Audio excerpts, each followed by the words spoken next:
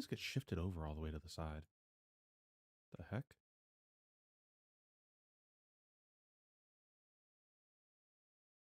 What is going on? Why is my Chrome over here? Did I lock it? There we go.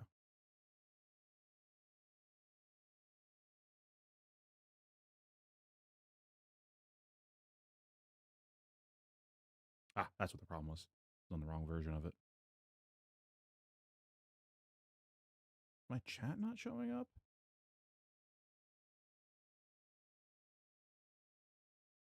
Did I break my chat?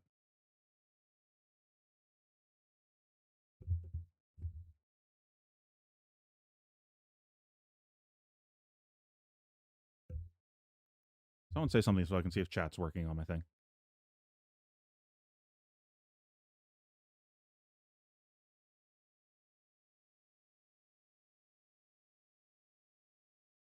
That is the plan. Okay, it's working. I don't know why I didn't show up before. Hello, everyone.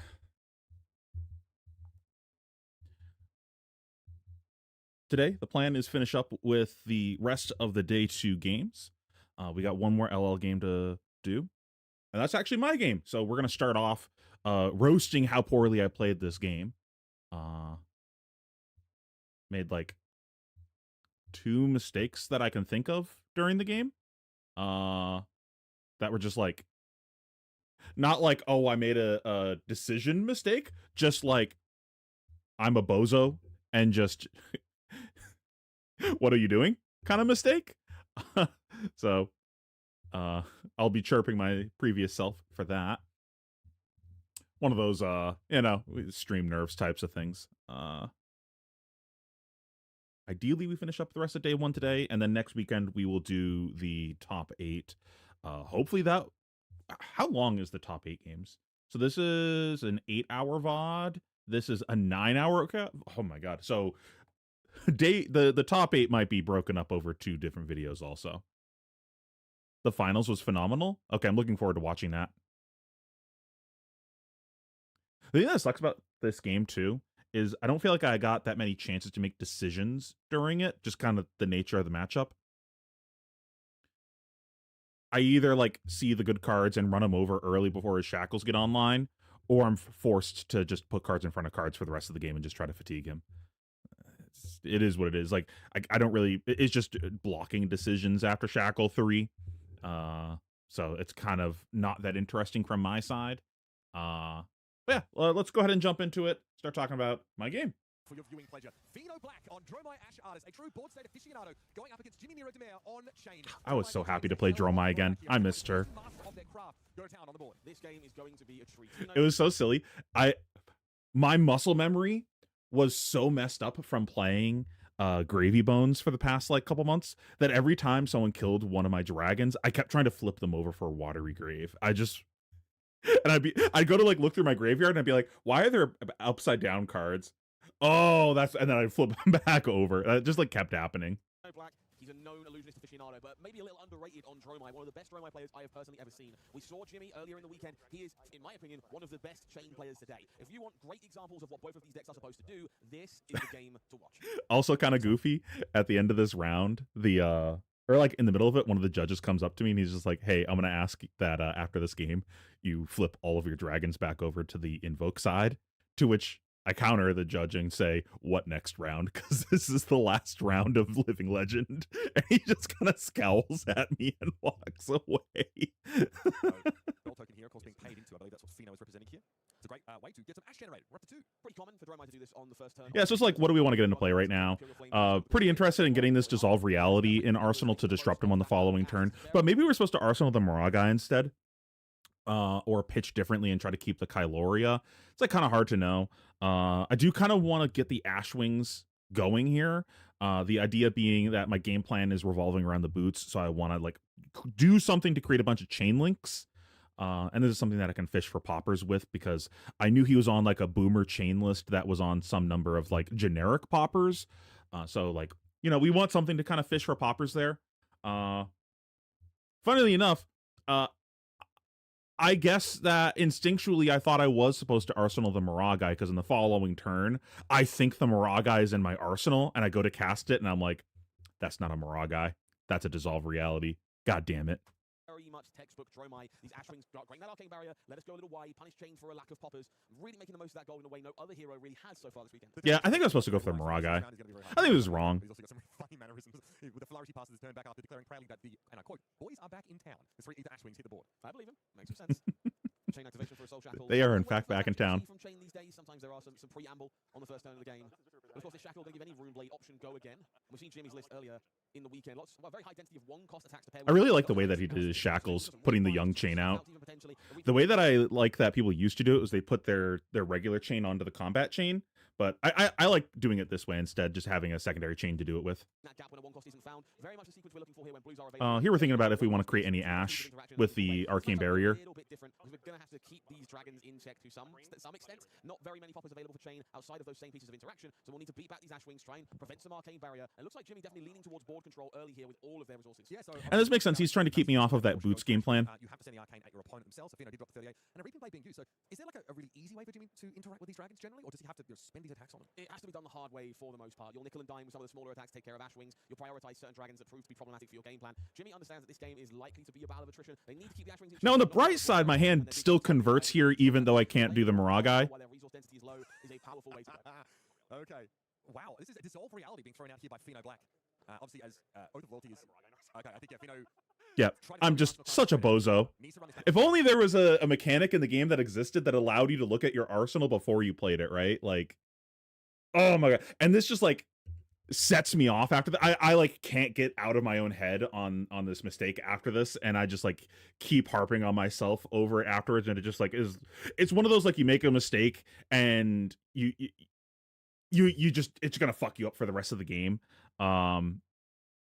And you like need to find a spot to kind of mentally reset, but so it's like a hybrid dragon. I'll talk about that in a sec. But yeah, it's just like I get stuck in my own head about it, and it definitely affects how I play in this game. And like I after this game, I was like, I needed to take a walk and mentally reset after that, because I was just so flustered from that mistake.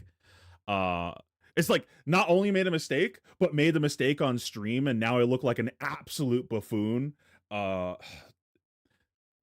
That's one thing that's nice. Like, always take the opportunity to get on stream when you can, because like you're gonna make a mistake on stream, and you need to like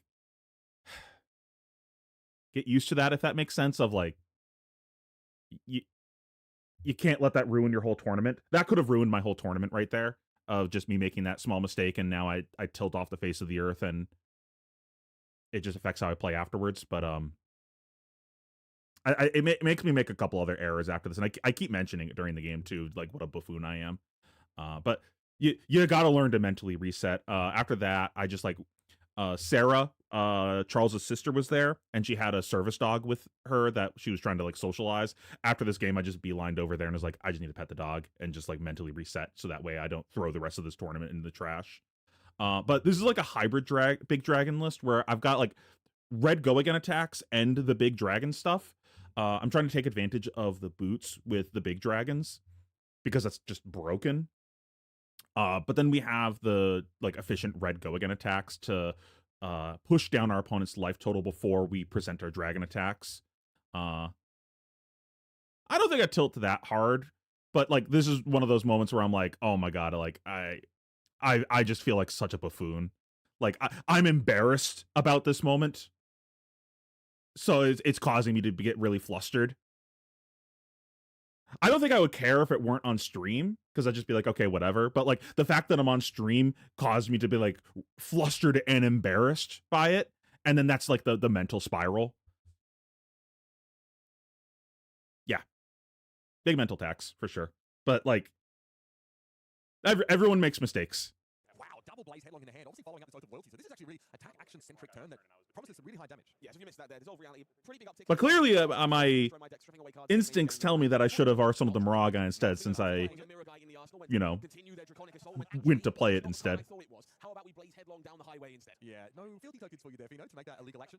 Well, that's one of the interesting restrictions that Oath of Loyalty places on your turn. You must play Draconic Action, then it must be the first card you play that turn. Yeah, I'm a big dragon fan. I just think it was optimal to play a hybrid version. Instead, here is Asvolai. First, though, it's the Aether Ashwing that's getting sideways. This is a great example of the flexibility a deck like Dromai provides. You can play a more controlling. I have played a bit of Syndra and other aggro decks to turn off the brain. Alternatively, you can simply go 4/4/4 4/4 Asvolai. Thankfully for Jimmy here, does find a humble in the hand. He popped an Ashwing, right? Yeah, okay. Pieces of interaction. That one's got a 6 on it. Going to take care of an Ashwing when the dragon starts swinging.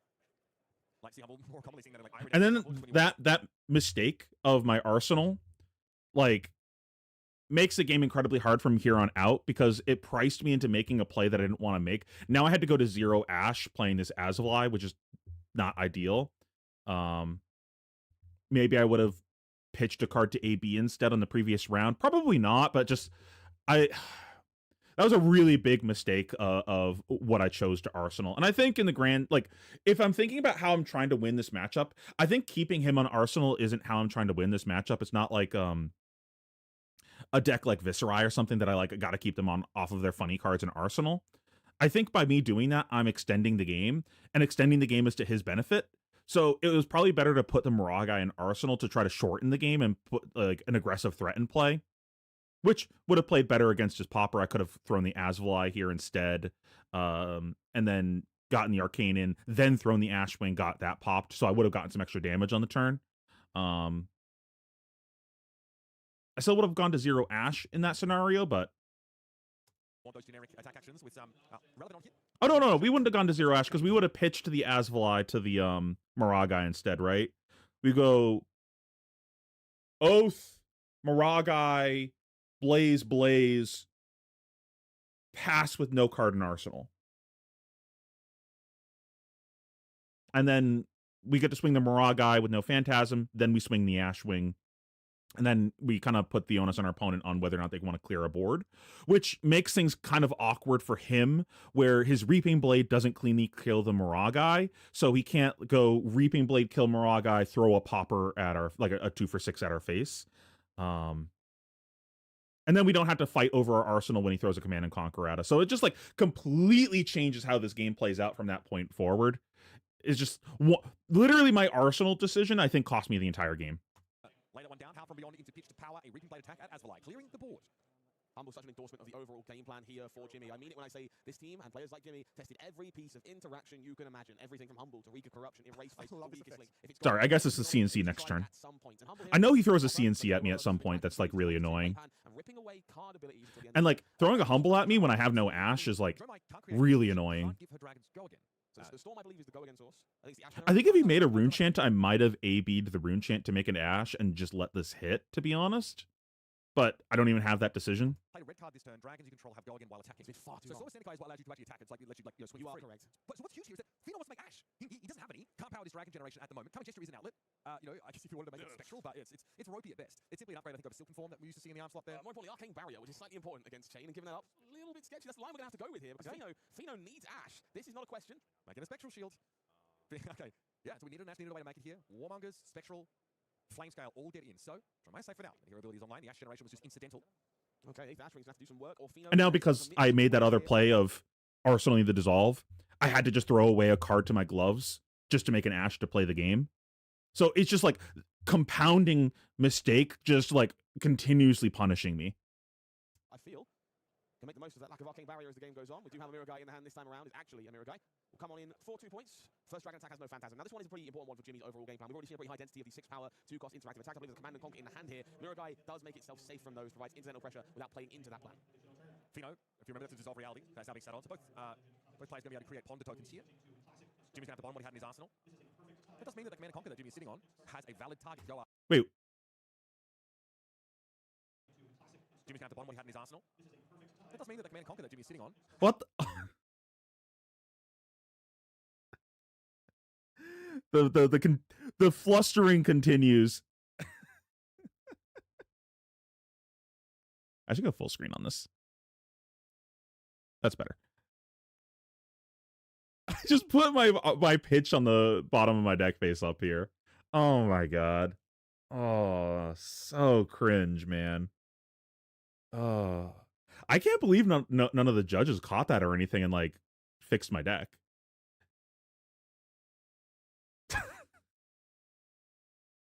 Oh my god. Yeah, you can tell that I'm just like mentally fucked at this point. Oh my god. Has a valid target to go after with that on hit.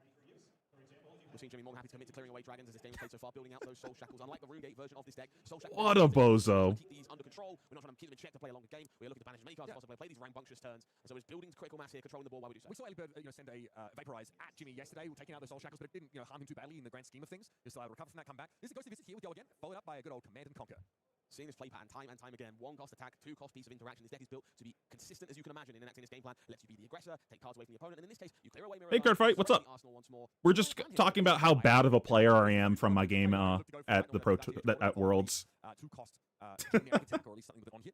TNC in the pitch, invert existence is going to be deployed. And this is like kind of annoying for me too, because like I kind of wanted to hold on to some cards here so I could like convert a big hand and try to push. Like he's at 25, which is pretty good for me. Like there's a chance that I could just push and kill him before he hits his shackle value. But him throwing a CNC just like completely fucks my turn if I remember correctly. Like I need my my arsenal to play here, and it's just better value to block. Kind of tough. Yeah, the long tournaments really fuck you, but like this is a case of it's less to do with the length of this tournament and just more I made a mistake. That mistake made me look like a dumbass on stream, which caused me to mental spiral, and then that mental spiral caused me to continue to make more mistakes.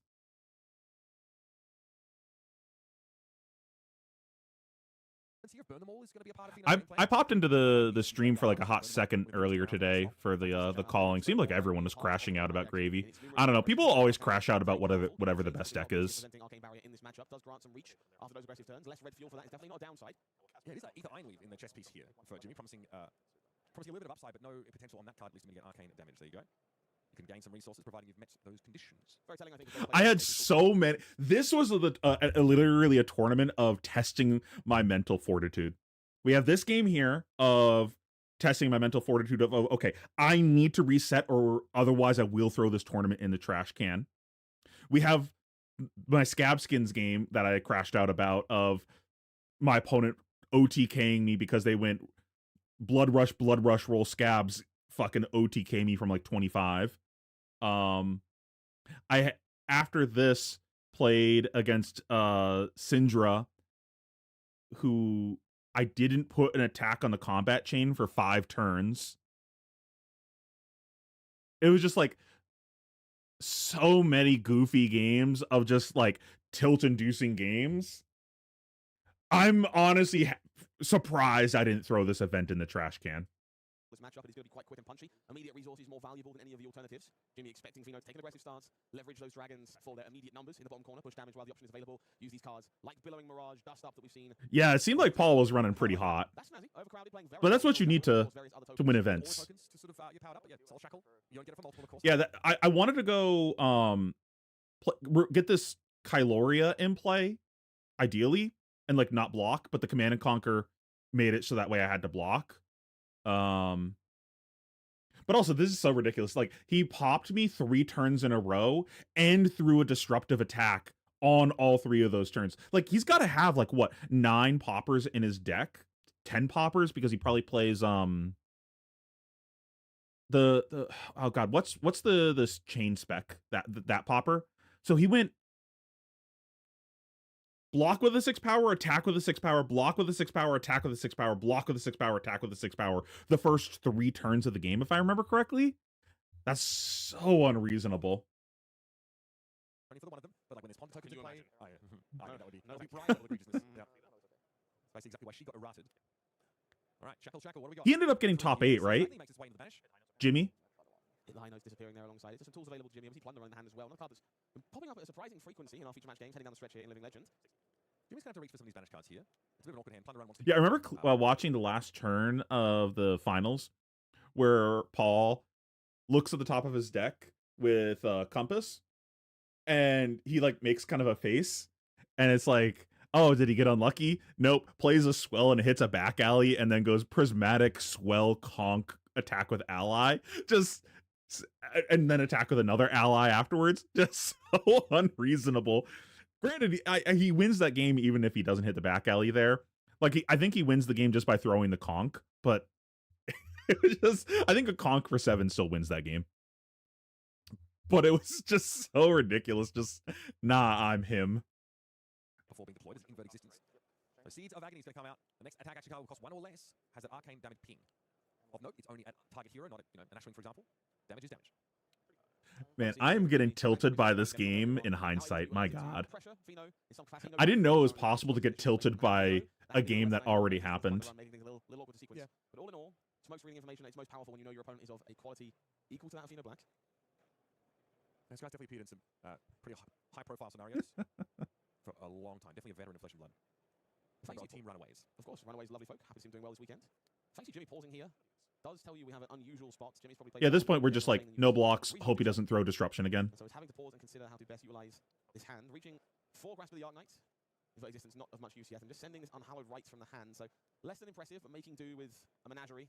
Do love to see the Seeds of Agony being put back on the bottom here. We are unlikely to get to the bottom of pheanoblack's deck. It's not impossible we get to the bottom of Jimmy's with these Soul Shackles. We are going to be. Yeah, we're going to be. I didn't see that turn. I saw someone comment on the boom grenade thing in the Runaways chat, but I haven't seen that part yet. First place, Proto there. 5th at US Nationals in 2023. When I first remember him, it was a finalist position back in 2022's Calling Indianapolis. And I think that would have been a prison performance. Almost certainly. And I think he's been winning some goodies with Bravely Bones on the independent circuit as of late as well. So good showing all around. Rake the Embers coming in clutch to make just the 2 Ash Wings here. Love to see the self-control. Understands that Ash is the bottleneck right now. He's going to need some of that available to play these other dragons later in the game. So not maximizing Rake the Embers, just making 2 Ash Wings and saving that resource for a little bit later on. Yeah, no Tome of Imperial Flame spotted so far. Do you guys think we should watch that game, like take a pause from the World's coverage and watch that like after this game? It sounds like you guys are kind of hyped about this game. I'm down to watch it instead. Minimal blue cards available in this Dromai deck. Typically, they're very high value when they are found. Warmong's Diplomacy in hand in this case. Another one of those. Just the Tome as well. Passing Mirage, a similar story there. Pheno needs to flip his dragons, I think, for his next game. Make sure they're on the Invoke side. We do see Humble being Which one is this? Oh, the rip a card from my hand card. Is it one in this format for good Okay. We'll watch it. We'll watch it. Interaction for chain. Can give it go again in many ways over the course of the combat chain. Okay, this is a Bounty Demigod coming for a whopping 7. A Plunder Run threatens a draw of a card here if this hits. Already Dragon Scale Flight Path has been. Okay, I think this is the moment where. Okay, I look at my hand. He's got a call. He's got a plunder run and a full grip. It's either this turn or next turn. I just like look at my hand and I go, I have lost this game. No, it's next turn. It's the turn that I have the Diamond Amulet in my hand, which I think I disagree with having in this matchup in hindsight. I think I would have board slightly different, but I don't think it really matters. Yeah, so it's next turn. I look at my hand and I just go, I have lost this game. If I block, there's no universe that I ever win this game. If I don't block, though, I can make a really funny play for stream that's entertaining. And there's like a 5% chance that I win, but I probably lose anyways. I'm just going to make the funny play for stream and make this game entertaining because I'm going to lose anyways. Pheno thinks against it. This Plunder Run here is very real, but of course Jimmy looking at a 4-card hand. Does include numerous blue, Shadow versus Seeds of Agony or Riftbind. Yeah, the idea with the amulet in the matchup was to keep going if they do pop me so I can get my boots value. Feels like it's ever really begun. A 2-block and a no-block in here for Pheno. Tough spot. Warmong's Diplomacy, typically one of the best cards you could ask for. Against the deck like chain, does shut down those multiple Dustblade situations. I think I'm just supposed to block with the blues here, which sucks. Like, I really want to hold a grip. Like, this is just bad thing after bad thing. He's at 22. I think I really just want to hold a grip and push and just try pushing 2 turns in a row and try killing him. But my hand physically can't do that. Like, I have 2 cards that are just blues that don't do anything with this tome. And I have a tome that does no damage by itself. Like, the hand just isn't good enough to say no blocks and play. So I guess I have to block 5. It's just like, it sucks. This is why it would have been nice earlier if we didn't have to block that Command and Conquer, because we probably would have gotten the Tumultai and Arsenal on that turn. And then we could have swung Tumultai with no Phantasm here, swing the Ash Wings, crack boots, swing Tumultai again. And then we would have done it before he got a chance to block with his hat. So we could have popped his hat before he gets to block with it. which could have been nice.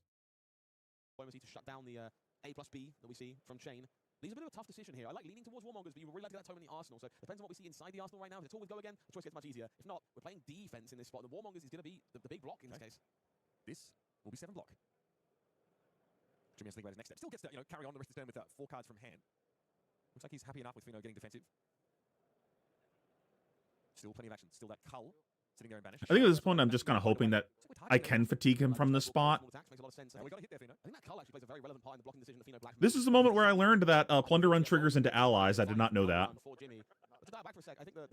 That has just never been relevant before. I think the only way that you could have drawn a card off of Plunder Run into an ally when that card was legal was into an Urser in the mirror. Keep one card in hand to play out of Warmongers diplomacy. You get immediately punished for it. It's a good spot by Pheano, well navigated. Did not try to rely on that tool. Don't tell you that. Oh wait, he's listening. Yeah, sorry, Pheano. We all are actually. Cull, of course, several thousand people. Yeah, Cull, of course, will allow Jimmy at an instant if someone's lost life this turn to play it from his banish zone, and it was like each hero banishes, each player rather banishes a card from their hand. Pheano's confirming that situation there as the turn continues. Needs to know where exactly they find themselves. Little grasp here. Trying to make use of the full hand, as Soul Reaping can typically be paid for by a banish. It's pretty bloody good. Reaping Blade first though with a rune shard on deck, going into the Ashwing. This will be the second break the Ebbers that Pheano has worked his way through this game. I'm intrigued by Jimmy's approach in this matchup. I think most players would lean towards taking care of passing Mirage when your deck has such a high density of 6 power interactive attacks, make sure that Phantasm is on the table. Instead, Jimmy deciding to systematically remove these Ashwings. They have been the focus the entire time. Makes me think that now that that Arcane Barrier has been removed in the arm slot, Jimmy sees a window. As they can remove Ashwings, keep them off the table, their arcane damage is inevitable. Dust Up is one of the best options, I think, for a Dromai to go for a small hand. There was a consideration of like putting the Warmongers in Arsenal instead here. Allows Pheano, of course, to keep that tome. And just pitch the tome to AB, but I think with him this low, I'm like hoping I can keep a grip and play a funny hand. Well, no, not every on hit, because there's a lot of on hits that say on hit to hero. Oh my god, he also had a race face? Jesus Christ. God damn, how many poppers did he have? Pheano, he just wants to have a look at the banish zone. Understand the non-blood debt cards that are now no longer in Jimmy's deck. A couple of good finds here for Jimmy. Yellow Seeds of Agony, Shadow of Ursa, another go-again source. I can't help but notice the copy of Eclipse in the hand for Jimmy Nero Demirez. If you have never seen an Eclipse resolve, it is a wondrous. It's very hard to play this, right? You need to have played 6 or more cards of blood debt this turn, but they don't have to be all from banish. You, sir, have not made enough deals with demons. It is far easier than you expect to establish an Eclipse. I mean, if we look at the banish zone right now, there are 4 and they cost a total of 1 resource. Yeah, it makes sense because like they didn't print on hit to hero back then. Heroes tend to do. Perhaps put some more blood debt cards in the banish zone. Yeah, of course, because that's Soul Reaping's cost. And that card itself doesn't have blood debt. And then when he does this, I'm just like, Jesus Christ, I am deceased. 3 cards? My god. So I'm like, okay, math out what you can cast this turn. Yeah, you can cast everything. You can resolve this Eclipse. I have lost this game. Which facilitates these copies of Riftbind all by itself. There is no need for pitch cards. Suddenly, every shadow card you see in the banish zone can be paid for up front. Both players understand Eclipse is on the table. This is what the game is about to become. And then Jimmy having access to an ally on board that is going to be more ferocious than anything almost that Pheano could himself conjure from Ash. Alongside, I turn honestly that just promises to have a lot of look at my hand. Well, we can't block this out, boys. Now, there's an argument for like blocking as much as we can and just playing the Warmongers, but I don't think I win the game that way. Easily the most important dragon for this deck to find now that Dragon Scalar Flight Paths exists. Rips the hand to shreds and leaves that Dominion in play. It is backed by a blue to fund it, but that blue is also Warmonger's diplomacy. So the level of decision trees available for Pheano here on offense already difficult to stomach. Then you have to consider the applications on defense because your opponent. And he has the call. So like even if I try to like block, he can always strip a card from me. So I just say whatever. I'm just gonna lose the red in my hand. Hold the 2 blues. That lets me pay for the boots. I've got a 24 here on the life counter. I think they're trying to make sure both players have actually annotated that. They've obviously got pen and paper there as well. Yeah, it makes a lot of sense to me. Just confirming that their personal life totals match those that we have on stream. I don't think that changes anything here for Mr. Demir. Plus, this is a way funnier play. A shiny red apple to school sitting in the front row, just trying to make sure that everything's copacetic here. Nothing but admiration from me for people who want a sportsman-like game at this level. We're talking about the biggest stakes in Flesh and Blood today, and I'm glad that these players aren't blinded by that. It's all about playing great games in the Flesh and Blood. Pheano refused to alter his life total until Jimmy was actually able to turn back to the table after knocking a card that was in his banish zone. So very much trying to make sure that the high standard play is upheld here, which I think from a prominent community figure is great to see. This is a pretty big Riftbind. Oh my goodness. Riftbind getting powered up by cards played prior. The number of non-attack action cards will be added on, so that is 3 non-attacks to make a total of 6 damage. And there's another Riftbind there too. The level of nostalgia I currently feel for Monarch Classic Constructed is unbelievable. These cards have been the I do not have any nostalgia for Chain. My God. This shit was so ass to play against. It's also so boring playing against it. Because back then, basically every single deck, their only plan was fatigue. So it was just sitting there for 20, 25 minutes watching the Chain play the game. It was so boring. Yeah, his tools to get back into the game here had to be masterfully applied. And now we kind of understand why Jimmy does not really care so much about the passing Mirage, as he did want to clear the Ashwing. Let's do 6 again, why not? While I agree this spot is unpleasant, I don't think Pheno is out of this by any stretch, because the hand does contain Dominia, which feels like it's the most powerful dragon to find in this spot. Yeah, because like here we could play the Dominia, and maybe we take all the resource cards out of his hand and he can't play. He hits like a ton of blood debt on his flips. Can't play it out, bleeds out.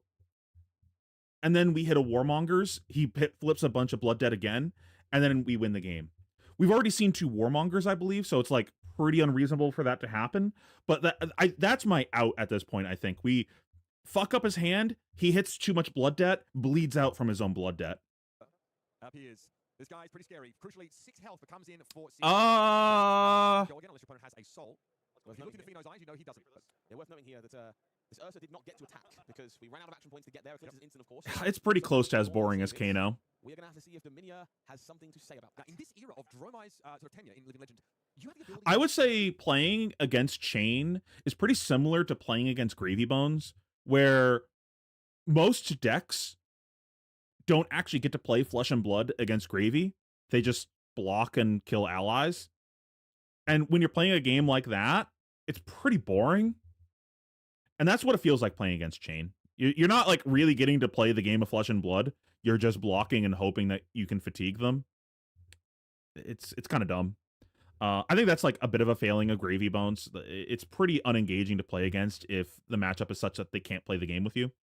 I was not a player back then, but seeing Chain now and thinking he was a fatigue deck back in the day is wild to me. No. You would play fatigue against Chain. Chain wasn't a fatigue deck. I don't know if that was unclear in how I articulated that. From dragons like Dominion. Dragons scale of flight path in All right, here we hope. Unspeakable. Oh, we hit a red. But again, we've done it. From his shackle, from his banish, there's also Shadow Versa still in there. So it's about being able to power that turn with pitch from hand. Still, Pheno's going to get to have a look and take his pick. That was a very real flip of the top card of the deck, by the way. Pheno here obviously pitching 2 blues to facilitate this Dominia. There are blues in the deck. If it's a blue reveal there, it is an absolute uncertifiable disaster. Yeah. Dominia has to flip a red to have its effect active. If Iron Weave getting in front, Pheno was able to go after the hand here. Howl from Beyond and Race Face viable targets. And of course, Dragon Scale of Flight Path will be activated to allow this to happen again. So worth noting here, Dominia not obliged to strip away a Race Face because there is a passing Mirage in play, not worried about this dragon biting the dust literally and metaphorically on the first swing. Can in fact rip that one away with a second swing if you prefer. So obviously, Jimmy loses a lot of threat from his hand, but being able to keep that blue is going to be pretty important. I think the content of the banish matter. Soul Shackle. This is what we hope for. We stripped all the resource cards out of his hand and got a popper. Now he gets a 1-card hand. He only has 1 resource to play with. We could win the game here. It's very unlikely, but it's possible. And barely hits. Oh, he hits some blood debt, but it all plays. So he gets to play out, I think, all of his blood debt here. So we basically accomplished nothing. Now these are not costly or particularly costly cards. And it's okay going to 0 Ash because we still have the Tome.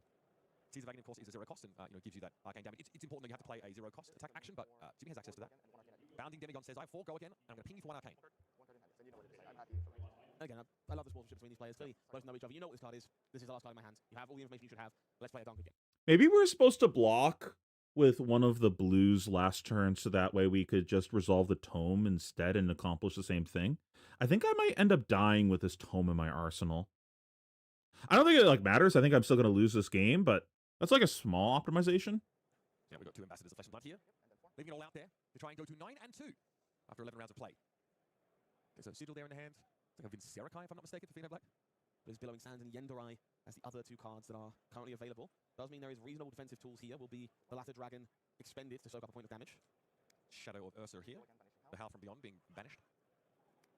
So let's go again.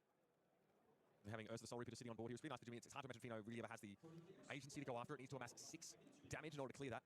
Just not easy. You could do it, but you can be multiple dragon attacks, and you're certainly not pressuring Jimmy's hand. Thinking on this one. Does Jimmy want to do more this turn? No. It is going to be Ursa to round things out. And you're going to get the rest of these 2 cards. There's something very poetic about asking the question, who is the ally deck now? If you had told me in this matchup, the Tromai chain, there's only one ally in play, what side of the board is it on? I'm not sure how to guess that question correctly. Yep. Maybe I'm supposed to not block with this and play the Vincerakai and hit his Ursa. It's going to that low, I probably still lose. Because I'd be at... That'd be go to 1, right? I'd probably lose going to 1, especially with no AB. Yeah, I don't think there's any meaningful decisions I get to make here. Eclipse involved for Jimmy. It's kind of temptation there, pretty disruptive. Also, Shadow Puppetry promises extra girth on that kind of turn. Pheno simply played a 6 on pass, so it goes up to 7. And now the game plan here is going to change pretty significantly for pheanoblack, I feel. These Soul Shackles, arguably insurmountable at this point, 7 card to turn, means that I think the game plan has changed to survive. I think if pheanoblack can find a way to stomach this assault, they're in good shape. Now, there are some serious problems with that. That is scary. With no Arcane Barrier, seeing another invert existence here means Pheno can't really do much to interact with that. Those would be the serious problems being alluded to. Grasp of the Arknight, more seeds remaining. Of course, one was put back at the bottom of the deck from that unhallowed rights earlier in the game. We are going to see the deck being counted by pheanoblack here. Understands we have 2 or 1 turn remaining. Couldn't quite get an accurate count on that. So it doesn't have to weather the storm for very long. But they will need to prevent nearly all of this physical damage if they're hoping to stay alive. Now, these Seeds of Agony, they're not free. They do have to line up alongside the right attacks. Does require Jimmy to have the cards to make them function. The hope here is he doesn't have the pitch to play all this. Because, like, his Blood Debt is kind of expensive right now. He's got 2 Howls and a Riftbound. That's 5 resources. But he can probably pay for everything because he still has his chest up. I really like bringing chest in this matchup. I think that makes a lot of sense. I actually had a lot of fun with LL. I think I enjoyed the LL portion more than the CC portion. Who fortunately was able to play a Sid because he could be dead right here, or close to, if that were not the case.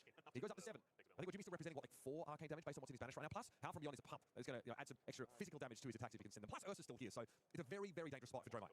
Grasp of the Arknight also part of that equation. Pheno here, not only in pain from all the many things you described, but a lack of Ash means that even if a Ash Ring generator is found, there's no guarantee it can be put together. We'll see Unhallowed Rights once again rebuying a Seeds of Agony. Both players understand the assignment here. It will be the death by 1,000 cuts of the incidental arcane effects that put a Seeds on the bottom. However, good catch by pheanoblack, just confirming that the non-attack does have to be played first to pop that on the bottom. But that's only the first ability of Unhallowed Rights. You can only play it from the banish zone if you played a non-attack action. Probably find a play from the hand and still recycle those seeds away. Yeah. I should definitely play around Succumb to Temptation this turn, right? I do love that. I do, yeah. Quite often you What did I say? Picture pretty pivotal reaction. I should definitely play around Succumb. What did I say? And still recycle those seeds away. Yeah. I should definitely play around Succumb to Temptation this turn, right? I do love that. I do, yeah. Quite often you see players sort of pitch a pretty pivotal reaction, or a card that can be played at reaction speed virtually here, so Succumb can do. You sometimes expect there to be redundancy in their hand. The game Succumb is restricted in the format, so playing around it. That's the joke. I get the joke now. Thanks, Pheno. Extremely potent card. Here comes Shadow Puppetry. I believe this is an erase face in hand. I wouldn't be surprised if by the time Pro Tour rolls around, Dromai is pretty good in the format. It seems pretty bad right now. I can't imagine playing that when, like, these Rune Blades are as powerful as they are. Does allow that Seeds of Agony to trigger ahead. Worth noting, though, the blue, I believe, is not triggering on this Riftbind. Just playing the role of a non-attack action to turn Riftbind into a hefty 11.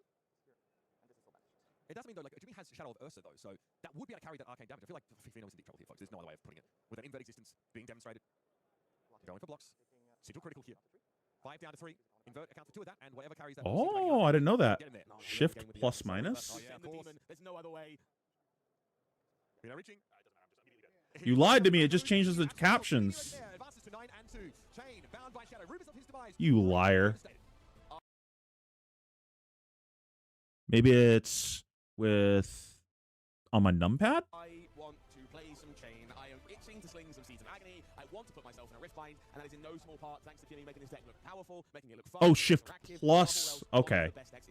Like in addition to not the plus button. Oh, learn something new. Thank you. Okay.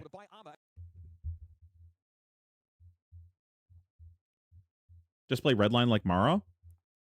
But, like, why would I play Redline Dromai when I could just play Redline Briar or Aurora? Like, it's just a better deck.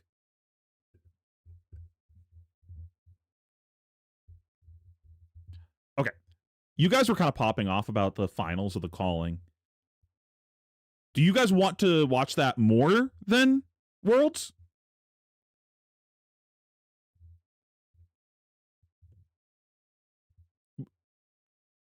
I'm gonna put a poll up. What do you guys want to do?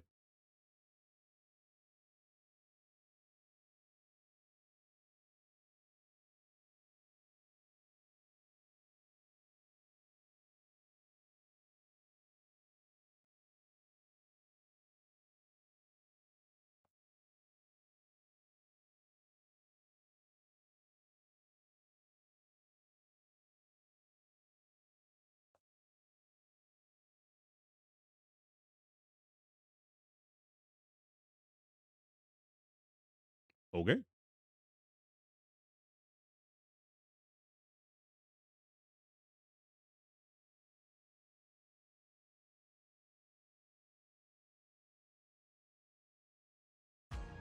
Oh, it's getting closer now.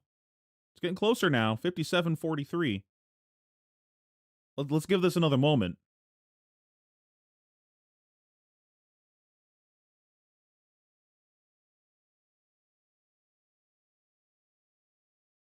Any last minute votes?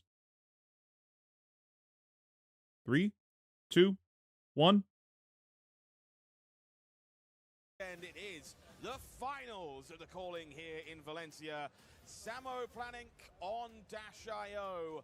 Paul Van Heysel on Gravy Bones, Shipwrecked Looter. Now, we've got to take a look at who's going first here. It is rather important. Dash.io will get the choice, does choose to go first. Let's look at how Paul got here throughout this journey of the weekend. Can't help but notice day 1, 2 losses. Day 2, no such thing. No such thing. Paul went on a run on this day 2, winning 5 in a row today, and then winning another 2. Reinar. 7 in a row win so far, maybe more. What the fuck? And a pen 2 in this calling, beating a whole variety. What the fuck is Reinar doing at the top tables? Took his second loss on day 2. He was 6-1 coming in. His only loss on day 1 was against the Dorinthia. Otherwise, Holy Syndras. couple other heroes. Bro just farmed the Syndras. Falling to one of them in Brody's Spurlock, but otherwise beating these Arachnes and making it through in that Acilio match in round 12. Choosing to go first, understandably, as we talked about, players had a little bit of a cordial moment just before the game, sharing some hand cream, getting ready, and Samo is kicking off the game, having gone first with a 0-60. Not too surprising to see aggressive stance from Samo on the first turn of the game here. A couple of things to keep in mind, looking for items, want to be boosting away those top cards, looking at additional cards. I'm always like not sure how I feel about this. The turn 0 attacking as Dash.io when you're trying to fatigue you, when you know your opponent might fatigue you. I get that you're like trying to burn through some cards to like have the potential of starting the game with an item in play. By like, okay, let me boost a couple times, see if I can find an item. But I never know if that's actually correct. It's so hard. More importantly, sometimes Gravy's hand is a bit... Who was the Reinar?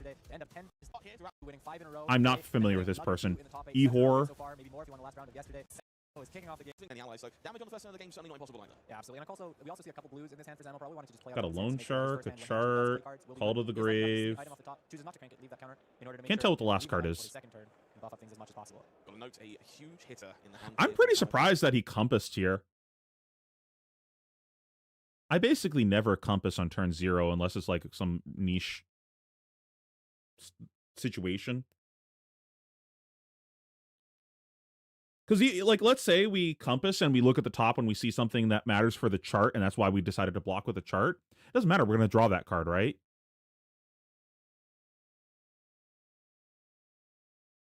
Yeah, that makes sense if it's Eugene. Yeah, that makes sense. Dio beats the other aggro decks. Yeah, I'm like a little suspicious about this compass usage, but it's probably fine. Starting off with maximum velocity. Oh, we got our item. No doubt be parked. Wait, we're boosting again? Why are we boosting again? Being the top card of the deck, heading into a max velocity turn, and thus expending that sprocket rocket, despite having already found the item on top of the deck, push a little more damage potentially, but filter through those. I guess just to put a red in the bin Calling it out perfectly. for the back. Coming to his hand next turn off of the Backup? in order to pair with his maximum velocity. Willing to use that symbiosis shot. Does that even make sense? Does that even make sense? It does take a counter off, but Sam was able to chip some early damage there. So Paul falling to I guess we got chip damage, so. both Loan Shark and Call to the Grave, and thus these allies will be joining us. Have these 0 costs coming to his hand next turn off of the top of the deck in order to pair with his maximum velocity. Willing to use that symbiosis. And he took damage instead of blocking? He's willing to continue to block. It does take a counter off, but Sam was able to chip some early damage there. This is not how I would have So played this Paul turn falling 0 to out. 48, but keeping hold of both Loan Shark and Call to the Grave, and thus these allies will be joining us before you know it. Loan Shark here in play, multiple gold tokens being made.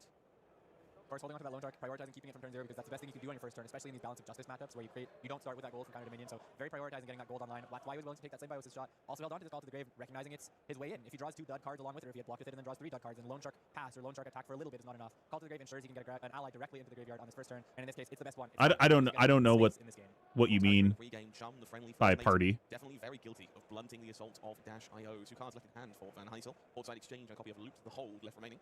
course, with Dead Reds, this Chum is playable by just pitching one of those. He could hold on to the other as a blue starter for his next turn if he wants to. He could also play that Loot the Hold to give an on-hit to this Chum, but it is early and there's a lot of equipment still available for Dash.io, so Dead Red and the pitch of the Port Dead Exchange. Goldbait Hook activation fairly free here on account of Lone Shark footing the bill, and we will see Chum coming across the line for 4 points of offense, unlikely to cause much stress for Samo. Yeah, we saw this in the semifinals as well. These Chums, just a 4-block weapon, or a 4-power weapon early on. It doesn't feel like it's that threatening, but it's the fact that they will eat up so much damage from your opponent later on that makes them such high value as well. And thus, we go back to Dash.io, back up Protocol Red. Yeah, I think I might have just blocked with the Lone Shark and not taken the 2 damage. Start of the red variety. It's a YouTube Easter egg? Not ideal, but we have got one of those to spare right now. Like, in this, up here? I'm going to do it in another window.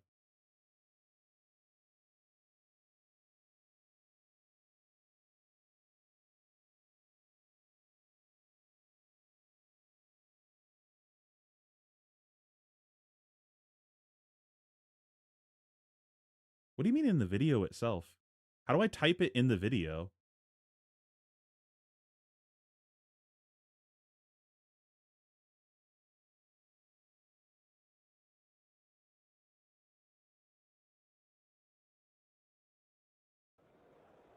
This one going to face. It's the first action of the turn with no triggers at the start of Samo's turn, which means he has freedom to choose where he directs it, and Paul can only Chum. Oh, the like strobing thing?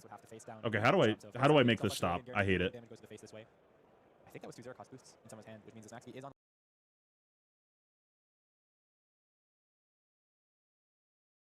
From Paul Van Heijn. value as well. And thus, we go back to Dash.io, back up Protocol Red, ticking down to start the turn. Yeah, I think I might have blocked with the Lone Shark and not taken the 2, but of the red variety, boosting away that's me. Velocity. Not ideal, but we have got one of those to spare right now. This one going to face. It's the first action of the turn with no triggers at the start of Samo's turn, which means he has freedom to choose where he directs it, and Paul can only Chum a face. So we've got Loot the Hold, Port Side, Tipple, Swell. I didn't catch what the arsenal was. Loot the Hold? So his hand kind of doesn't do anything right now.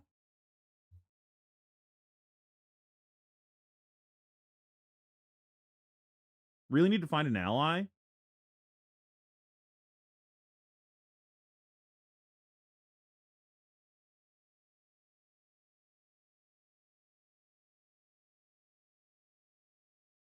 I don't think getting golden play is worth taking damage for a Lone Shark. Like, you're taking even more damage because it's a Lone Shark.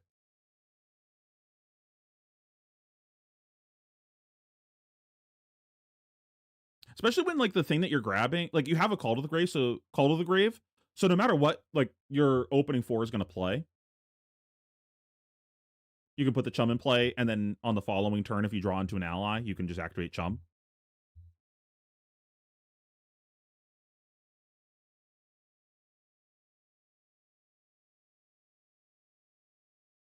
We have 3 gold. I guess looking at the top makes sense here. I feel like we're always going to start by drawing gold here, but I guess we want to know if we should just block our whole hand here.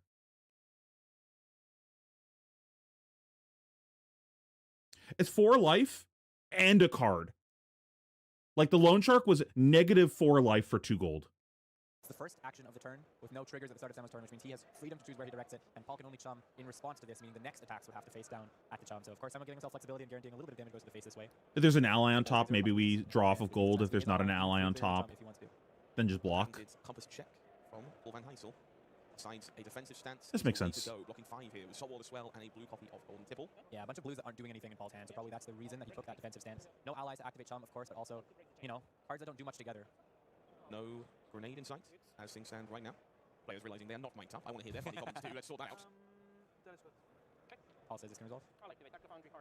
I will say that I've really liked what's his name? Howling Minds. All I can think of is Sam. That's not his name, right? I've liked his commentary. I like his addition to the casting team. Activation bins a few more cards into the banish, provides additional resources for Samo to work with. We see Fast and Furious coming off the top of the deck. All I can think of is Sam now because he said Sam a couple times. Scott? It's Scott, right? That'll stop him from max being faced. So this is 3 inches chum and 3 inches chum. The only way through this would be Fearless Confrontation, of course. Foot down, gas up, maximum velocity will do the job here. 10 points of damage come roaring across the combat chain for Dash.io. The last 2 cards in the hand earned pretty quickly here for Paul. Understands this is one of the more powerful turns in the suite for Dash.io. I think the thing I like also about his cadence of like how he talks for casting is I think he's a, I don't know how to say this without it sounding like a negative thing, but I don't mean it as a negative thing. Like he has a fairly generic way of how he articulates and how he talks, and in how much personality he puts into it. And I do not mean this as a derogatory or negative way at all. I'm just saying that I think because of the way he presents, it makes it so that way it's very easy finding a co-caster that he jives with, if that makes sense. Like there's something that we talked about in some previous streams where I didn't like how a couple of the different casters' chemistry was with each other, where like I liked each of them individually, but I didn't feel like their chemistry with each other was great for stream, where I was like, this commentary is just like not it for me, basically. God, I'm trying to remember. I think it was like Ellie and Sam was one of the ones where I was like, I don't really care for how their chemistry is. Where like Sam plus Punkage, I love that. God, there was someone else that Ellie casted with that I really liked, and I'm spacing on who it was right now. It might have also been Punkage, but I can't remember. No, I think it was actually Scott. It's and like in the case of that, it was like I don't know how much I like having 2 really high energy casters at the same time. It's like a little too much. Where like having someone to kind of balance off of was nice. And I feel like Scott is really good for that person that's like a more balanced level personality on I want to say cast, that's the wrong word. On no, I guess casting, when you know what I'm trying to say. All that to say, I like Scott. I like his commentary. He's got a nice voice too. It's a very velvety voice, which is weird to say when I'm on 1.75 times speed, but immediately cash it out to rebuy maximum velocity. Understands this is going to be a game of haymakers. He's going to have to send ridiculous damage each and every turn where possible, and if not possible, set up to do it on the following turn instead. Paul takes an additional 2 to the tax of that loan shark at the end of his turn when he does nothing, so takes 2. So we got a Sunken, an Oyston, a Navasti, and I think it's a Fearless. A full 4-card play, one of those cards being that max velocity that was fetched off the back of Protocol. 0 to 64, we're going to see that compass check once more, taking a peek at the top card of the deck. Pops it back directly on top, better informed to make these decisions with that knowledge in mind. We see Oyston, Fearless Confrontation, Avarsky, and Sunken Treasure in the hand here for Van Heysel. Again, a bit of a mishmash. But I want to say why I like Scott. It's like remember we were talking about the other night where I don't find myself being critical of things that I casually enjoy. The reason why is because I don't feel like I'm knowledgeable enough to articulate why I have problems with the things that I play. Like in things I engage with more casually. The reason I can be critical is because I can articulate the problems. This is a situation where I watch a lot of stream, and I can articulate why I do and do not like casters in specific situations. And I think Scott is good for these particular reasons. I think he fits this very specific niche within it that makes him very valuable. And he has a nice voice. He's got a great voice. Aren't exactly designed to function together. No, and unfortunately, Oyston not the ally he wants to be seeing. Of course, any ally is good. It does get on board and it presents damage, but Oyston, it's not what he wants. He'd rather have something big like a Swabby or disruptive like a Chum. Sunken Treasure on defense. I don't really value just saying I do or don't like something. Oh, get shit on. That copy of Boom Grenade from the top of the deck. Debating cranking this one. Decides not to do so to play around the risk of additional defense reactions. Did he miss the gun counter? No. Fearless Confrontation, I think, was available there.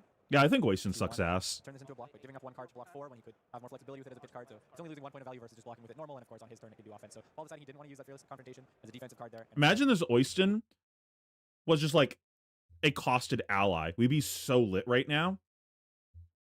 We'd be able to play Loot the Hold, pitch one of these cards, to play that ally, swing that ally arsenal afterwards.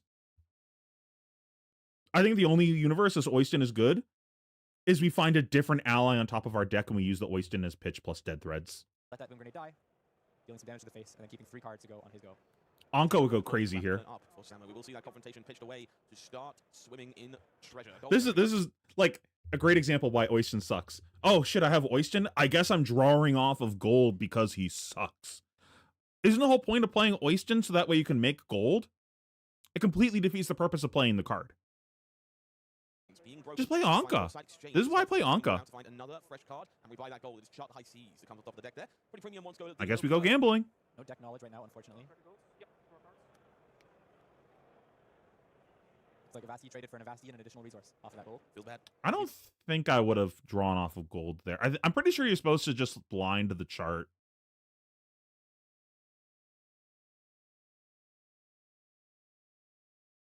There, but one card closer to the things that matter. Yeah, Anka's great. How much gold needs to disappear to perform a worthwhile magic trick? It will be another gold token. Fresh card found. It is blood in the water. That one not great on offense, but does have some pretty powerful implications on defense. Chart the High Seas will find Tip the Barkeep and Prismatic Leyline. That is a gold token, but not in the way you were hoping for. It is a gold token. It's not an ally available offensively. It lets you keep going with gold for maybe less cost to you if you want to. Looks like he's going to do. Looks like what he's going to do. He's hoping to draw something a little bit more offensively potent than the Oyston. We're chuckling because he draws another blood underwater. All this because we chose to put Oyston in our deck. Like literally, this turn would have been incredible if we just didn't have an Oyston in our deck. It's just so bad. Rid of all these goals, just deal damage, and he's drawing cards that do nothing. Chuckles as he goes to the venue, to the casino one last time, and draws the worst card for the scenario. Another card that deals a grand total of 0 damage off of what, 5, 6 gold that turn? All I can say is that it's reassuring to know that players that are of the caliber of Paul Van Heysel occasionally play games on Gravy Bones and draw the same way that I do every time I pick up this hero, spinning through a whole bank vault of currency and finding. Yo, that loan shark that we took damage for went crazy. We just pissed away all that gold. A fearless confrontation. The hold will be deployed as Oyston makes their way out of the depths. So, of course, will align. Oh no. Somewhat. Do we still have an Avasti, or did we pitch both of them? Off of the chart, so he's able to get a free gold-baited hook activation here. Because at least we could have played the Fearless. And create 2 gold. No go again. Very carefully focalized to earn some fridge respect. 4 cards and doing nothing for Paul, unfortunately. Discards Fearless just to get rid of it. Moves to Arsenal. My God. Unfortunately, not able to piece it together very well. Only by this is also why I don't play Fearless. Semo has a full hand and full tempo. Something very morbid about attacking for 3, earning 2 equipment and going, joke's on you, you only needed 1 piece of equipment. So the first confrontation, my own attack. Expedite 3, go again, somehow better than Van Heysel's entire previous turn to kick things off here. This one has go again.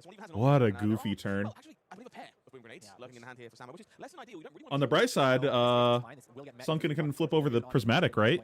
Huge. Or the loan. Yo, this is why we played the loan shark, so we could make a gold with it again.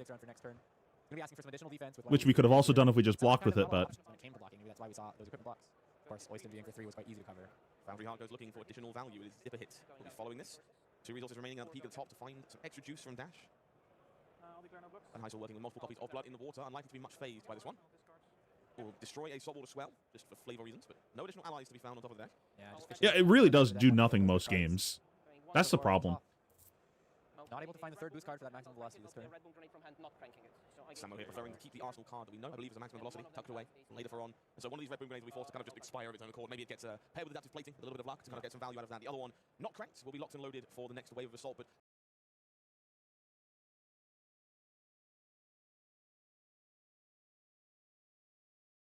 boom boom here. 2 resources. We activated chest so we could look with hero power.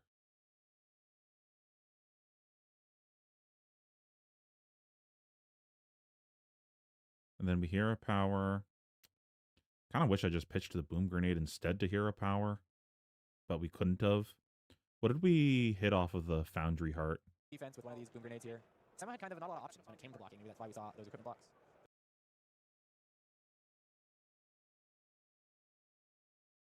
I don't care. I want people to play around Fearless. I think that people playing around Fearless is the best mode of that card.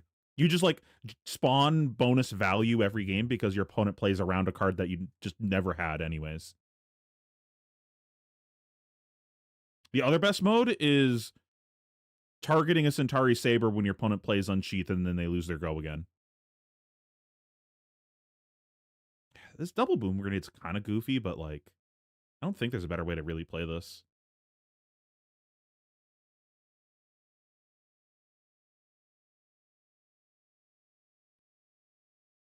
What did we hit off of the first boost?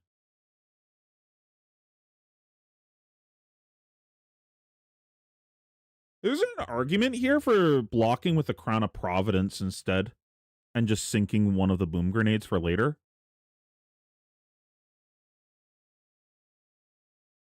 Because he's just throwing away a boom grenade, right?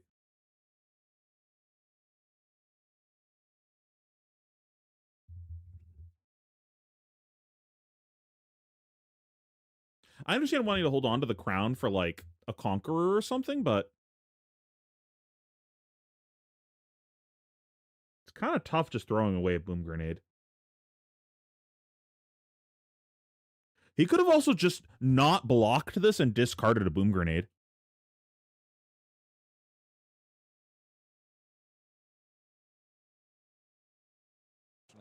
Discard Morbid. grenades here.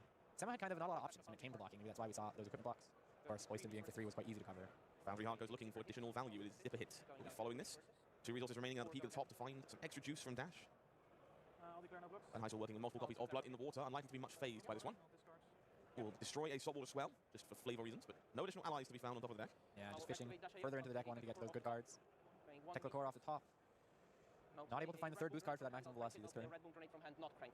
Samo here preferring to keep the Arsenal card that we know, I believe, is a maximum velocity, tucked away. I really like that he uses the beads.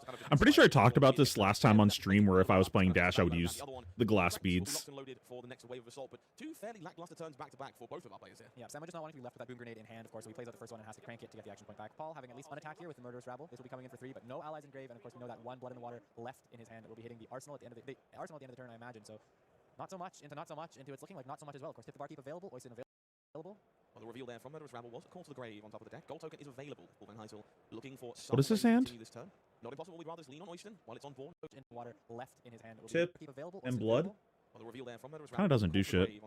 Good read there, of course. Could create this Gold Kiss Ram if he thinks that's his way, but he could draw that call to the grave, leave 1 float, and with Death Threats he will be able to play a Rigor Mortis if that's his search. So there is lines available with this gold token if Paul wants to go down that route.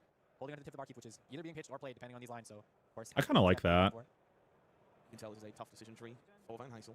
Will be former here. Tip the Barkeep.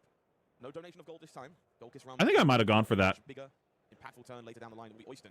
Call to the great play. Yeah, I think Paul wanting to prioritize holding on to that gold token is the key thing. In order to go for the Rigor Mortis line, he would lose the gold token, and then that means he's going into future turns with no gold. If he draws an unfortunate non-blockable ally hand, he's not able to fix it. So making sure to prioritize keeping at least 1 gold is Paul's priority. You could probably even dry hook the Rigor Mortis. Like, he's not blocking 6, right? Maybe he is, because he has the boom grenade that's dying. So he's... Wait, was he supposed to get his boots in here? I don't know. Maybe he's saving them for an on-hit, but that was just like a free block with your boots, right? I was talking with my friend who's a Dash main, and he said that into Gravy, he loves the Goliath Gauntlet because it means that you can push over and get more damage in. Yeah, I think Goliath Gauntlet makes sense in the matchup. Oh my gosh. 3 items go away. I do think it's pretty reasonable that you get fatigued in the matchup, so. It's not just no blocks for Samo. It is no blocks for Van Heysel. There are 3 allies in hand. 1 can be removed courtesy of that gold token, but all those friends that were nowhere to be found in the early turns, well, much like my friends, they arrived late to the party. Definitely rewarded for holding on to that gold token is possibly the only way we can say that here. Taking a peek at the top of the deck. I like the compass here, see if I want to hero power first. If there's an ally on top, I play the Blood in the Water. If there's no ally on top, then I hero power to draw. So maybe not Van Heysel's Blood in the Water here. Does have multiple defensive options to deal with this rather mutinous crew. And of course, you can't forget the quick dodge flexors, which are there to be able to deal with a turn like this. You have these yellows that do not block in the allies, and of course you can quick dodge flexors block with for 4 sort of. That's something that I would have done. I'm just gonna put this Rigor Mortis here. Sorry, in my brain I activated Gravy. I just thought activate hero power really loudly, but didn't actually do it. That's some shit I would do. And if I'm not mistaken, a maximum velocity in the arsenal to really put the foot down. Yeah, my instinct says also that's that backseat. We got back off the backup protocol. Haven't seen it in a while, so not quite sure, but I believe that's the case. Pulse Wave Harpoon 4.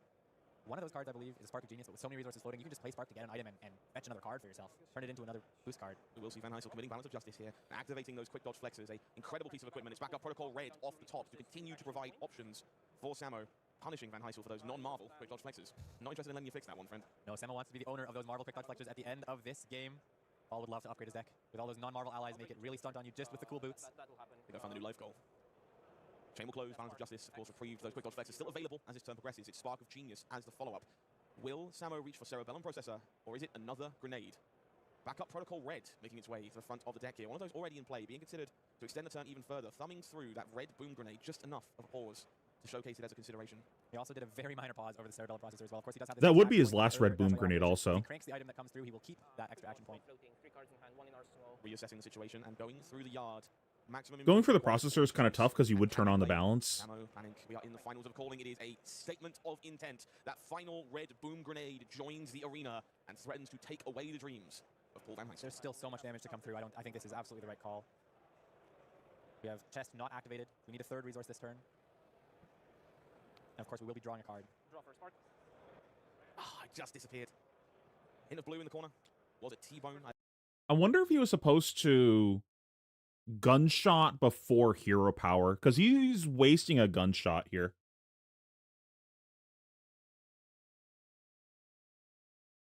Or don't crank one of the boom grenades and go action point negative off of the spark. But I feel like you want to get the gunshot in. Like, if we're always going to gunshot this turn, then probably we're supposed to do that before hero power, right? I believe by the looks of it. This is the first card I've drawn this turn, yes.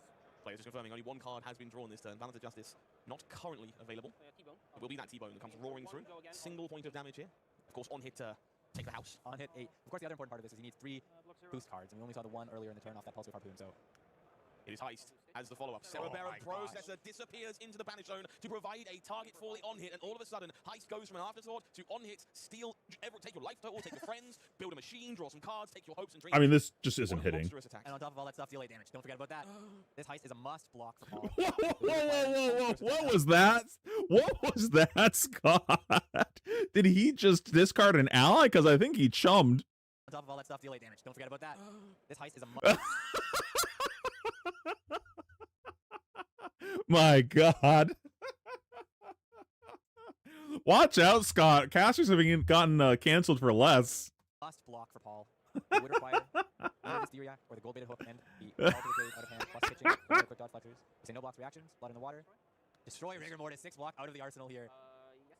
Rigor Mortis found. Heist prevented. No theft. This time around, it will be Tekla Foundry Heart that goes digging.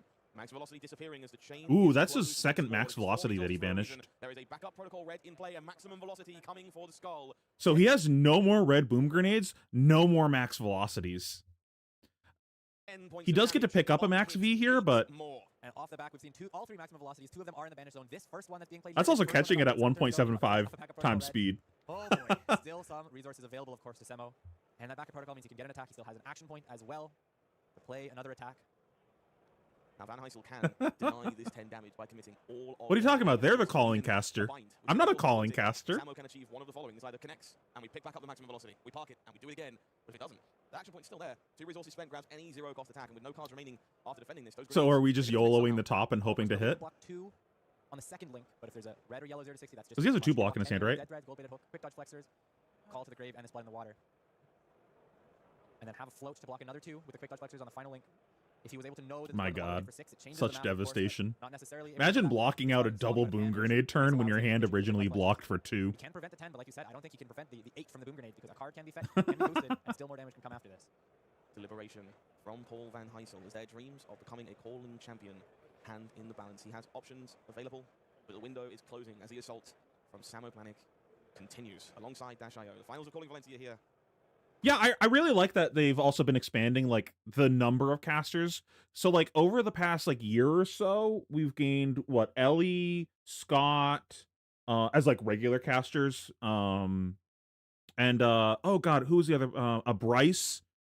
Bryce, another great addition. Maybe, oh, I think that's who it was. Remember I was talking earlier about someone casting with Ellie? I think it might have been Bryce that I was thinking of that casted with her that I liked the chemistry. I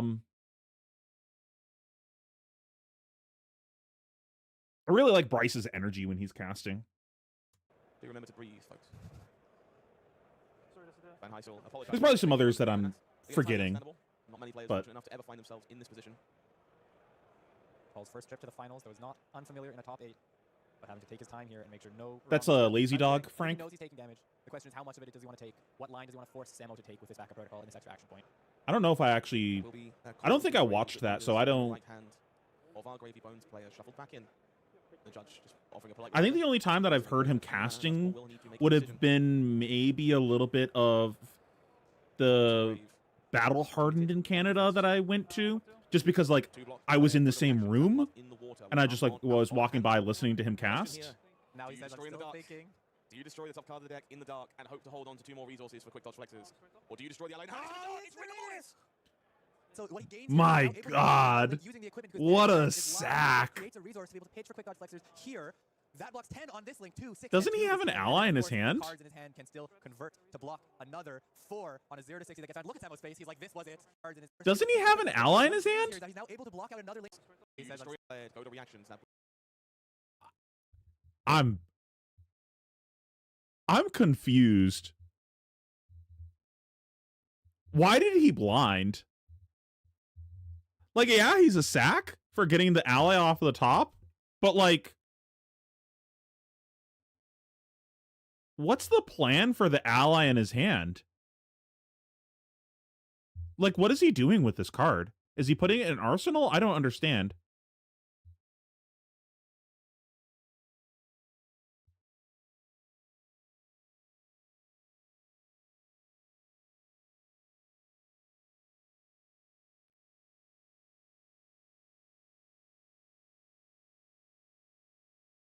Oh, I see. Because of the backup still in play, he could just grab a 0 cost. That makes sense.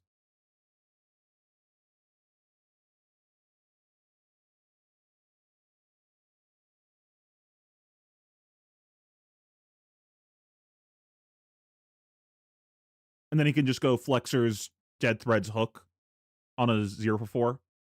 Okay. I buy that. Okay. Blood in the water will come on out of the hand. The question here. now Do he you says, I'm destroy in the still dark? thinking. Do you destroy the top card of the deck in the dark and hope to hold on to 2 more resources for quick dodge flexes? Or do you destroy the allied hand? Oh, it's Rigorous! So what he gains here is that he's now able to block out another link using the equipment because Dead Threads is live. Dead Threads creates a resource to be able to pitch for quick dodge flexers here. That blocks 10 on this link too. 6 and 2 is 10. And then, of course, the cards in his hand can still convert to block another 4 on a 0 to 60 that gets out. Look at Samo's face. He's like, this was it. Paul Van Heysel finds the line. Okay, so here's the counterpoint. You play it this way, he picks up a max V and puts it in Arsenal, right? You do it the other way, he throws a 0 for 4 at you and you eat both boom grenades. No matter what, he's still getting, like, pretty good value out of the backup, right?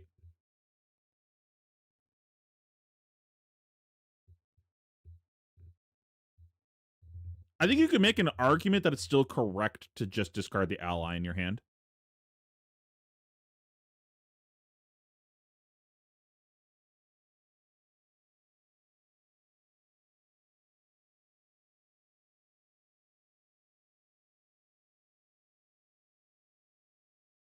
It's like a few more points connecting with a 0 for 4 than arsenaling the 2 for 10. So it's 12 damage versus 8. 12 damage versus 10 damage, but then there's 2 costs added to that. So it's like 8 value versus 12 value. So it's like a 4-point swing in either direction. So you're like gambling 4 points essentially.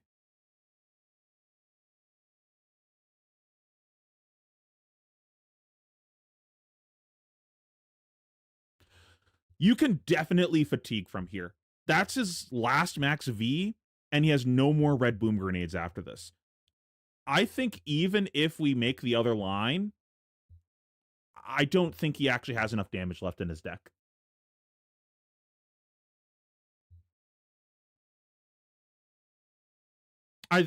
Especially if he uses the backup protocol to pick up a 0 for 4 instead of the max V to like connect with these boom grenades. And this is, I think, his second backup protocol red of the game. I might be wrong. I think he has one more left in the deck because he thumbed it to the front when he was thinking about Spark. But we also could just sunken treasure the max V before he ever finds that, theoretically. I'm not confident he like, even if these boom grenades hit here, I'm not confident he has enough damage left in his deck.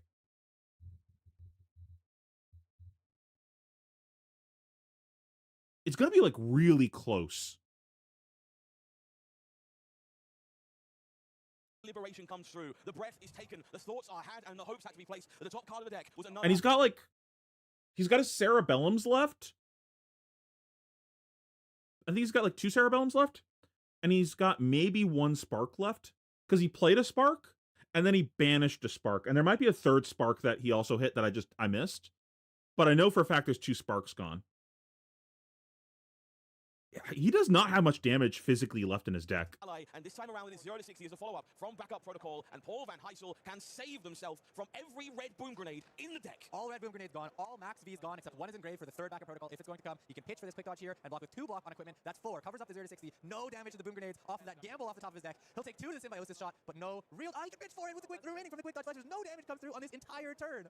A turn that could have taken the entire health pool of Paul Van Heysel. Yeah, so he should have. He has found the line. He should have shot his gun before he played the backup off the top of the deck, since this is how he played the turn. So he's missed 1 counter on his gun by playing it this way as well. Not sure how relevant that's going to be, because, like, it's pretty hard to actually dump all your gun counters, but... Gun was blocked. At the start of the turn, there were 3 allies in the hand of Grady Bones, and yet not a single piece leaked through. Those boom grenades remain untriggered. They say... Yeah, I think you win the game anyways with that line, without having to gamble, because, like, if you miss there... Now you look like a fucking retard holding this ally in your hand.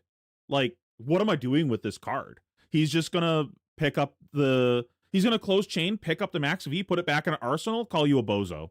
Like, I think that was a game-losing gamble, where I think you win the game regardless of what happens there. I think you stuffing that much damage on the turn and him... What his boosts have looked like this game, I think you've already won this game if you just, like, just play normally. It takes a lot of skill to win games in Flesh and Blood and in card games, and it takes a little bit of luck to make it to the top and to trounce one of these days. Paul had to rely on that, recognizing the state he was in. I think he thinks, I don't win if this misses either way. Don't go for the safe plan and take all the damage, the 12 damage to the 0 to 60, because that is not a winning play. This was a winning play, and Samo looks sad. Paul lived through all of that damage, and now Oisin still comes in for 3 with rigors aplenty in the graveyard for the future. 99.5% of Flesh and Blood players do not win this game on Grady Bones. Is Paul Van Heysel one of the small margin who can claw this back? Oyston, 3 damage. Samo having to reevaluate all their choices, their life choices that led to this moment. Maximum velocities expended. Grenades are over. What combination of cards needs to come together to complete this game? Yeah, him keeping the max V is, like, kind of a big deal in the other timeline. But he might not win anyways with the max V. Like, the max V with no boom grenades to go with it is pretty irrelevant. Oh boy. Technocore ticking down, resources generated as the grenades disappear without the smoke I think was hoping for, but one... I watched, like, one of the last turns of this game also. He ends up blocking with his boots on one of the turns, blowing up his null time zone naming Conqueror. And Paul just has Conqueror on the next turn. So if he did block with boots earlier, then potentially Paul can't actually play that Conqueror. Paul still probably wins anyways on that turn, because he just does so much damage on the turn. But I can't remember if he blocked with his boots on that turn because of an on hit or if it was because of life total. I'm pretty sure it's because of, like, loot hold or something. Can be found on top of the deck, and so the questions begin once more. Dash.io finds grenades. But if we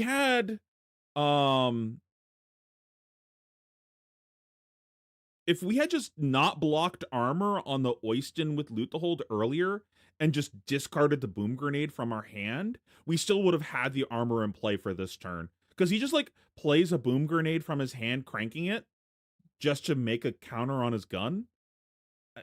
It was kind of odd. I think if he just discards the boom grenade instead, he's kind of lit. Or if he blocks with his crown and sinks the boom grenade for later.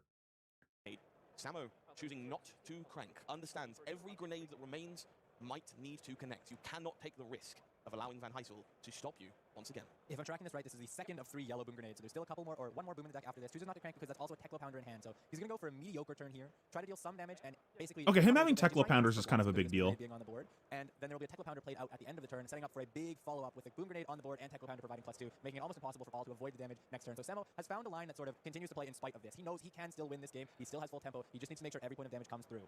To go again is the question. The hand for Paul Van Heysel contains Sunken Treasure. Will succeed in blocking, looks for a yellow. I would flip over the Max V. Generate some gold for the trouble. Goodbye. Spark of Genius and or Zipper hits. Grenades in there as well. If there's any backups left in the deck, I would just flip over the Max V and just say you can't win the game anymore. Paul just checking here.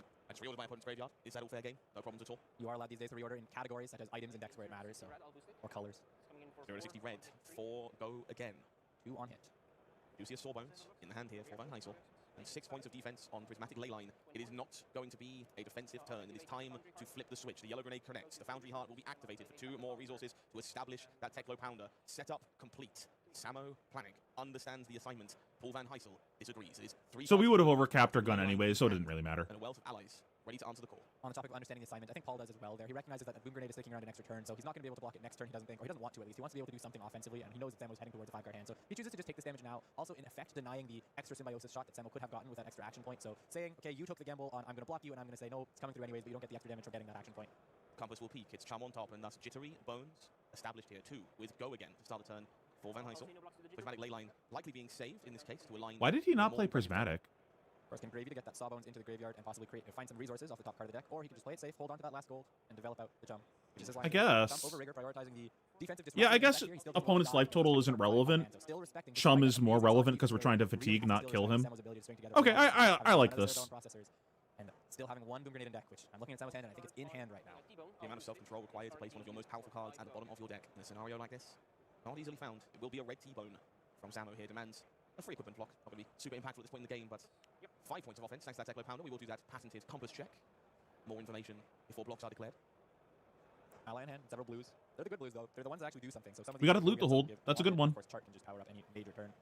I think Paul pretty happy with his hand, just making sure he doesn't die to the offensive Samo. On 21, I think the only card I could give a shit about keeping is Loot the Hold. Of course, Paul doesn't know. There are 3 items and a Spark of Genius in the hand here for Samo. The turn will extend. There isn't a relentless assault as things stand. Needs to make an informed decision about how much this T-bone matters. No blocks declared, no reactions. I'm surprised he found. didn't block Damage anymore. comes through from the T-bone, bringing Van Heysel to 16. The Chum will be activated and Sawbones discarded. No more damage heading the way of Gravy Bones for now. I don't think you're actually supposed to activate the Chum here. I think the Chum is better just like being untapped. And you're basically telling Sam he has to kill it at some point without me activating it. Because our hand actually blocks perfectly fine here. So I'm pretty happy just like, whatever, I'll just block with cards. If you just stop short here and play items, I'm happy that I didn't activate Chum. If you don't stop short, I'll block. And I'll just wait to activate the Chum on a more critical turn. Like, I'm going to activate the Chum when you have, like, a Boom Grenade in play, or you're jockeying to play the Max V that I didn't flip over for some reason. I think we can guarantee get awkward breakpoint damage out of the Chum. Samo has a way to play around this Chum, of course. The Spark of Genius is now online, having boosted with the T-Bone, saying X equals 0, getting a card out of his deck. It's going to be the backup protocol. He will crank it. He has a bunch of extra resources available, so he can also turn this into a card if he wants. Of course, he also has Cerebellum Processor, which can be cranked and still have the counter on, and he can end his turn on that Boom Grenade if he'd like to. Giving him a lot of options, basically not having to attack into this Chum, leaving the backup on board to use next turn during Paul's turn, and then having a couple items that are offensively potent to go into Samu's follow-up turn. Spark of Genius drawing a card not impossible, that it will be used right now with the backup protocol. Wouldn't shock me to see maximum velocity reached for and plugged in that arsenal one more time. I think it was a null time zone. I didn't get a long look, just a quick look at Samu's hand. Null time zone representing an extra blue drawn off of it, which does indeed represent a backup protocol break. Did you draw from Spark already? I don't believe Sam is drawn from Spark. This is the 3 null time items zone was that already were in hand. there. Oh, that was very sportsmanlike of him. Did you draw from Spark? I did not. That's not how a game like this deserves to end. No. Paul Good on talked him. about how his second round he played against teammate Gary White on stream, and Gary forgot to draw off of Savage Feast on the effect on Reinhardt. Wait, we got a Gary White and a Gary Gold? Letting Samo have that draw. I'll crank it. Null time zone. I'll Rank. say, what is the 8th attack that destroys the arsenal? Conqueror of the High Seas. It's been Conqueror of the lost. High Seas declared. So I'm Names cranking that given. Conqueror of the High Making sure that we understand what's being prevented. Both players understand the Conqueror of the High Seas at this point is definitely the most impactful card we could see on the other side of the table. Null time zone. We're going to look to shut that one down. We're going to pen and paper it just to make sure none of us forget either. So a zipper hit was found, courtesy of that Spark draw. It will be Cerebellum Processor played next. Samo reaching for the dice. He's going to crank this one. And a yellow boom grenade to follow. So that's zipper hits. Likely being cashed in here with the backup protocol red. Will rebuy the Arsenal. And I have to think maximum velocity. Samo planning one final assault. It's quite lucky, or fortunate, I should say, to have items that actually do something before this boom grenade. Of course, Cerebellum Processor are able to keep. There comes in with 2 counters along with. Yeah, you can't half resolve a card. It's not a trigger. Sticking around and enabling the boom grenade to be the last action of the turn. But that was still sportsmanlike regardless. Returns to Paul Van Heysel, who is looking at chart the high seas, loot the hold, and the Vasti. There's options here. There's a couple things I want to talk about. First of all, he knows that he has to live through Samo's turn. See, I started watching this game on this turn. If I remember correctly, he starts by drawing off of gold. I believe he knows what's on top because of Compass. I don't know how I feel about drawing off of gold here. Is he drawing into the conch off of the gold? The way I wanted to play this turn would have just involved not activating Chum, and then I would have just activated Gravy, discarding the Sawbones, drawing into the conch. And then we go loot the hold, Avasti, swing, you have to discard, Arsenal the conch. Now I have 2 allies in play, a conch and Arsenal, and a Gold Kiss Rum in play. Like, surely that closes the game on the following turn.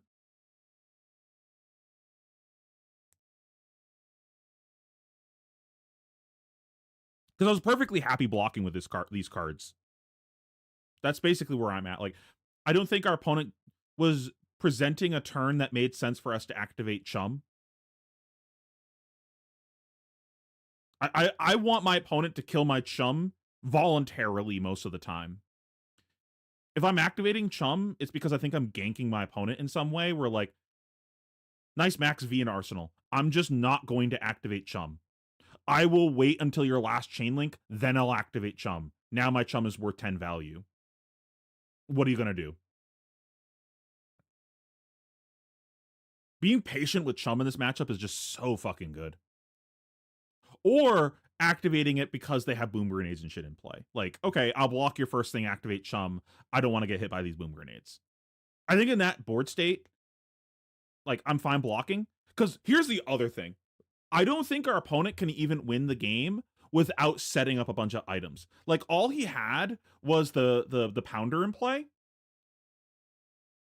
If Samo just, like, slams his hand on the combat chain every turn for the rest of the game, he's not going to win this game. I will block with my hand every turn for the rest of the game, and you will lose. The only way he's going to win is get a bunch of items in play and set up, like, a really big turn. And then that's the turn that we also would want to activate the Chum on. But because I know that he needs to do that, I'm not incentivized to actually activate the Chum, because there's a good chance that my opponent is going to stop short and put a bunch of shit in play. That's not me playing with, like, the knowledge of my opponent's hand, because, you know, I'm a third party here that can see both players' hands. That's just, like, understanding the matchup. Because there's no way he wins just slamming his hand in the combat chain every turn. I'll fucking block. Who cares? You've got how many cards left in deck? I'll block. Who cares? Knows that Samo's deck is very thin. Fanning through it, I think there's about 8, maybe 10 cards left in there, plus the cards in hand in Arsenal. He knows that Samo has a heck of a lot of... And if he stopped short, our hand was incredible. Max V, and of course the possible draw if an item is found off the top of the deck with this Cerebellum Processor. Paul has 2 ways to disrupt his opponent. The first one, Chum. It will be untapped at the end of this turn, and that means some of the damage on Samo's turn, if Paul can draw a watery grave card, will be going towards the Chum and not to face, giving Paul effectively more life than 16. The second one, of course, is loot the hold that is in hand. If it's not blocked, whatever ally comes after it, that will be 1 card taken out of Samo's hand, 1 card harder to be able to fire off that maximum velocity. So Paul is able to actually disrupt his opponent, which is exactly the spot he needs to be in. And if Samo can't kill him here, or can't get him to 1 or 2 on this turn, I'm worried that he might not be able to have enough damage left in deck to kill him at all. Gold token is broken. It's Conqueror of the High Seas that is drawn from that token. It is currently locked out thanks to that null time zone, but if it can make its way into the arsenal, it will be a lethal weapon in finishing this game. It is loot the hold. Sawbones established. Gold baited hook activated. As Sawbones makes its way in, it is 6 on hit. Discard a card. Make 2 gold. Traded the gold for an Arsenal card. Unfortunately, it's a Conqueror, so it's not a card that's playable here, of course, thanks to the null time zone, but it will go into Arsenal. And the nice thing about playing the turn that way is this turn we didn't actually want to use the Gold Kiss Rum. So we get to tap our hero power for the gold instead. And then next turn we don't have any gold in play, so we can tap our hero instead for the Gold Kiss Rum. We still are kind of doing that in this way, but It's like a downside, little the risk wasteful. of doing this is no gold on his turn, or his opponent's turn, I should say, to fish deeper for a watery grave for that chum activation. If this doesn't come through and hit, What is it? Rigor Mortis, Rigor no gold Mortis. created, then Paul has to rely Is on it literally 3 Rigor Mortis in grave? in order to send some of the damage towards chum and eat up some of the offense that Samo is able to put together. Samo has 4 block available on equipment, so he can 1 card block this Sawbones if he needs to. That would require giving up one of these items. I imagine it would be the Null Time Zone with the Galvanize and the Adaptive Plating. And so the pressure swings back to Samo planning. So let's say we didn't make that block earlier on the Oyston here. We would have still had this armor up. We would have just discarded the Boom Grenade to the Oyston, and we would have had full fucking armor on the table. We could have just shoved all of our armor on this Sawbones. And actually, we even get to block with our chess piece once if we wanted to. Shove all the armor. You don't get a card. And then we get to play a 5-card hand. I think that particular turn with the Boom Grenade and the Oyston was kind of a big deal for Samo's side. Staring at a hand that needs to be good enough to provide this final assault. It is Zipper Hits, T-Bone. So he doesn't have a thing in play that makes resources. 1, 2, 4. He needs another attack, but he has a Cerebellum, so he could theoretically draw. Problem is he doesn't have boots to gain an action point, so it's like kind of awkward. Yeah, this Max V is kind of awkward with the Cerebellum right now. We basically have to hit an item off the top.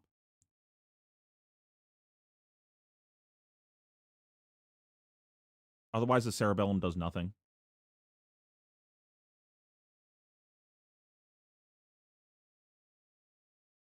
Well, we have a... Is that a blue T-Bone?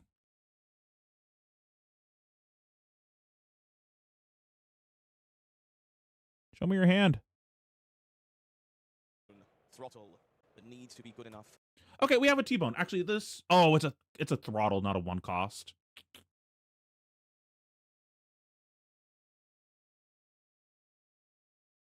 Yeah, this doesn't really play the Max V very well. So even if we didn't have the armor... Like, even if we still had the armor, we still can't play the Max V.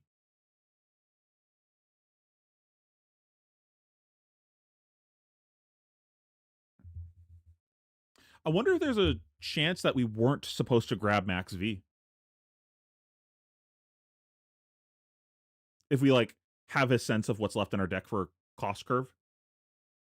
I obviously don't have a sense for that as a backseat gamer, but... Any predictions on the next CC ban list? Probably Valiant Dynamos. That should get banned. My predictions is that they're just going to do like a light adjustment to shake up the meta a bit, since there's no set coming out before the next qualifier season, right? So I'm just expecting like them to lightly hit Verdance and Syndra. My hopes would be Waning Moon and Wrath of Retribution. My CC ban list wish list is Stormstriders, Wrath of Retribution, Scabskin Leathers, Chum,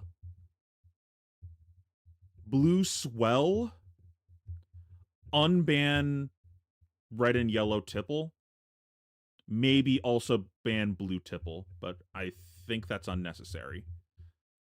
I think one set of blue attacks needs to go from the deck to make Prismatic Leylon less consistent. And I think that's pretty much it. That'd be my wish list. I know that's never going to happen, but... To provide this final assault, it is Zipper Hits, T-Bone, Throttle, and Pulse Wave Harpoon. If this entire hand could be kept, we'd be living in a perfect world. But Loot the Hold says no. Give me something. Have to give me something, and unfortunately the red attacks there are quite costly, meaning he's not going to be able to pay for all of them and the maximum velocity unless he can find an item off the top and turn that into a draw card with his Cerebellum Processor. Chooses to give up one of the blues, meaning maybe that's his plan. Maybe he already knows an item is on top, blocking 6 with blue and Adaptive Plating here. So the Sawbones is covered. Loot the Hold fails to connect. And we'll make our way back to Dash.io. It is 4 cards to work with. Teklo Pounder, Cerebellum Processor, offering additional fuel as this turn continues. Paul has... Wow, okay, so Paul draws the Watery Grave, meaning Chum is online. So Striders should have been banned when Icelander rotated. But they didn't do it. It should have been like Crown of Seeds, where they hit it after the hero rotated.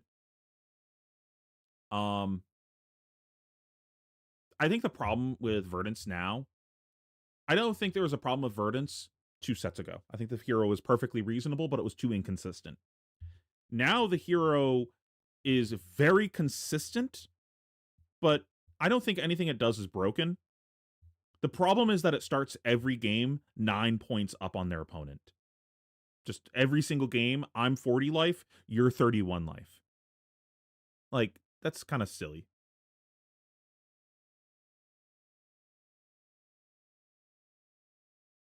If they want Kano to go, they should just unban some cards, honestly. Just unban Tome of Aether Wind. That's what I would do. I would just say, fuck it. Y'all get a season to have fun with Kano, and the hero's out of here after that. We're tired of balancing the game around this hero. Have fun. But that's the problem when you create a system that's based around card balance is based around player actions. This LL system's stupid.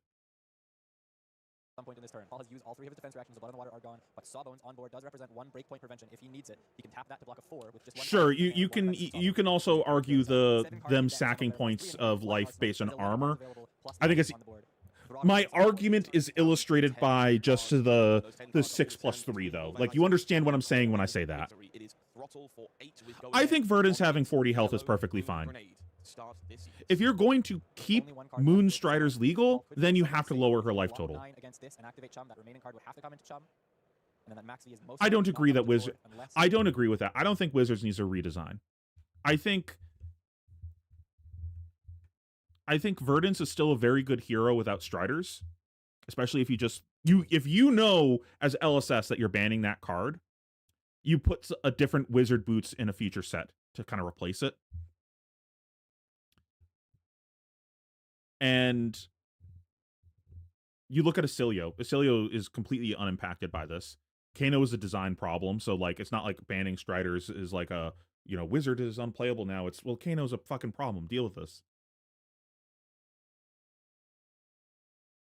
I literally said Scabs. Chat, did I say Scabs? Is he gaslighting me? I said Scabs, right? In my wish list, not my predictions? Don't you fucking gaslight me. Can't think of a way, actually, that it would hit the board. Cerebellum Processor could draw a card, but that card would have to be both played and pitched, which of course can't happen. Worth noting, of course, Sawbones in play, extra point of damage prevention. If a later breakpoint is the pain point, we know it's Pulse Wave Harpoon in the hand for Samo. And this will be Paul's opportunity to study the graveyard, study that banished zone, attempt to analyze exactly what options remain for Dash.io. Unlucky.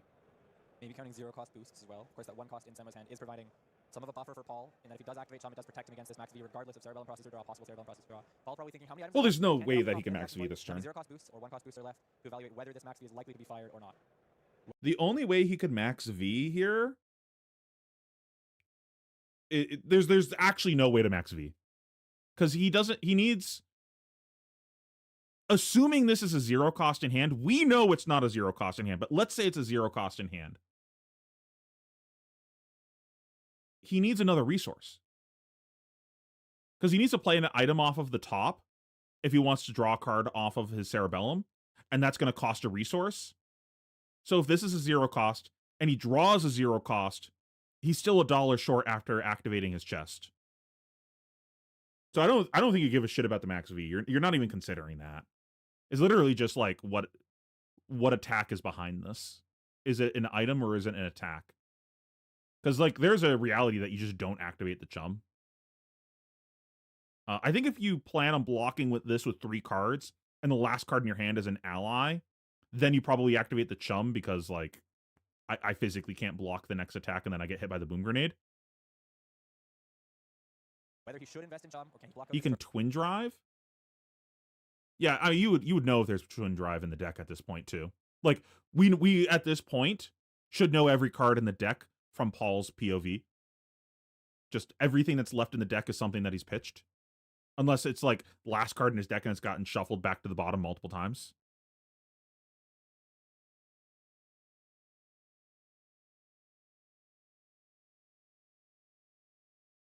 Why am I trying to get rid of ALS?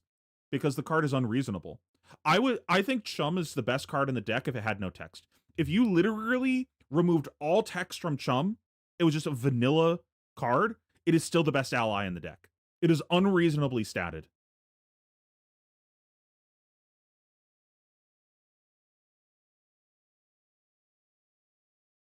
Like, I'm fine with the trade of my deck's power ceiling getting significantly lower if it means that my deck is more consistent and I don't crash out from not being able to take game actions because my deck sucks ass half the time. Yeah, the swing shouldn't be free.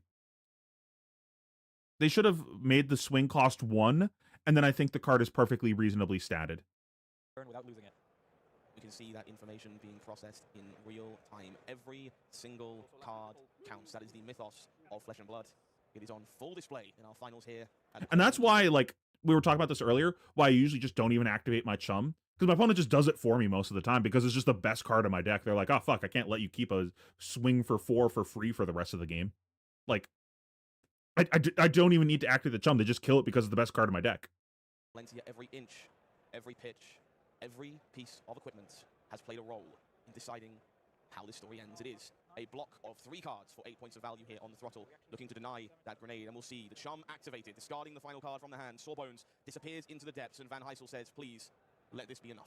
Samo debating whether he can afford the cards out of deck to play this Pulse Wave Harpoon and the Symbiosis shot. That would kill Chum, but it means Pulse Wave gone, card off the top of the deck gone. It means less damage in for next turn. But of course, if he doesn't do that, this can happen again next turn, and Chum can disrupt the following turn as well. So he's debating, does he have to do it? Does he have to commit to killing this Chum? You might play Gallo if Chum gets banned. Dockhand. If only 6 points of damage are presented to Chum, it is not a guarantee. Paul Van Heysel can choose to utilize another ally to save his first mate. Players here, realizing the gold bait hook at some point was supposed to disappear. I don't believe it's been activated ever since that was the case. And so just cleaning up things, making sure the board is represented. Yeah, that's what I was talking about earlier of the being patient with your Chum activations and activating it mid-turn. It's pretty easy to gank your opponent out of value with your Chum. That's why I like being patient with it. From Samo Planning says, I cannot take the risk. I cannot take care of Chum. I need these final 9 cards to enable maximum velocity and finish the game. It is Oyston. The swings with no resources available. 1 point of block on the Teklo Foundry Heart will allow Samo to fall down to 18. Down to 17, my apologies. So you have to believe in the players. I haven't played any games with Gallo, to be honest. For Samo, sees these items expire. I believe it is Teklo Core, Cerebellum Processor, 0 to 60, and a Pulse Wave Harpoon. Alone, this will not be enough to enable maximum velocity. 0 to 60, of course, being a blue there, not even presenting that much damage, but with the Cerebellum in hand, will he be able to find? I think one went to Banish Zone earlier. I like Anka more into Syndra for that type of effect. It does literally the same thing. There's another one lurking in the water alongside Prismatic Leyline on the other side of the table.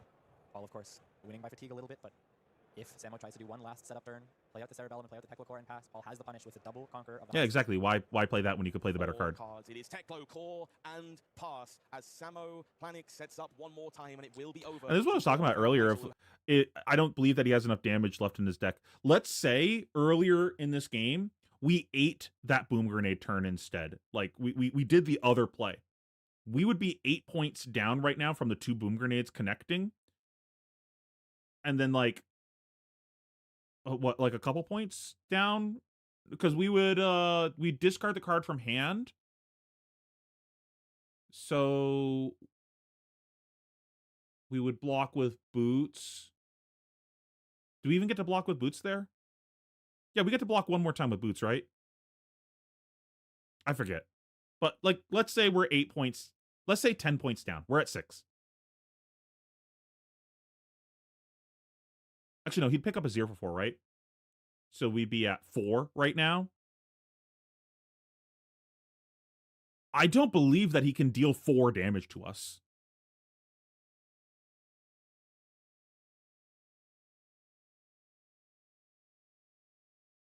Joining kind of late, but it's wild that last... But it's kind of a wild last weekend of data before bans, right? Do you mean, like, because of the meta shifting? Yeah, I don't remember the turn well enough anymore to remember if I get the boots in again. But just for argument's sake, let's say we didn't get the boots in again. We're at 4 here. I don't believe he can do 4 damage. Going back to that, I don't think we needed to take that risky line play from earlier.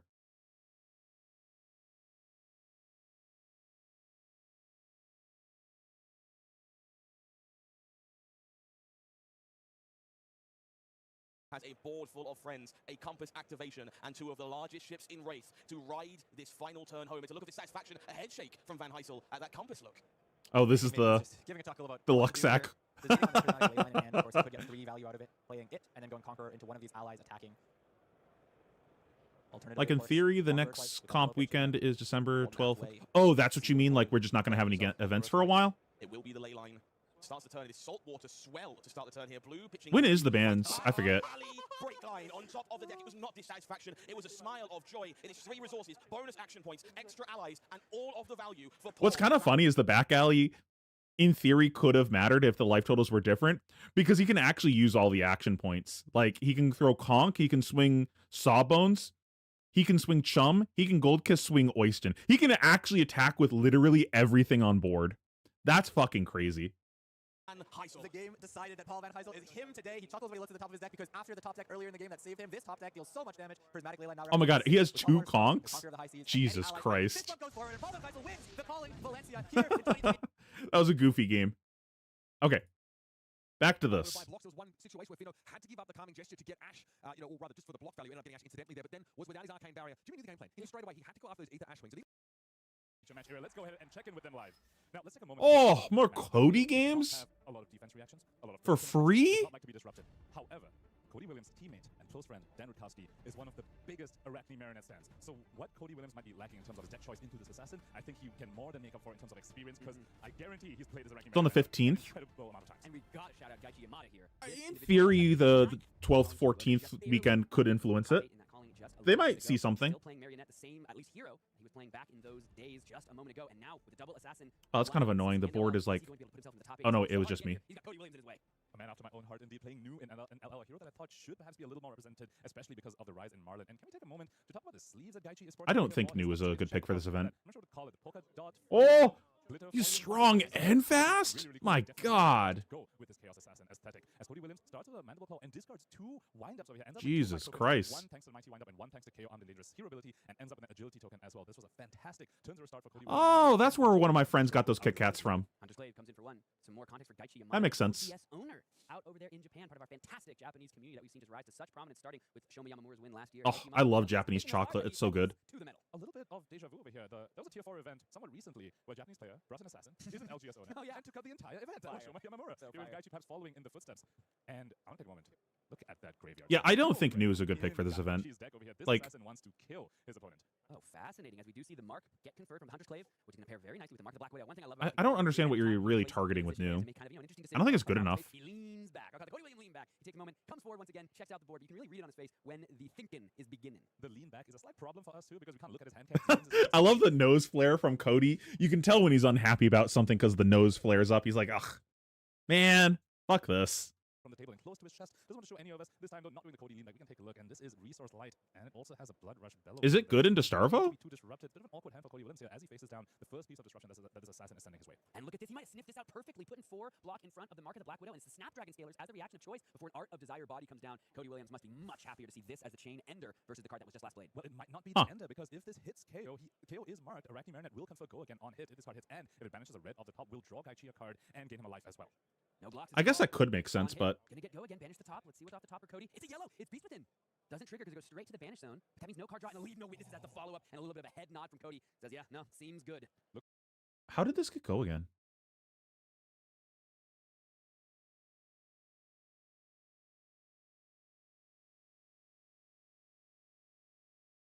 Oh, hero power. Okay. Banish zone. The token will not be of much use for Cody Williams on this following turn. That'll be a little bit wasted, but if he has a way to at least convert these. What do I think about Kasai for this event? Too bad about it. The opponent did have to use a Snapdragon. I almost switched to Kasai. I was saying all season, if someone shows me how to play the Verdance matchup and like win that matchup, I'll play Kasai. I thought Kasai was like really no. How did Chainlink 2 get go again?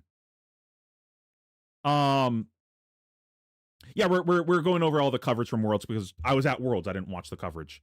Yeah, I was confused how Chainlink 2 got go again. I didn't see that he flicked the dagger there. I think Kasai was pretty well positioned for the event if you can beat Verdance. In theory, if you beat Verdance, you've got a good matchup there. You've got a good matchup into Syndra. You've got a good matchup into Gravy Bones. You've got a good matchup into some of the other Dark Horse decks like Prism. I think you've got a reasonable KO matchup. I think that's a matchup that both sides say they're favored in the matchup, so I don't actually know who's ahead in the matchup, but I think anyone bringing Kasai to this event that's figured out the Verdance matchup, if they told me they had a good KO matchup, I would believe them over the KO player, because Kasai players are all about game plans. If they figured out that game plan, surely they figured out the KO game plan. That's much simpler to figure out. So I actually think it was a really good pick for the event if you figured out the Verdance matchup. And we saw a number of Kasai's do pretty well. So I think it was a pretty good pick. I'm kind of interested in learning the deck, but I still don't understand how to actually beat Verdance if the Verdance is good. But I haven't really done any looking into that. Scalers for this, so this disruption did come, but it came at a cost. Flick knives.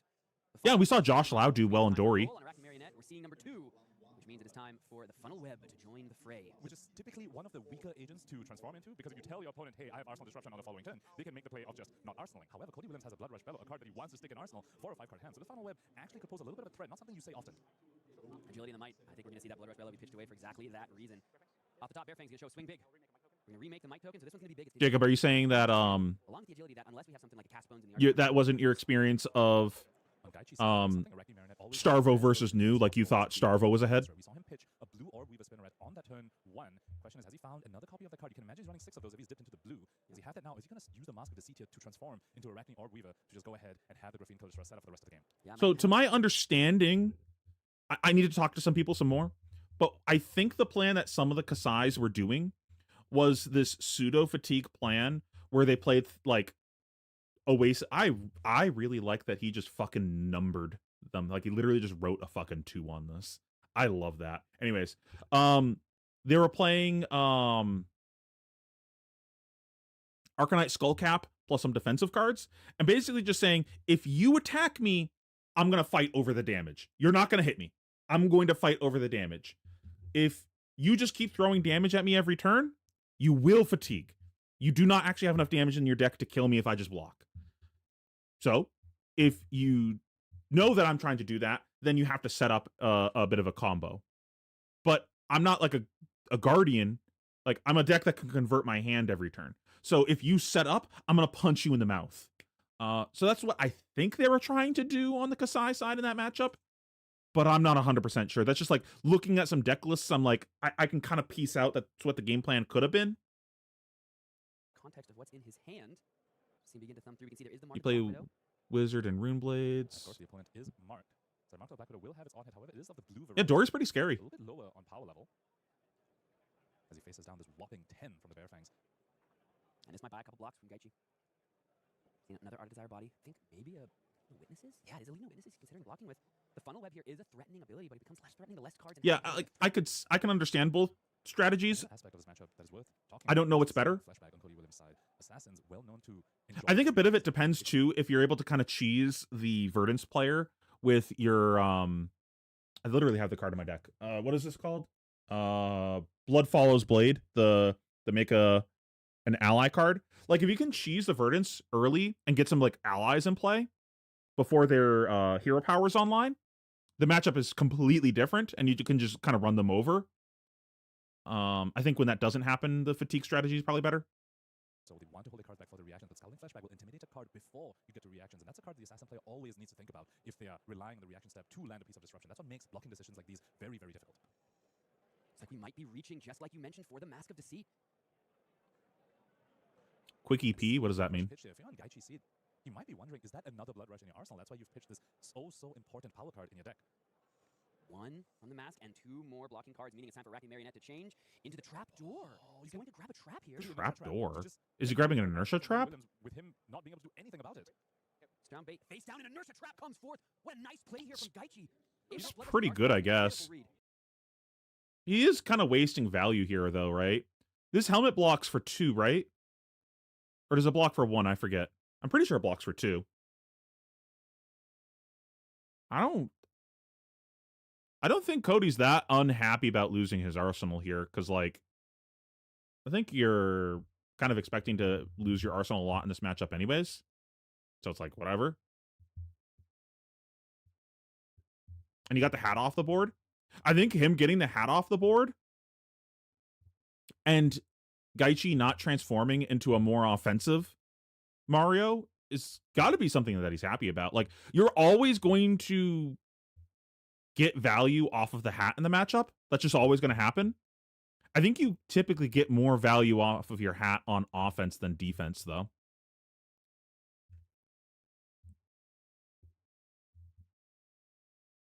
Because, like, yeah, you're getting a full card out of this, but you're also wasting some value on defense because you're overblocking this, right?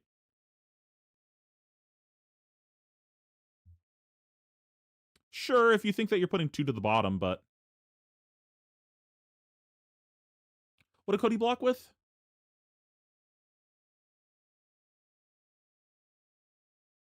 Red. I don't know if you can just make the read that his arsenal is Blood Rush. It's literally the only pitch card that was in his hand.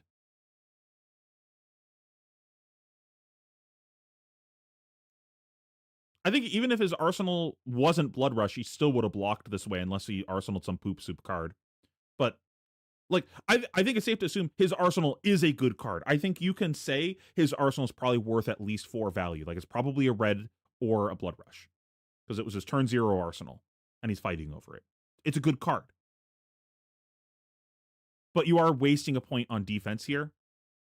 And I think frequently you get more value on, like, with an offensive Arachne instead. But I think this is pretty interesting. I think Cody's got to be happy, like, whatever, this early in the game, I don't have to worry about your hat anymore. This is nice. As he faces down this whopping 10 from the Bear Fangs. And this might be good to see. He's going to grab let things phase him in the feature match area. He might let things phase him on the podcast quite often, but he is unfazed when playing for a World Championship top 8. That was an incredibly aggressive line from Gaichi over there because now he does not have the Kalishra setup and he's already using Mask of Deceit. It was a lot of value. These past 2 turn cycles for Gaichi have a lot of value, but they both came at pretty high costs. Snapdragon Scale is gone. Mask of Deceit gone. Kind of annoying that he's still marked. As the Tunic is about to come up to 3. The Tunic on 3 with the Kalishra setup is a very, very strong line that Arachne Marinette has access to. This time Gaichi, though, didn't have that, but I'm surprised that he bagged that. I guess, like, in a reaction to be kind of annoying there, but... critical piece of equipment from the other side. Flashback used by Cody Williams on that blue mark of the Black Widow. I mean, similarly, I think Gaichi's got to be happy that he got the bag off the board for free here. This is kind of a weird game now where both players kind of don't have armor anymore. I guess Cody still has his chest and boots up, which is an advantage to him. He's got like a life deficit here, but both the boots and the chest kind of make up for a lot of that value. Head an attack reaction. But he was marked, so on hit, he would still have had to discard a card or banish a card, and I think we're seeing why. It's a Blood Rush Bellow out of a 4-card hand, and against Assassins, that might be the best you're going to get. Let's see what the discard is here. I have to imagine it's going to be a 6 no matter what.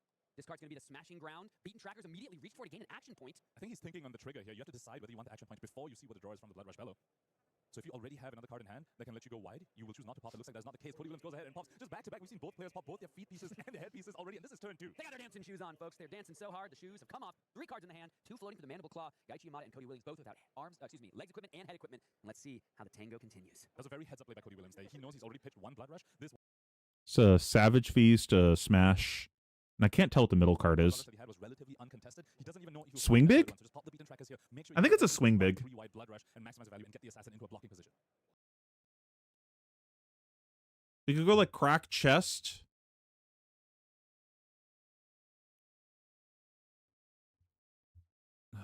It's like 2 action point negative cards, which is just kind of annoying.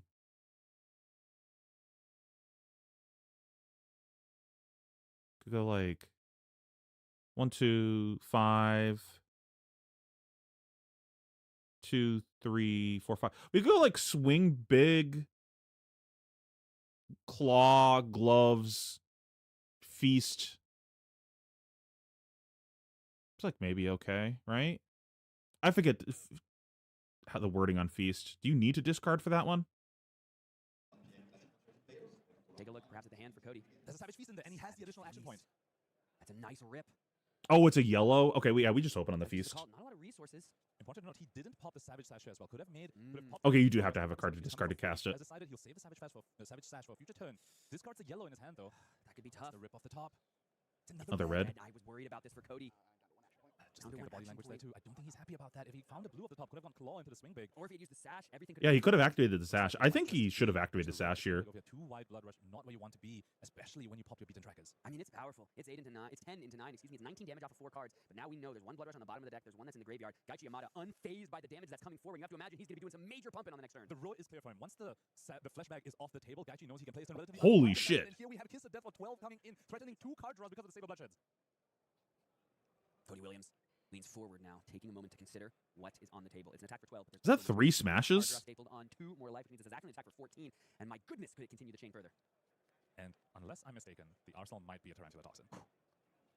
Which means the first card Cody blocks with basically blocks with zero if he chooses to block at all. In this sort of position, you often just say, I can't play around anything, so he just goes ahead and says no blocks. T-Tox comes out because Daichi wants to make sure he can at least use that card. He's going to draw 2 more cards. Stains of Redneck coming in as well. Jesus Christ. Damage on hit as well, thanks to its own effect. Going to draw 2 cards. Yo, Cody, sick power turn. Watch this. This is a real power turn. Hold this. Down to 15 goes Cody. Command and Conquer and a Codex of Frailty. Could just be 6 more damage? Could use the Codex just to even rip his own card, but who cares? So you want to make sure you send another attack over here before you close the chain so that you can flick the Kiss of Death, which will confer an additional 2 damage. And that is what we're going to see. Here comes the Hunter's Blade. Cody Williams doesn't want to get marked. He's going to block with a vigorous smash up. Look to try to get a vigor on top. It's an attack versus not an attack. So there's going to be a vigor for Cody. Interesting interaction over here. So now Daichi knows that he's going to ponder into that blue Stains of the Redback. And he is not allowed to bottom it. Only Cody is allowed to bottom it as the owner of Vigorous Smash. So Daichi knows his Arsenal going to have blue Stains of the Redback thanks to ponder token of this Codex of Frailty. And he did go ahead and flick the Kiss of Death as well to get the extra 2 damage. Gets a Codex into lead no witnesses once again. That assured nod from Cody Williams. He's not happy about how this game has gone so far. He's already down 2 blood rushes. My God. What a good draw from Gaethje. Holy shit. Everything coming up Gaethje Yamada here. What a game we have for this first return to Classic Constructed at the World Championships here in Philadelphia. Cody Williams, 13. Wait. Does he give himself a shiny foil sleeve, but gives him his opponent a not shiny foil sleeve? Ah, come on. No witnesses. Picking the card for the Arsenal and picking the card to discard. It's going to be a Bare Fangs. So picking a red means... I've talked about this a lot of times before, but I feel like Assassin's design is kind of bad because it's all the best parts of Warrior, Guardian, and Ninja combined. Shows the same thing, which means now you don't have to pitch into the Bare Fangs that's in the Arsenal. He's got 2 vigors. He's got 2 vigors, you're right, yeah. And it's a Beast Within on top, which means if that is a random discard of the Bare Fangs... He had an agility token, didn't he? No, agility, no, it was Might, Okay. So now that means a Bare Fangs in the Arsenal and a Bare Fangs that comes from hand, so the Frailty token not going to matter. Cody Williams navigated that turn beautifully around the new inclusion of the vigorous... This is as good as you could have hoped for. Maintain the pressure and keep the pressure for his very next turn. Sink below in hand for Gaethje Yamada. You can see he's lining up... But I think the game's over. Like, I don't think Cody can win at 13. I think he, like, the second Gaethje draws a good hand, he can just send it, and it's just too much for Cody to deal with. Incredibly strong turn with a double Saber Bloodshed Kiss of Death into a Codex draw off the top. And Cody Williams still has a whopping 9 damage answer. I have a local that gives you the half tokens if you beat her in the clash. That can be very, very awkward without that stealth dagger. And we know the Arsenal is the blue Stains of the Redback. He did just go ahead and park that off the ponder. No block reaction, sink below. No sink. To be fair, I don't think you should give your opponent the, like, expensive tokens. Because what if, like, they mistakenly grab it and mix it in with their stuff? But that was a foil sleeve. Like, come on. Well, might have wanted to block just for the Vigor token anyway. Tarantula Toxin. Adds 3. This dagger attack. Mark token conferred. Leave no witnesses now, once again for the Bare Fangs. And this is scary. We haven't yet seen a shred from Gaethje Yamada's list, but some of these Arachne Marionette decks are running a few copies of that card, either in yellow or the blue. Yeah, just casual 18 draw plus pot agreed. Shred is one of the few that can. Is this an LL deck? We got a pot agreed. As I believe he has found the 3rd and final Blood Rush Bellow in his deck. That was another advantage of the cards like Vigorous. But his hand blocks for 3. My God. Maybe you just let this hit, and so that way you unmark yourself. 1 block on both pieces of equipment. Williams considering the no block. Down to 9 already. Take stock of the situation. No blocks is the call. Respects the shred is Cody Williams. Does not want to get blown up by that card. Just loses the Bare Fangs that both players knew were there. Gets the silver for Gaethje Yamada. 5 life on Cody Williams to 16. I don't think it was respecting the shred so much as just like, I don't think I can win the game if I block with this Blood Rush. Like, 3 Wild Rides does not get me there. This time we have the Savage Sash for backup. Cody Williams didn't use it next turn. This is maybe the turn he'll have to use an important piece of equipment. 1, 2, 3 is the call. Wild Ride. That's a go again piece. It's going to hit the graveyard, but 2 more cards are going to hit the hand for Cody. Given that he has yellow Wild Rides in his list as well, and Buck Wilds, another upgrade to the KO deck from Super Slam, does he have the go against source? He has another Wild Ride and 2 blues in the hand. Of course he had the go against source. He had 3 Wild Rides. Keep it around to make sure you can pitch one of these blues into the Wild Ride, use the Savage Sash afterwards, or at least keep something in the pitch, no matter what. So if you use a Savage Sash here for the Wild Ride, you're guaranteed to keep at least 1 blue regardless because you're holding 2 of them. It might even be beneficial. You might want to convert one of these blues into a red. You can find it off the top. If that's a red 2 cost on the top, he gets to go Wild Ride Claw into that 2 cost, which would be discounted by 1 thanks to the Savage Sash if he chooses to pop it here. God, what a game package. KO armed and dangerous. The terror of the heavy hitters metagame. Nearly taking down that tournament, but Dorinthia and Dromai got in the way. Cody Williams taking a hero that many expected to be the terror of this ProQuest season. It was good, but it wasn't dominant. Like, right now, he doesn't actually need to crack the sash, right? Williams and the team runaways feel as though they have figured out the sauce. They feel as though they know what they're doing. For Cody Williams, in this case, that means no Savage Sash yet. It means pitching away the Vigorous Smash Up. It means drawing and discarding to this Wild Ride. Doesn't even look at what that top card is. 23, card on the bottom. Show us the blue. Unexpected backhand hits the graveyard. Time to make a might. This is going to be 9, go again, 2 floating. What is the card in hand? I believe it's Fearless Confrontation, Sam, which very importantly, Wow. is not a brute card, which means Wow. even, well, it won't even be discounted by Savage Sash, firstly, because it's 5. And Mandible, looks like Mandible Claw might just have to be default. Of course. Correction, it will get discounted by Savage Sash, but it won't get the buff from Bloodrush Fellow because it is not a brute card. As Cody Williams leans back in his chair, a little bit frustrated with the brute variance that's been going on for him in this game as he fights for top 8 contention. That is tough, man. That is tough. At least we get to Times, convert it into Williams one value with our will gloves, but like, disappointed by the top of the deck. can't be There's a happy little about bit of that. Spring Tunic put in front of this attack, which means a total of 5 block, 4 over the top, so Gachi mounted down to 12. Activating the gauntlets of Tyrannical Rex, closing the chain. Just swinging the And claw for swinging the 6. claw. You can see the head in the hands for Cody. No blocks is the cost of 6 damage. Down to 6 goes Gachi. So if we had activated chest,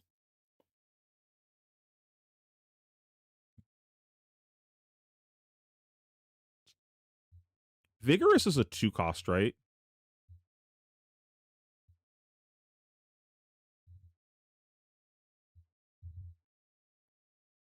We had 1 floating. We'd go to 0 floating. We'd pitch the Fearless. Go to 1 floating. No, go to pitch the Fearless to Claw. Go to 1 floating. Throw the Vigorous. Go to 0 floating. We don't activate our gloves, but that lets us play everything. So by not activating chest, we missed out on 6 damage, which conveniently is our opponent's life total. That's tough. Cody Williams got a pass. You can see the consternation on his face, a shake of the head. It didn't go his way. And a save for bloodshed and the kiss of death means it might not go his way in terms of the win of this game. And this time he's forced to block, which means he's forced to open himself up to a Tarantula Toxin. Flick the kiss of death. One The damage over. Hunter's Excuse me, yeah. The Hunter Slave. Which will get the +1 from Arachne Marinette as well, because it goes up to 8. Stains of red back. Gets to be played for free now. 9. We knew that card was there because it was revealed. Take 3. Takes 3. Gachi gets to draw a card over here. Cody Williams firmly in Flick Knife's range now. However, Flick Knife's already been used this turn. Yeah, and if we had done that, he would have not been able to keep the whole hand there. He would have had to block with 1 more card, so he couldn't have done that. The 1 extra damage, and Gachi finds our Weaver Spinner, And that's the game. Finds Oh. the Codex of Frailty. That rips That's the last tough. card, and the fist bump is It's tough because like you don't know based on the range of what you're gonna draw, but I think you're behind enough that you need to like kind of make that gamble. That maybe you could argue that you're trying to make the gamble that I'm behind enough. I just need this Blood Rush to function without cracking chest, so that way next turn I can crack chest. But I don't know if it's getting better for you. And with that life total, you're running out of time for that chest to actually convert into anything other than 1 resource. So I think it was pretty reasonable to just crack it there. Because basically, no matter what, it probably means that you just get to activate your gloves, right? It's pretty tough to make that read, though.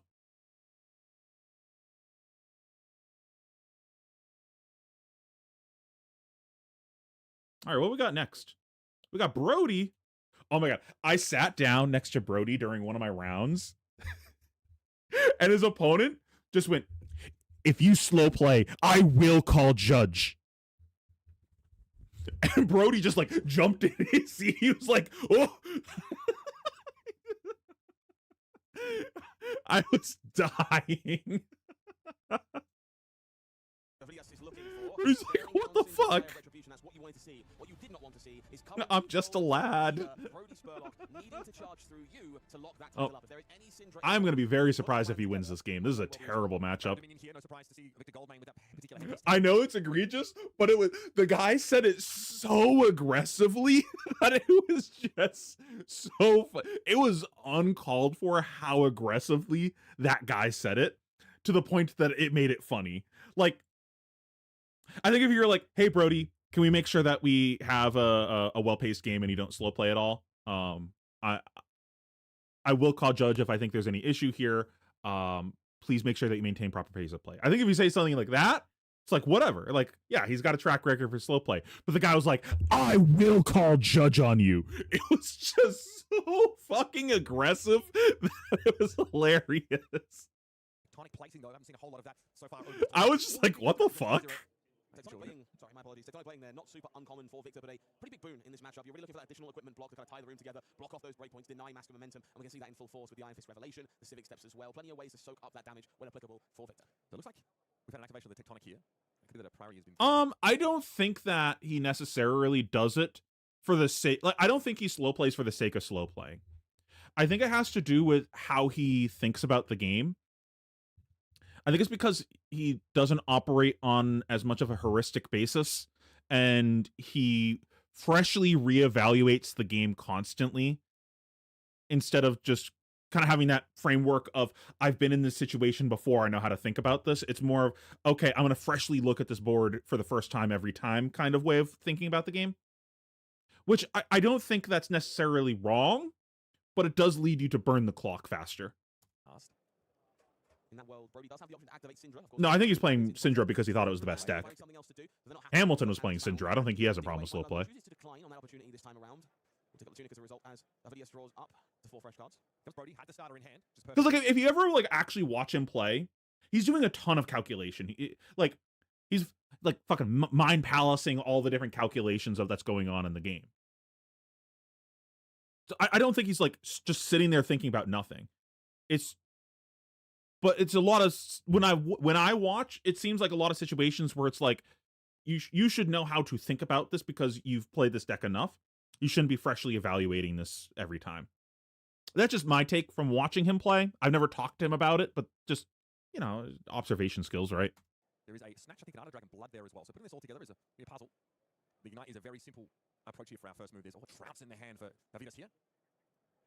See, a very powerful block card. Signature for Victor will cause a clash, and then there's a lot of value to be gained on the victory of that clash. Kunai Retribution, our second chain link.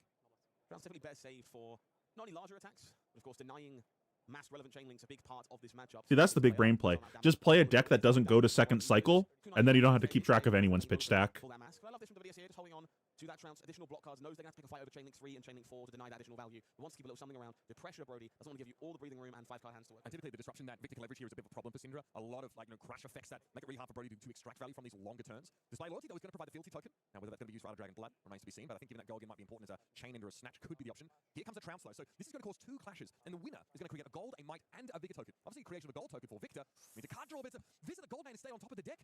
That's a clash lost there. Okay. We're going to have to pop the gold in order to go again. So we can reroll.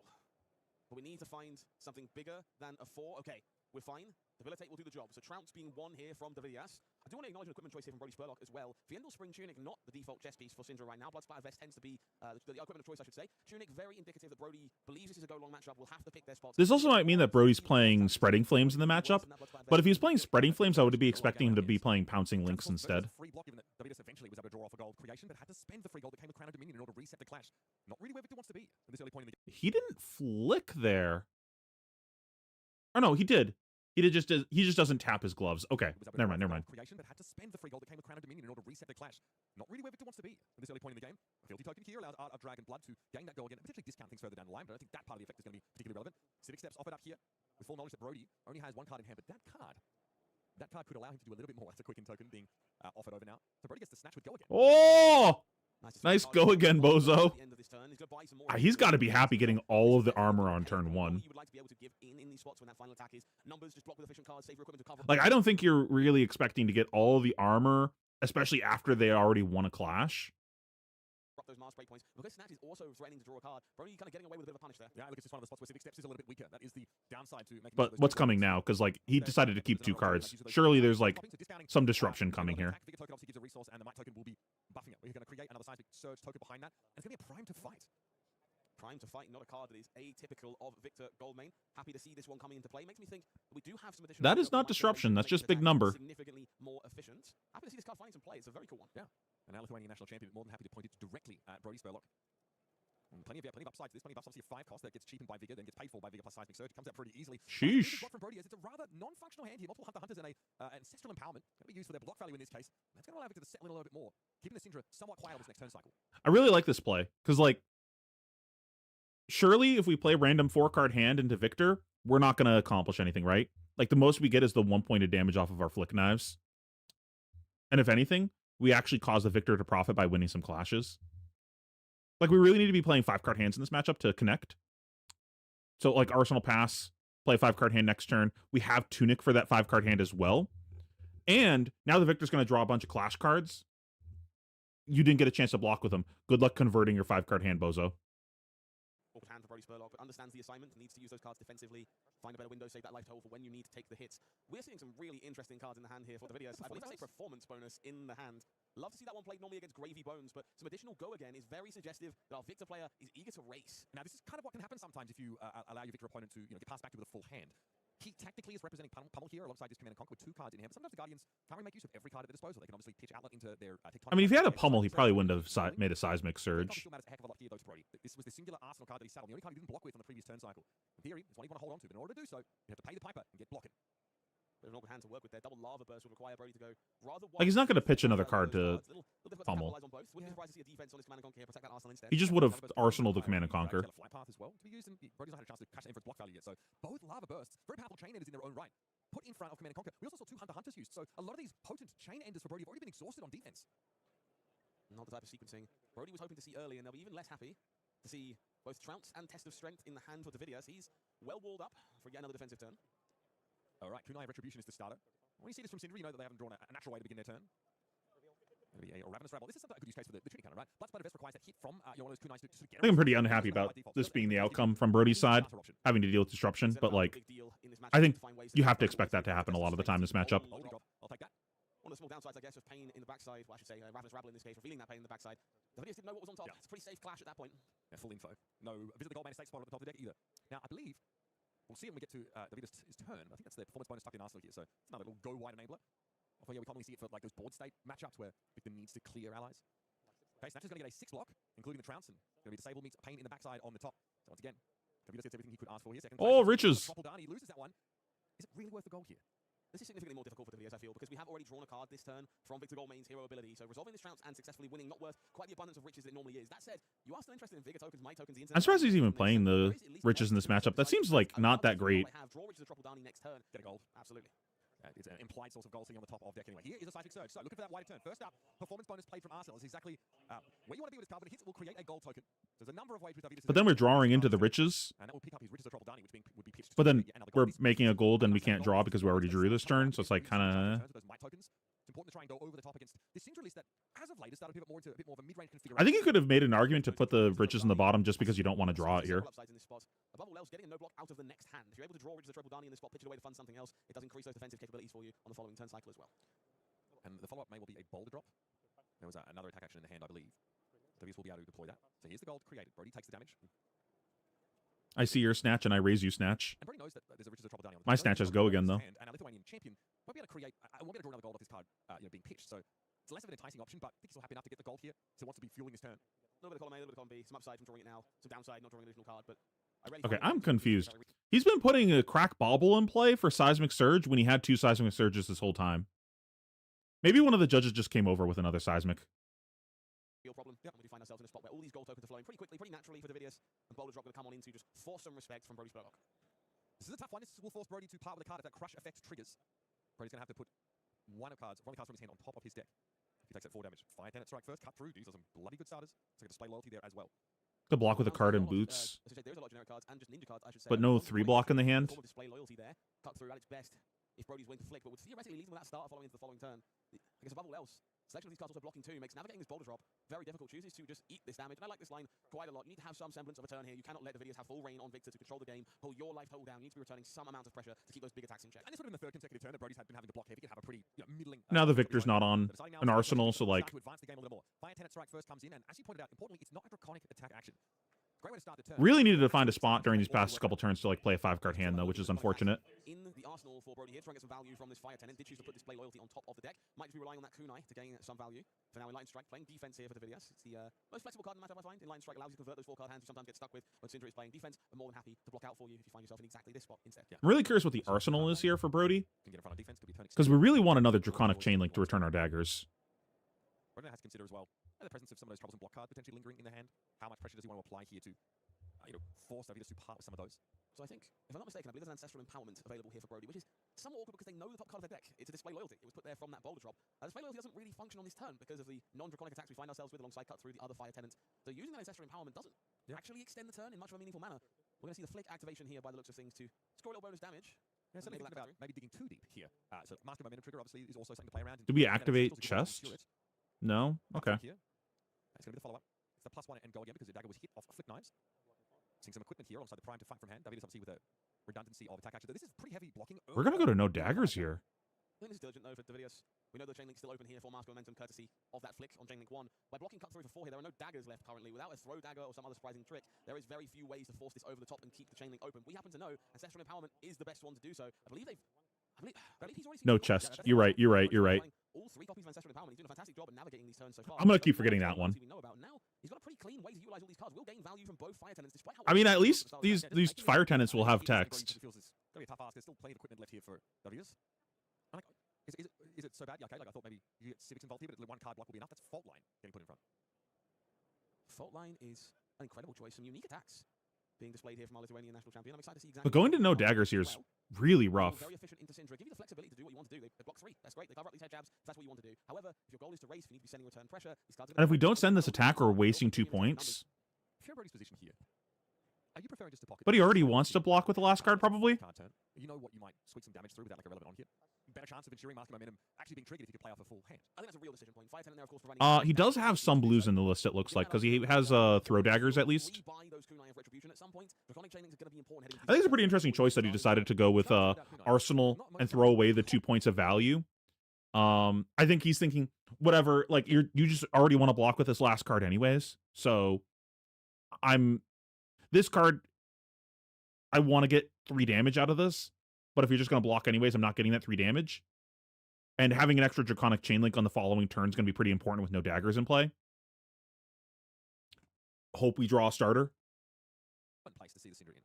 Risky. Risky is the word. Something you certainly can do when you're pushing damage, when you utilize Flick Knives at every possible opportunity, but it does mean you risk not finding a starter to get the sense. Okay, we have accomplished step 1, draw starter. Display loyalty in the arsenal. We know Draconic Chain Link shouldn't be a problem here. Kunai should come flying back into hand pretty quickly. So still very much aligned for a functional turn as Davidius chose to put a card in Arsenal instead of maybe sending a Miller's Grindstone away. Definitely not looking to play any other. I actually feel pretty good about my position right now as Brody. Like, we've already gotten 20... We got him down to 28, and we burned through most of the armor.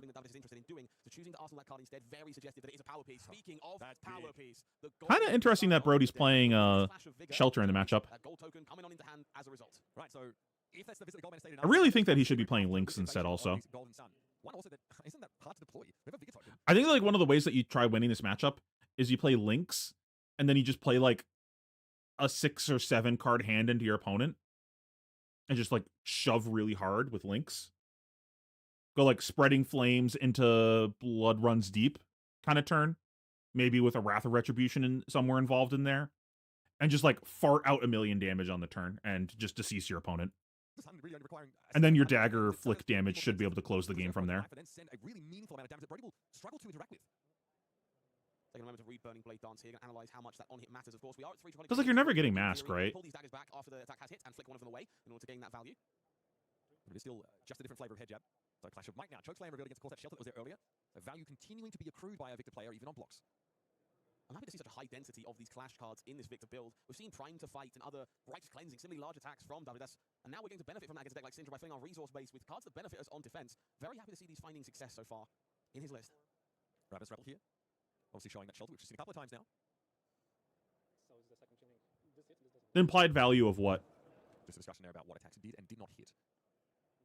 Golden Sun being committed to blocks here. Perhaps Davidius maybe valuing a disruptive attack action over one that just forces damage through to speed up the game. I think so. This feels like a Visit the Gold Main Estate situation to me. This next follow-up turn is going to be play the Visit the Gold Main Estate, generate this stockpile of might, hopefully Arsenal a disruptive attack we would prefer, or find one on top of the deck. Big setup, gonna get ourselves ready to start swinging this game in Victor's favor. Okay. But he already wants to block. I don't think you're demanding anything out of him because he's already trying to block. We don't have enough tokens to represent this adequately, so a die will have to suffice. That's a lot of might. I think the only thing that you play Mask does is force armor off of the board earlier. Because if there's no mask, they just have no reason to actually block with armor unless there's an on-hit. Like, so now your snatches get worse, but you probably cut some number of the on-hits from your deck for the like more combo-focused cards because you're just trying to outvalue your opponent with this strategy. Just like, here's a fuckload of damage on a turn. Nothing else matters anymore. That's 7 power. And we're also going to be drawing up. So looking at the value that's been accrued on this turn here for Davidius, not only can he gain that implied 7 power, still send an attack that wants to make use of the might token that was in play, paying into a gold token, as there is a surplus of them. If you're unsure why that Visit the Gold Main Estate generated 7 might tokens, easy to forget, but Aura Mages is a gold, does add to that tally sitting in the top left-hand corner of the board. Seismic Surge being created with a floating resource. That's another Golden Sun there. Okay, dude. All right. Fault Line instead is going to be the option. And with that golden Fault sun, line's the what Arsenal disruption, right? Says, if you have a card Arsenal, it gets buffed. And it does threaten to remove Arsenals. If it Yeah. gets that crush effect off. 8 matters a lot. Efficient attack feels That was a slightly really good minor. card that they printed. Not common for Syndra's Arsenal cards very often I think that was anymore. one of the things that Guardian really needed. Some more just like Not always the case, sometimes good it's crush just around the cards to, cause a pain point there, and this time round, punished that by are Fault efficient Line. to play, Shelf not Storm, stupid ass rounded out 4 by both players costs. Thanks to those clashes. So the Fault Line educated throw, hopefully a better, more interactive attack being parked in the Arsenal. But he'd see that Golden Sun to pair up with those Might tokens next turn. Calling it interactive is He still has boots, right? Yeah. Can't do much but put one card in front. Flat path here, it will join Shelter of the Storm to cover up 5 total of this damage and avert the crush effect. With the Filthy Token in play, this Dragon Blood for Brody represents a very reasonable way to get his turn started. Still on 4 cards, looks like he's happy enough to go to the races. Yeah, like something else that you could do if you're doing that other strategy is you can play Loyalty Beyond the Grave. Because they're still attacking you in this matchup. And then on your combo turn, you activate that to add another card. So you've got your 5-card hand, you got a 6 card from the mask, you got a 7 card from the Loyalty. You just go bananas. Oh, I found my I Arsenal to Spreading Flames, and I found my Wrath of Retribution. It's go time. And the backside up first, though. I think this is roughly where Brody Spurlock wants to be. A matchup like Victor is notoriously hard for Syndra to have Retribution. But Brody understands that swinging for the hills probably not the way. You have to build these bigger turns, find pain points to challenge Avidius.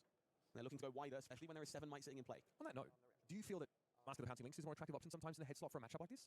I understand the appeal of Mask of the Pouncing Lynx. I think there is a lot of demand for Lava Burst, similar cards to guarantee damage in a matchup that otherwise is quite block heavy. I find a deck like Victor is more than happy if they do not have to give you these cards every turn to deny Mask of Momentum. It just makes the game even more of a race between cards like sometimes Zealous Beltings. We've seen performance bonuses, Enlightened Strikes. They're more than capable of converting those cards if they don't need the block. But he's not playing Zealous Beltings. Okay, he's a brand with Cinderclaw. This will guarantee a Draconic. Bro, like if my opponent's gonna hold 2 cards so they can go E-Strike for 5, great. Kind of the backside flicked a kunai. And obviously that kunai retribution on the chain link is not on If my opponent told me pre-game, if you present Mask, So Davidas just doing some quick math. I'll E-Strike go again. I And blame no one in this spot. He is like if playing you full present full Links, full I'm going to full E-Strike qualifying rounds. go again. I will for sure do An that. awful spot to forget about Mask of Momentum or miss time your blocks accordingly. So I have no idea. Okay, fighting over it here, hoping that it's not another snatch that Brody has left for last. As the quick token's going to be But I think it's reasonable in some other matchups as well. Cost the kunai going to be flicked. I think Kasai it's probably reasonable there. It's going to be Hunted coming in, and that will be a quick token that doesn't really get its value. Worth noting, Hunter here reduced down to 0 cost, courtesy of Brand with Cinderclaw, making sure our Art of the Dragon was draconic, therefore offering reduction for those future attacks. Makes this turn all come together very nicely for Brody Spurlock. Of course, there's no Vigor token in play here for Davidas. So that might affect his blocking decisions. Obviously, Golden Sun is 4 cost, but Seismic there's Surge a available. seismic surge to cover that. Does make it a little bit easier, but definitely It's a bit of a commitment if you don't think that you're going to pair into the matchups that it's relevant for, where it might be higher impact for you to spend those sideboard slots on defense reactions and poppers. It's like, what do you want your sideboard slots to be for? So a lot of equipment being given up, and there's not much block left to speak of now. But yeah, there's a little issue of 7 Might tokens and a seismic surge to help pay for a Golden Sun coming across the board. This is very, very nasty for Brody Spurlock. Obviously, base 7, but destroying a gold token gives it 10 overpower, plus 7 from that Might. And it accounts obviously for more than half of Brody Spurlock's life total, and it's very hard to prevent this damage. Golden Sun, won't you come and watch? I think it depends on like if which helmet is better in Divergence. I think if Lynx is good in Divergence, then I would want to be Lynx. Like just have it in my list. Rising Resentment here as well, so plenty of flavors of Head Jab Plus, but 17 damage does ask some questions. And it would be not unlike Brody Spurlock to take his time here. Player who really likes to think through all the possible lines. Even on a pretty ostensibly straightforward strategy and hero, has to consider maybe if there's a chance to preserve life adequately, what card will be used to that effect. Dragon Scale Flight Path has already been used for its single point of block. Brody's not ready to power with any of his other equipment, so he just takes it. My goodness, plummeting down to 8 points of life as a Golden Sun, true to his name, comes clattering across. I think this is a pretty spectacular choice from Brody. He's a bit priced in this scenario, understands that if 21 plays 15, 21 plays 14, this is still a very problematic situation if we're looking at these kind of numbers. You need as many resources as possible to threaten Mask of Momentum. This is how you earn cards from Davidas. And as a result, I need these 4 cards. The hand functions, I can threaten multiple chain links. This is the only way I get back in. Might as well be on 8 instead. Rising Resentment being set down there. That would be the final Lava Burst. We've seen quite a few chain enders for Brody. They've been able to still be used, but many of them have gotten in on blocks. Looks like Brody's done with that era in this game. We need to start asking for cards. Mom is good in that matchup because you force them to block when they don't really want to. I think you can make either work in the matchup, but I'm not going to figure that out. Additional blocks and force additional armor to come out on defense, and hopefully allow Mask of Momentum trigger to sneak on through. You do get like some bonus value out of going Lynx in the matchup because they're going to expect you to be on Mom. So it's going to like kind of mess up how they're sideboarding. Effectively get some breakpoints at my opponent. How can I make blocking inefficient? Fine-handed strike first promises obviously a buff, but I think cut through, for example, is not going to benefit. This was a very real decision for Brody here. There is a fealty token in play. If he wants that cut through to be draconic, it can be. The question is if sending 4 into 4 is more profitable than sending 5 into a kunai, into a lava burst, and trying to prevent more awkward numbers in order to make Davilius struggle with these blocks. That was a very real decision point. I think I'd have landed in a similar spot here. Rising Resentment, this effect is not looking for pressure or anything here. We know the 2 cards in hand do cost 0, but our Victor player doesn't know that. There is the threat of not Hunter Hunter, but other 1-cost chain, and Dragon Scale, been fairly popular among the Syndra decks these weekends. So this is a relevant factor. That's also true. Like, you're shortening the game before she can turn on her hero power, theoretically. Which, I'm a fan of that strategy. That's why I play the sloops in my deck. If they're fatiguing me, I have more go-agains. If they're not fatiguing me, I have go-again attacks to shorten the game. Those kunais can be used offensively, but pitching for them, it's a little trickier. 17 plays 8. And it's going to be the cut through to follow next. Cut through sequencing throughout this turn. Definitely required some thought, because it kind of demands the Flick Knives activation in order to grant +1 and go again to this cut through. That's why we saw Brody pausing for so long. He had to consider. And Lynx is broken. Like, but I'm giving up the Flick Knives activation, so I can't necessarily keep the chain link open if twice. Verdance is good because she starts the game with 9 damage, like your opponent starting with 9 less life, well, by going Lynx, you're starting with probably about 6 life already dealt to your opponent. The 3 block we see Roughly.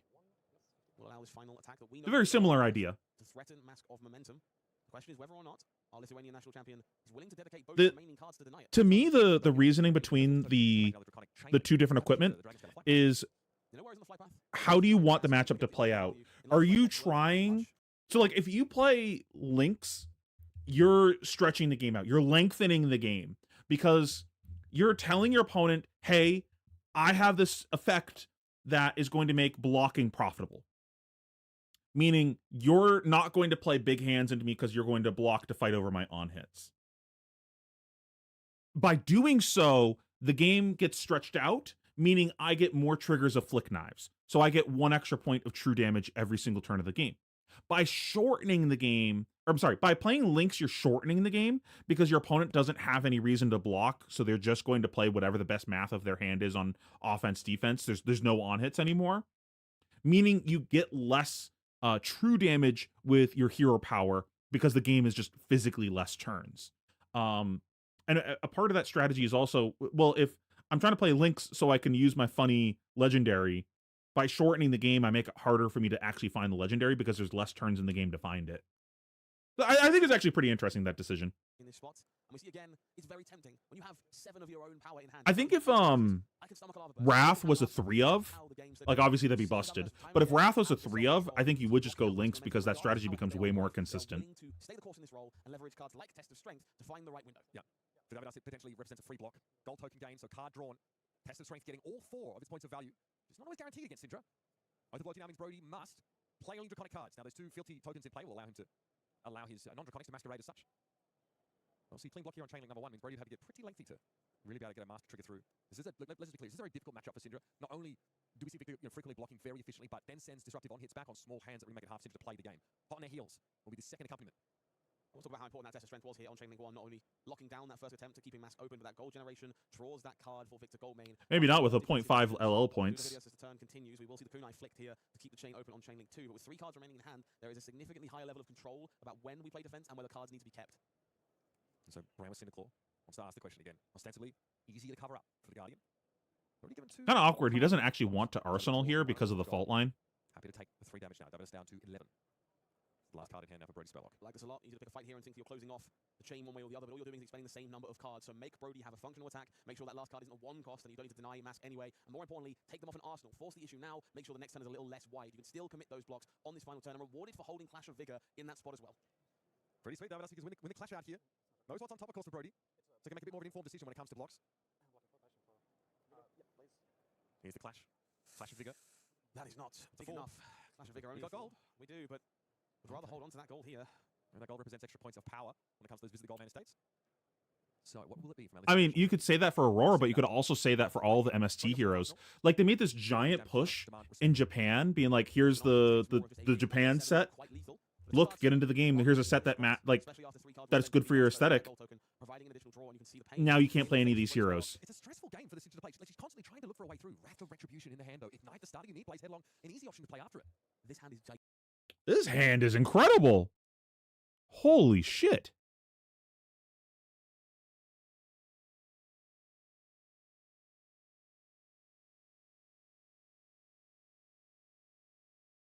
Are you saying feels bad, man, because his hand is incredible, but he needs to block? He has armor. You could just block Tunic and go to 1, right? Wait, no, there's no Arsenal. Isn't this for 7?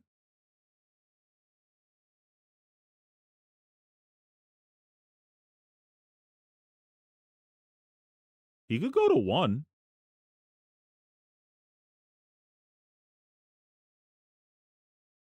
I liked the flavor of MST.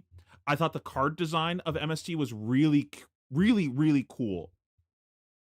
I liked the feel of all the heroes. I think MST is one of the best how these heroes feel to play designs that they've ever done. There was very well designed heroes for that aspect. It was just they were too overtuned. You could have just done a couple bands and it would have been perfectly fine. They just chose not to do any of those things. Like hit Traverse, hit Bond sooner, hit, I don't know, something out of new. Like they could have just made some bands and it would have been perfectly fine. Hey, Wolf. I thought MST was really cool. That was also one of my favorite draft sets. Courtesy of that gold token, providing an additional draw. And you I think let's just go to 1 and send it, right? This hand is crazy. She's constantly trying to look for a way through. Wrath of Retribution in the hand, though. Ignite the starting you need, plays headlong. An easy option to play after it. This hand is gigantic. Wrath of Retribution is the power card in Syndra these days. Provides the level of resilience you need to go wide enough and challenge multiple times with that Mask of Momentum from that powerful legendary specialization. You're kind of incentivized to get like miss a few points on your Wrath though, because you have the Ignite, but like whatever. Play with each iconic chain that you control, but importantly, your daggers get +1 and are free to activate. All kinds of tricks with that card. If you This is a hand that can potentially win you the game. If you're ever going to win the game, it's because of this hand. The problem with that, Brody wants to keep this entire toolkit to make the hand function. They have to fall down to 1. It just means a strong wind blows them over. Anything overpower another Golden Sun. I think the interesting thing here is how you use your boots, because there's a chance that you're supposed to save your boots and not boots a dagger. It depends on how Victor player blocks here. If he blocks in such a way where the snatch is going to connect, I think you don't boots a dagger and you fealty the snatch and then boots the snatch because you're potentially going to draw 2 cards off of that. Maybe. And that's going to be worth more than, you know, a dagger in extra time. Macho Grande would also get you there as well. There's plenty of those lurking in these Victor lists. Oh, we're doing it. All right. Send it. Send it. And even if we draw 1 cost off of any of these draw effects, we have the Tunic for that. So we're lit. Ignite feeling like an apt start to this turn. Things are certainly about to yeah, you can you have 2 fealty tokens. You can fealty the snatch. Kunai of Retribution. Yeah, so you go Ignite, Dagger, Blaze, fucking Wrath of Retribution, Dagger, Flick, Hero Power, Dagger, Snatch. Follow up. Big fan of this. Easy to want to hold on to every single dagger swing until after the Wrath, but reduction best spent here to provide another. He hasn't blocked anything yet, so we might not do that. On this big pop-off turn, because that is how you find that ridiculous level of damage you need to catch up here. Him not drawing a card here is kind of a big deal. The drop meets Burning Blade Dance. It's a win for the Victor for those at home. Victor created, of course. Breakpoint covered for now. Brody with the luxury. But because he didn't block here, he didn't block anything earlier in the chain. It's pretty unlikely the snatch is going to hit because we're going to play the Wrath. He's going to block for 3. And then he's still going to have 2 cards. So he can just block the 2 cards on the snatch. So the snatch basically never hits. Those on-hit triggers for the Mask in check if they would like. We'll debate if that's worth their time at this exact moment. Clearly a decision he wants to sit on. As we knew, Snatch, Wrath of Retribution awaiting in the grip. I don't think you're supposed to flick here, though. I think you flick the next chain link. Because... no, you probably still flick here. Because if you don't... If you flick here, he has to block the Wrath. And then the Snatch. If you don't flick here, he just doesn't block the Wrath and takes the 3. And has 3 cards to block however he wants at the end. So then that means he can block 2 cards on the Snatch, eat everything else, and then throw a hammer back, potentially. He's online, swinging with it additional time once it costs nothing free of charge. Davidas has a Visit the Goldman estate to hand. Something that, in terms of trying to finish the game, might not be necessary or even necessarily what he's looking for. He's been picking up that pile, reacquainting himself with it, putting it back down frequently. So at this point, Wrath of Retribution is free. It's always that small mini game when you're in a board state like this. You want to understand all your options, but you don't want your opponent to think that you are thinking about those options. So putting the hand down periodically, not a bad move. That's Kunai does get flicked here. We'll see Mask maintained. We do still get 6 damage on this turn, This, of course, like dealt to our opponent. Easy enough to block. It's what comes after. That's what should be terrifying. So he is going to go to 1 with Flick Knives. So we like if we get the whole hand here, It's getting a little bit too low to stomach such a thing. we can just win the game next turn with Flick Knives. So I think this wins the game. Cards is getting turned sideways though, used for its block value. Mitch, this is going to be tight. We see multiple Kunai of Retribution coming in here. Again, those Dragon Scale Flight Path are available for yet another Kunai swing. But we would go to 0 daggers, so we would need to find a way to re-equip. Snatch would read on hit, die, on hit, draw 2. Which might But even if our turn is just like, I'm just going to pitch my whole hand to re-equip, play a single attack, that wins the game so long as our opponent doesn't have Shelter. And at this point, we should know if our opponent plays Shelter. be the single best Flesh and Blood card I've ever seen. So I think this just wins the game. No easy way to cover over those breakpoints. The damage to the Kunai of Retribution, he has to understand there's not much you can do about it. And you know, should it be required, that snatch can be given go again. Like, we just literally need any attack that This is attacks. You really want to keep some amount of cards here to threaten Brody Spurlock. If you can't take cards, What a reasonable card Wrath of Retribution is. Pick away those final few points. If you do keep cards, This should not be a winnable game for Brody, but funny, legendary. Firmly back into this game. With a shake of the head. Yeah, right look on the face. Davos realizes they've got to take this damage. They do need to descend to 3, knowing that any card left behind Brody's hand, unless it was like a throw dagger, in which case we would have seen it earlier, will be representing lethal damage for the Lithuanian. Gold State of hand is great. But you won't be casting Oh, true, we have a Tunic.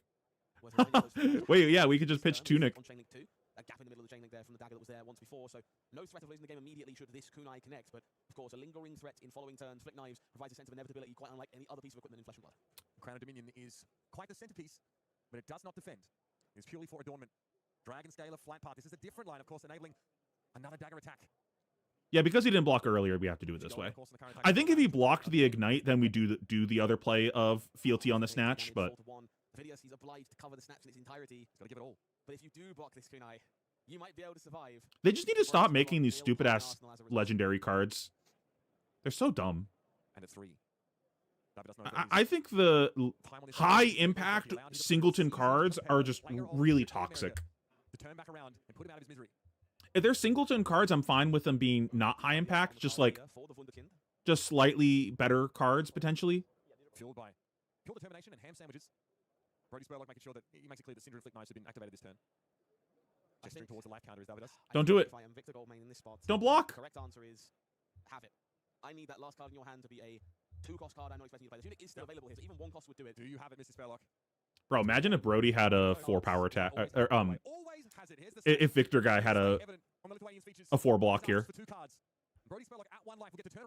He would actually potentially win this game because he could block 4 and then hammer back. Not impossible. They Shelter from the Storm or similar cards. That's the game. Davidas knows. Raying on the wall. He's dead to Flick Knives on the next turn cycle anyway. And Brody...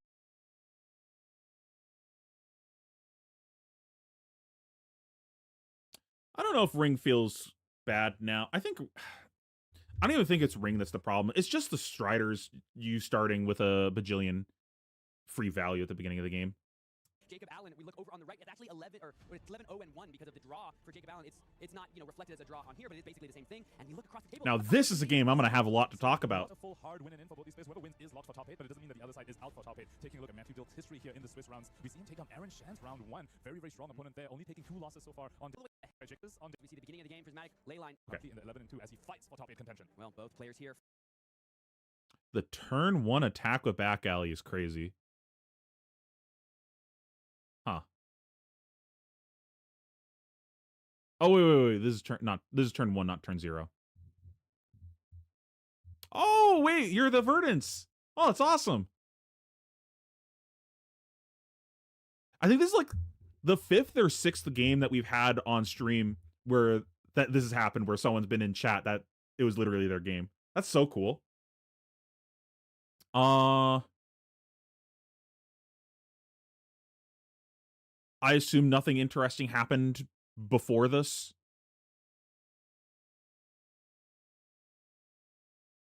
Interesting. Dilks went AB3. I'm not a big fan of AB3 in this matchup. I feel like you make yourself fatigable with AB3. I really want like one more proactive piece of armor, because I don't actually think Verdance can race you on AB2 if you just put cards in front of cards. Like, just block the Fellings. Like, it's literally just block the Fellings. Fighting, they are, as we see the beginning of the game, prismatic leyline in And you're keeping just like deal into the 6. Root of That makes Grapple, sense. Breakline just being taken care of by Jacob Allen. And interestingly, I wonder if Matthew Dilks was just desperate to filter, because in doing all of those kind of mopey attacks, all of a sudden Jacob Allen got a bunch of filtering. You see that Earth card staring at you from the top of the graveyard. You have to wonder, was it worth it?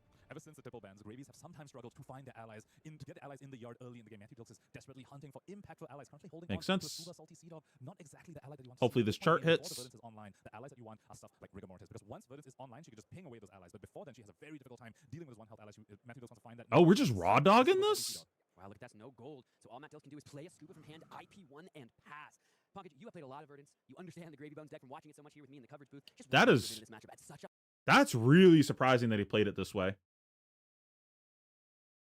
I'm assuming he looked and he saw the top of his deck was something that he didn't want to hit with chart, or it just like wasn't a card that makes gold.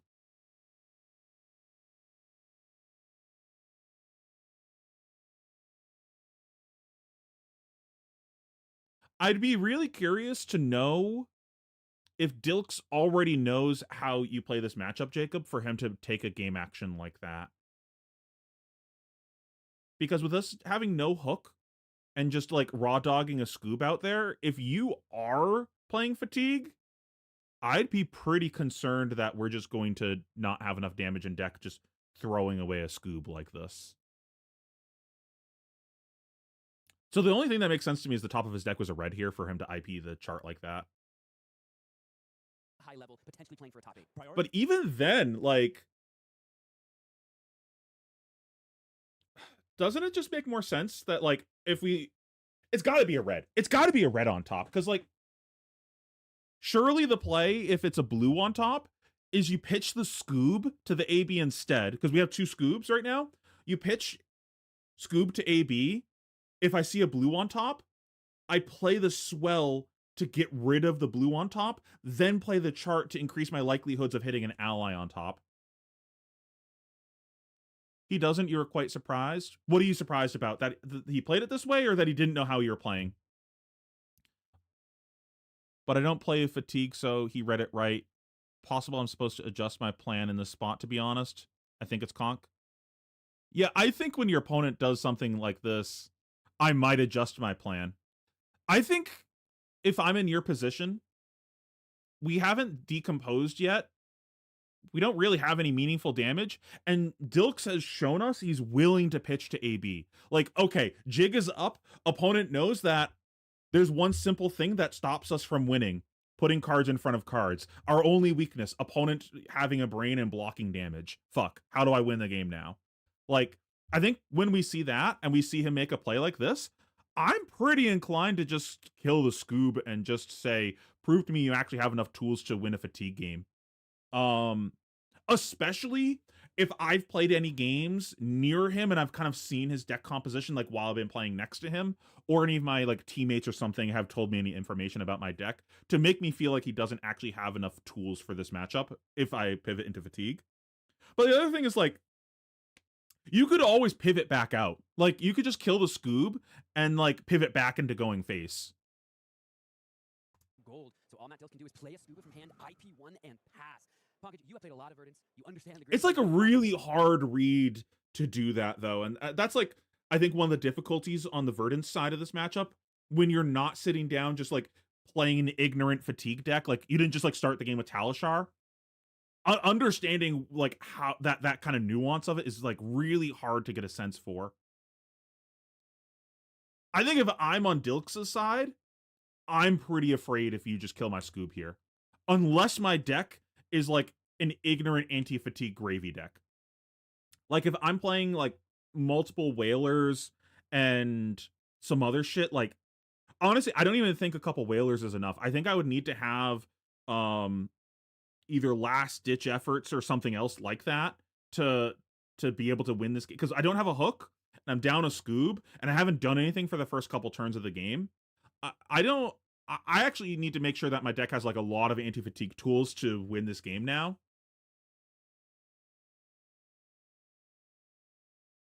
I mean, you probably played this game better than I played my stream game, so. Just walk me through a bit of this matchup at such a high level, potentially playing for a top 8. Priority for the Verdant side is to decompose as soon as possible. Once you're online, you get so much more freedom when it comes At least you didn't put a face-up card in your pitch. Or on face-up pitch card under your deck.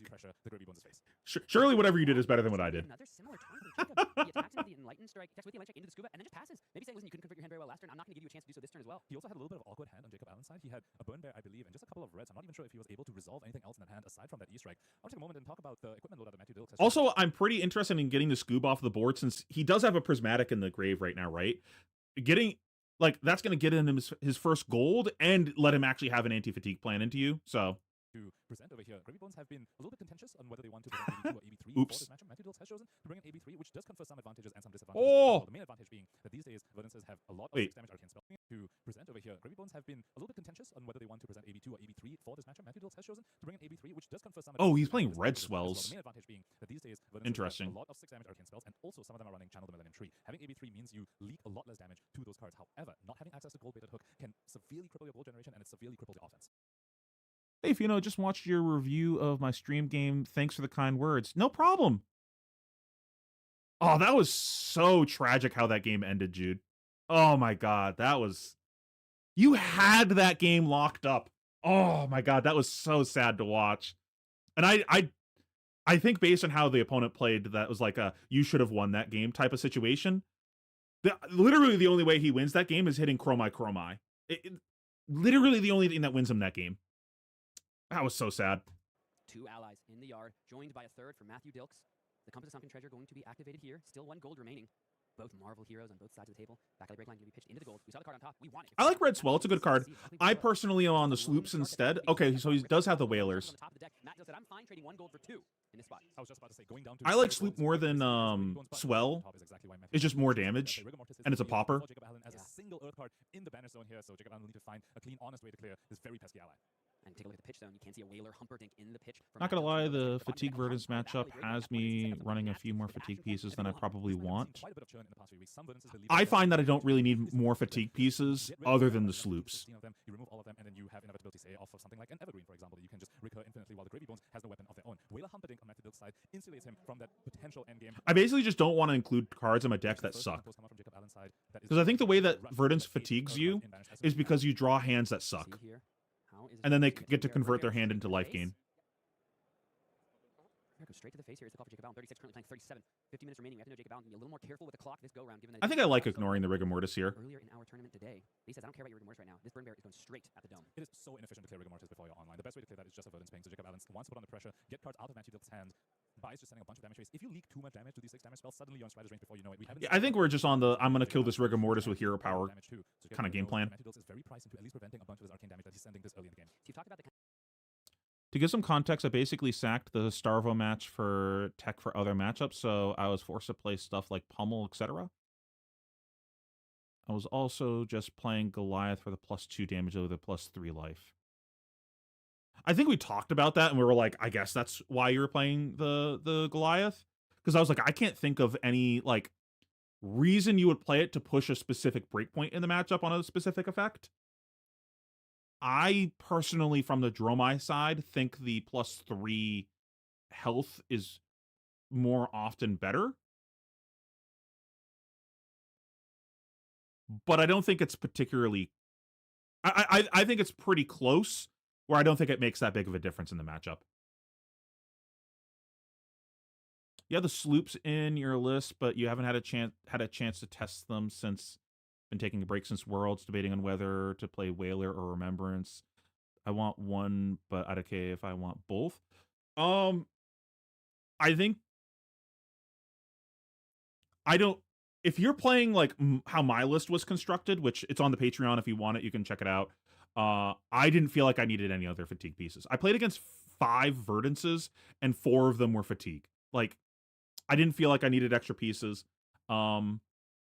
My deck was perfectly fine in that matchup. I just think that the extra fatigue pieces kind of clunk your deck up, because the way that they fatigue you is you have turns that you don't present enough damage, so they're able to block 2 cards and then gain some life, and then use that life to clear your board. Like, I'm going to gain life, trigger hero power, clear your board. So you made 0 progress, and they actually ended up at a higher life total by the end of the turn. So you adding like extra clunky things to your deck makes it easier for them to fatigue you. I think the remembrances are great if you're playing into other fatigue style decks, like the Guardians, where, oh, you blew up my compass, whatever. I'm just gonna fucking conk you 6 times, whatever. It doesn't matter. I liked the Whaler more, but I don't even think that I needed that. Did throw the game though by getting back fruits over Cadaverous. Just went full bozo, forcing Plume. I don't even remember the turn that you're talking about with the hat, to be honest.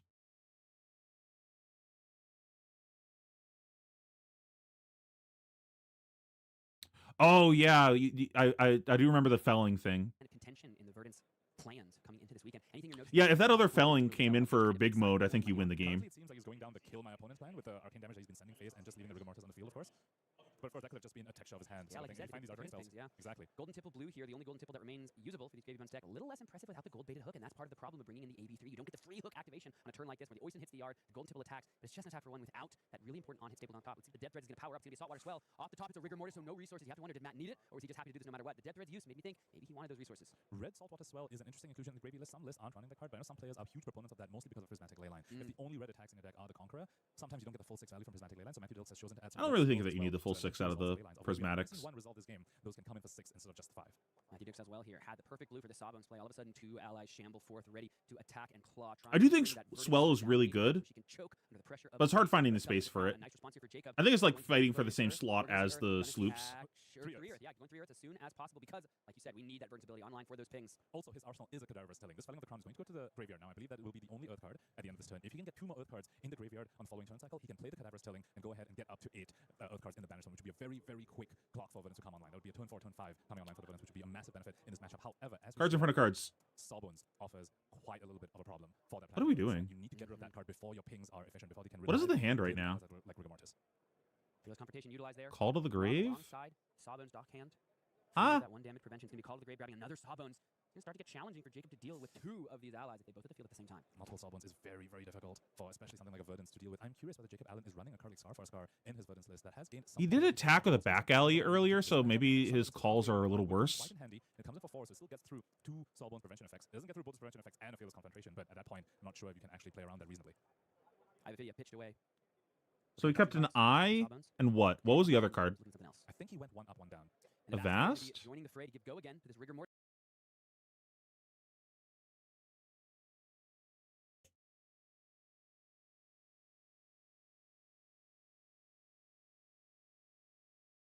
There's a lot of damage. This is pretty good.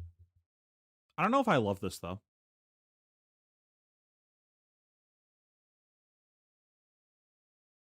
I think from Dilks' side, I know that you're not trying to fatigue me anymore. I don't think that you can pivot into fatigue very easily from this spot either. I think if you pivot into fatigue at this point, you lose. So I think you have to win this game proactively. You being Jacob.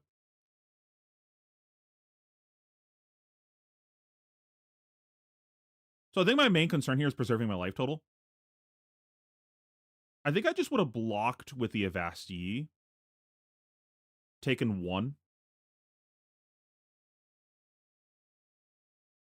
And then just grabbed a back alley off of... I guess take 2 because I just wouldn't have tapped to the Sawbones. I don't think we need the double Sawbones here. I think Sawbones Rigor Mortis is good enough. I think if we just like block 3 there, grab a back alley, swing for 12, taking 2 damage on the cycle, swinging 12 on the back, like that's probably good enough. And then we also establish another ally, probably like the Oyston or something, and then never attack with the Oyston. I don't know why that card's in the deck. Oh, real talk. Why is this Oyston even in the deck? This card is never attacking, right? Like, this was just a wasted card slot. This could have just been anything else. I fucking hate this card. If this was Twitch, I'd be like, I'm going to gift subs if this card ever hits the combat chain. Because the Dead Thread's available for the Sawbones dockhand as well. More than just go again, gives him an extra piece of gold as well. And without the gold, A lot of people are down to 15 allies, I think. So it's not even an ally count thing. It's just like people wanting to include that in their deck to make their Vasties better, but I think your Vasties are good enough in this matchup without that. Sawbones and Jacob Allen can do nothing but say, yes, I'll have some more. Down to 19 he goes. Got an E-Strike in hand, got that Cadaver's Tilling. Are they going face? Or are they going... I cut my Oyston for a second Fiddler's Green, and it was really good. That just means Mantidoke is healing 2 life turn after turn for the entire rest of the game. Go against Sawbones is the call. One Sawbones down. Jacob Allen does have the Tilling in arsenal and a Plow in hand, but doesn't have enough Earth cards to decompose. So it looks like this Tilling just going to be for 6, and I believe he pointed at the Sawbones. Asked about the amount of Earth cards. So this will be a second Earth card going to his graveyard, and he's arsenaling the Plow under, and yes, that is playing the Sawbones. Sawbones is such a pain in the side for Verdant's Pawn of the Rose here, especially as you get the endgame. Verdant wants to get the opponent in strategy range. Yeah, exactly. I want my calls to be a little bit better, and I'm pretty happy blocking with that card in the matchups that it's for. This turn is so brutal. I'm unsure if the line that I take here is correct. I take 12 to clear 2 Sawbones is pretty backbreaking, but I'm unsure if the other plays are allowed. So what's the alternative play that you could have made there? I assume you're talking about the turn that we already watched. I don't think you can win this game ignoring Sawbones, so I think you do have to clear Sawbones. It's a question of do you clear both Sawbones, I think.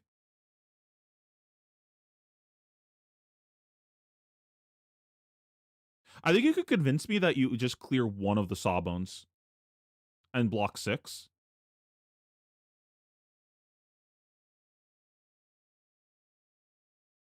I don't think you go face. I think it's like block 6, kill Sawbones pass potentially, and just hold your life total. Oh, you can't decompose? You know what your arsenal is?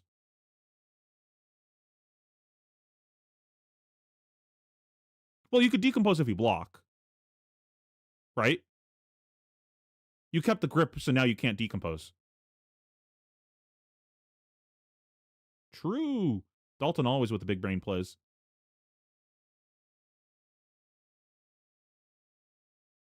You had 2 Earth cards in your hand. Like, you could have chosen to block and decompose.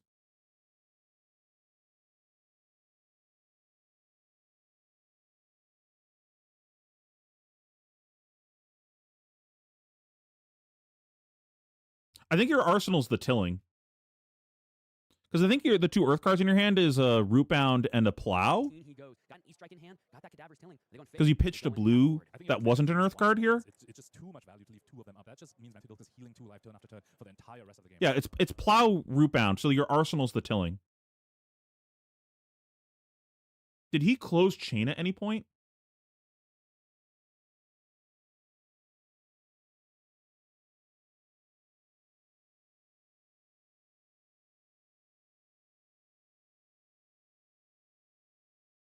No, he didn't close chain, so there's no way to get the Rootbound online.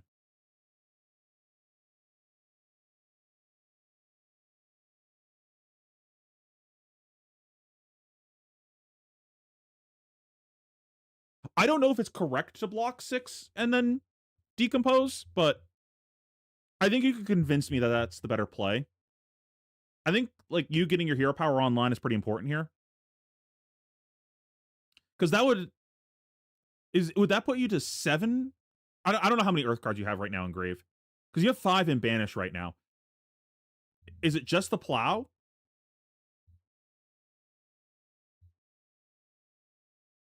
You have 5 right now, because you went 2 and then 3. So it only matters if this is going to put you to 7. Oh, to 8. If the Felling's your only Earth card, then, like, whatever. I think my reasoning for, like, maybe leaving them up is from Dilks' side, he might not be able to convert 2 ally swings. He doesn't have a Gold Kiss, and he doesn't have an arsenal. He would just have to raw draw one of the, like, 6 ways to give an ally go again here. And he might not be able to do that. You're making a bit of a gamble by doing that, but, like, I think you're pretty behind right now, so maybe you have to take that gamble.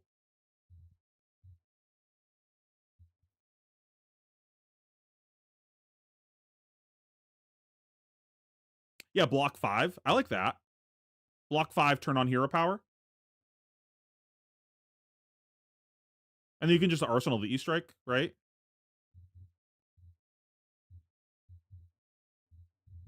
I like that play. It's 1 point worse, but like your hero power is online now. That's probably worth doing.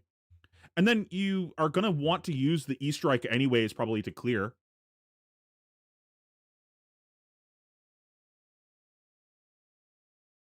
You could also just block with the E-Strike. Like we could just block 8 here.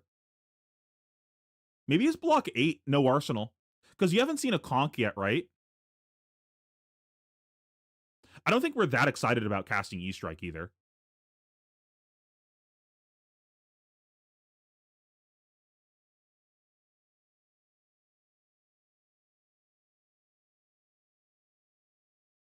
Yeah, I think the play is block 8 or no blocks, and I'm not sure which is correct, but I am inclined to believe block 8 is probably better. You have 2 scars? Okay. In he goes. Got an E-Strike in hand. Got that Cadaver's Tilling. Are they going face? If there are a couple of Soulbones lying around, that messes with the Strider's math completely as well. You need to get rid of that ally. Jacob Allen's recognize that. Clear put the Soulbones off the field. Just one more remaining in the game that he needs to contend with. Golden Tipple discards the Chum here. Draws another one. And here we see a question answered. Scar for Scar in Jacob Allen's hand as he goes out and hides it from us. Now let's see how many turns that we go before turning on our hero power. Looks like your hand doesn't decompose, so probably a while. Keep enough cards and tries to utilize that Verdant's ability to ping away some of these allies. The Gravy Bones deck can just absolutely soar out so much damage. Just ride the Do you have the plow in arsenal or the root bound? For Jacob Allen to deal with, as he still has to worry about that rigor mortis. I didn't catch which card you put under with the E-Strike. Doesn't have an extra Earth card in his hand. He has a decompose in arsenal, but he doesn't have the extra Earth card here. So this was the turn that was the turn you could have gotten online. So that was probably the entire game right there for you. That one turn, the entire game was that.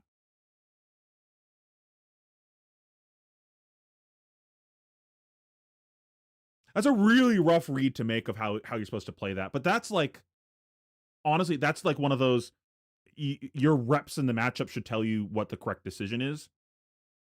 I can only tell you how I feel about your decision from the Gravy side.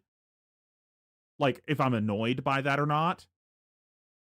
I can't tell you if that's right or wrong from the Verdant side, because I don't play Verdants. I don't know if you necessarily win the game because of that decision. Like, you might still lose, because I think you're incredibly far behind at this point. Like, before that turn even happened, your opponent had like an incredible past 2 turns, and you didn't go felling. Like, I think that's kind of the matchup. But even then, like, he has a secret technique, cards in front of cards. He blocked your felling. Into the graveyard so that the I think when your opponent shows you, they will block your fellings and not just E8. You lose the game. And this is why Stonewall Gauntlet has been quite favored in this match on the Verdant side. With the equipment that Jacob Allen has presented, Crown of Providence can fade 1 Conqueror, and then Stonewall Gauntlet effectively lets you fade another Conqueror by just giving 2 additional cards on top of it. That's what Jacob Allen just did. There's 2 Conquerors that you can fade. Barskin can help you with the 3rd one as well, or a defense reaction. Yeah, for sure. Like, this is absolutely not chirping you, like saying you're bad or something like that. This is just we're analyzing the game and seeing what decisions could have been made. Can smell a Pro Tour top 8, excuse me, a World Championship top 8 potentially in his future. Might be Scar for Scar into phase, it looks like. And did the 3rd Earth card hit Jacob Allen's graveyard and we missed it? I counted there's just 2 left. So the Plow Under won't turn him online, but he might just send it for 6. Now they're going to activate Gravy Bones, hit a big old whaler humpered into the graveyard. Now look at the top with the Compass of Sunken Treasure. Unphased is Matthew Bills as he just takes the 4 from the Scar for Scar. And it looks like just 6 at Gravy Bones. I think it is in there. Double checks 2 Earth cards and then chooses not to decompose. I mean, Matthew Bills doesn't have an arsenal, so this is just 6 damage to the face. Jacob Allen is just trying to raise, just trying to get Matthew Bills into that uncomfortable position. At 18 life, we are at that life total where just 1 stray felling, 1 stray to channel elementary into a 9 damage arcane spell, for example, starts to make Matthew Bills not able to. I think you lost the game right there. Like, that is not because of the decision this turn. It's just like, I think now you're dead. It'll take some time to set up that endgame. More importantly, it'll take some cards in hand that he's got to keep. And he also got rid of his decomposer in his arsenal, which means he needs to find another decomposer and another. Hey, I made worse misplays than that was like a strategy error. I made egregious misplays during this event. You're good. For a couple of turns. But I think Matthew Bills smells blood, Sam. He sees his top 8. During my Marlin game that I played, the game started with me at 33 and them at, I think, 12. And I almost lost that game because I forgot to activate Furnace once and IP Ford.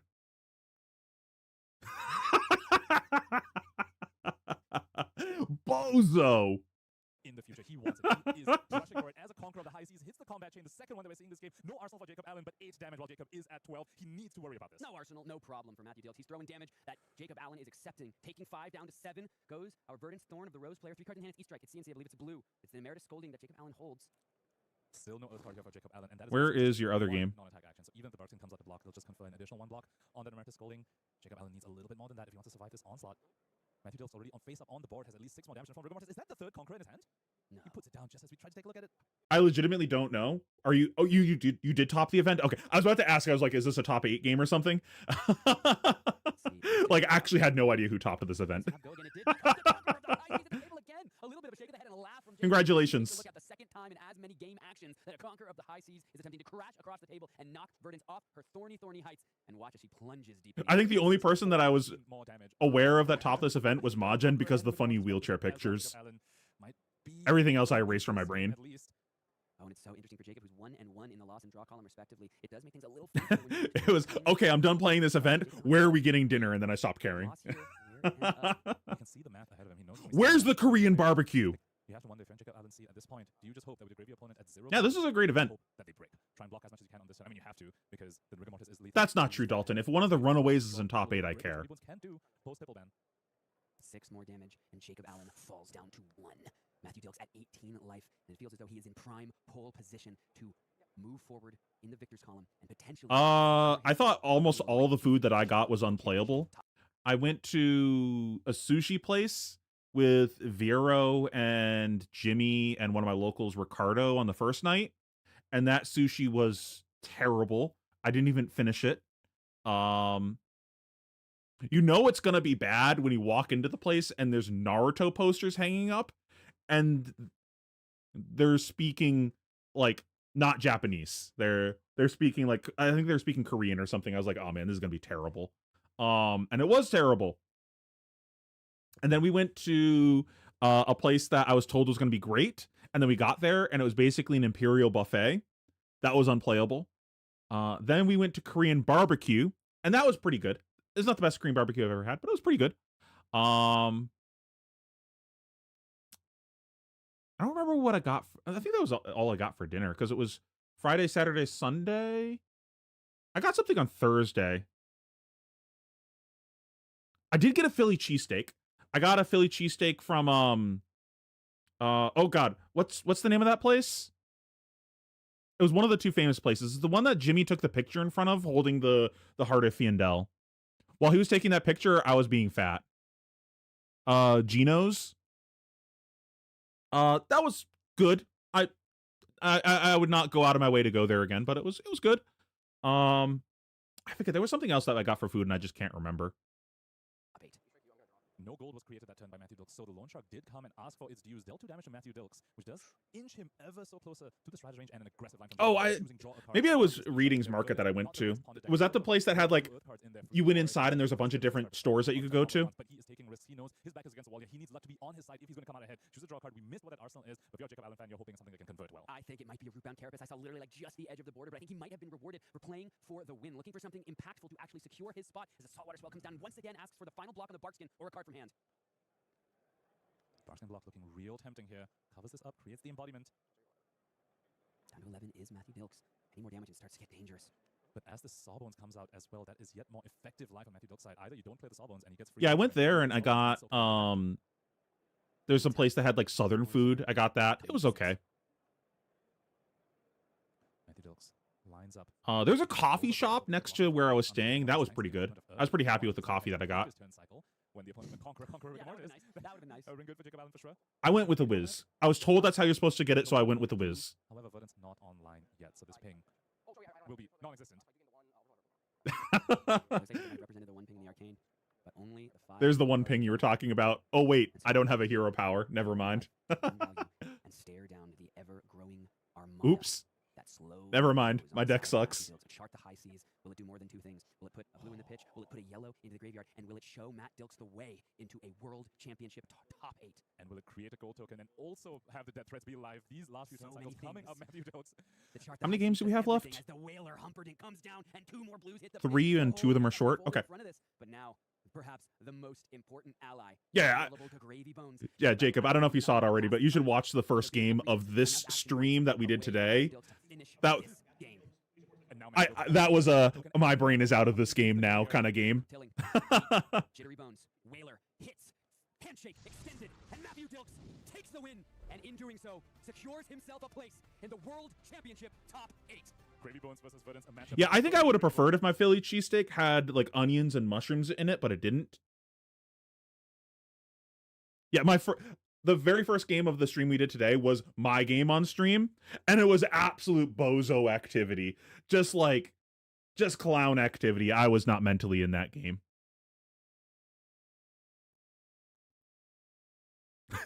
It was against this guy, Jimmy. I literally put a card in my pitch zone face up. I was that mentally out of the game. I can't believe that because the way that I draw my cards when I pick up my deck to draw for like turn, I put my card underneath the deck and then kind of, where's my camera? Kind of fan out like this to grab my top 4 cards of the deck.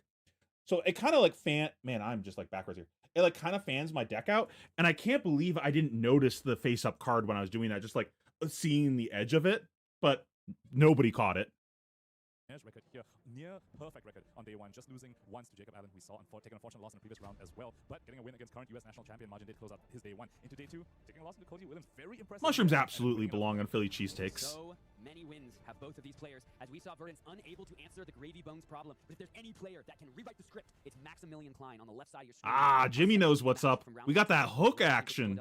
It's underway. We are seeing once again the same matchup, Verdance versus Gravy, but already there are so many differences. The first thing I want to talk about, AB loadout on the Gravy side. As we spoke about in the previous matchup, this is contentious. Some Gravies believe AB2 and hook is the way, some Gravies believe AB3 is the way. Jimmy, of course, on the AB2 side, wants the hook to continue the pressure. Max Klein also has a difference in his equipment loadout, not running the Crown of Providence that Jacob Allen was favoring, instead running the Balance of Justice, telling Jimmy, you cannot draw too many cards on your turn, you cannot use all those gold pieces the way you want to, otherwise I will punish you by getting an extra card myself. Chart the high seas only converting for 3 resources, just like it pitched it.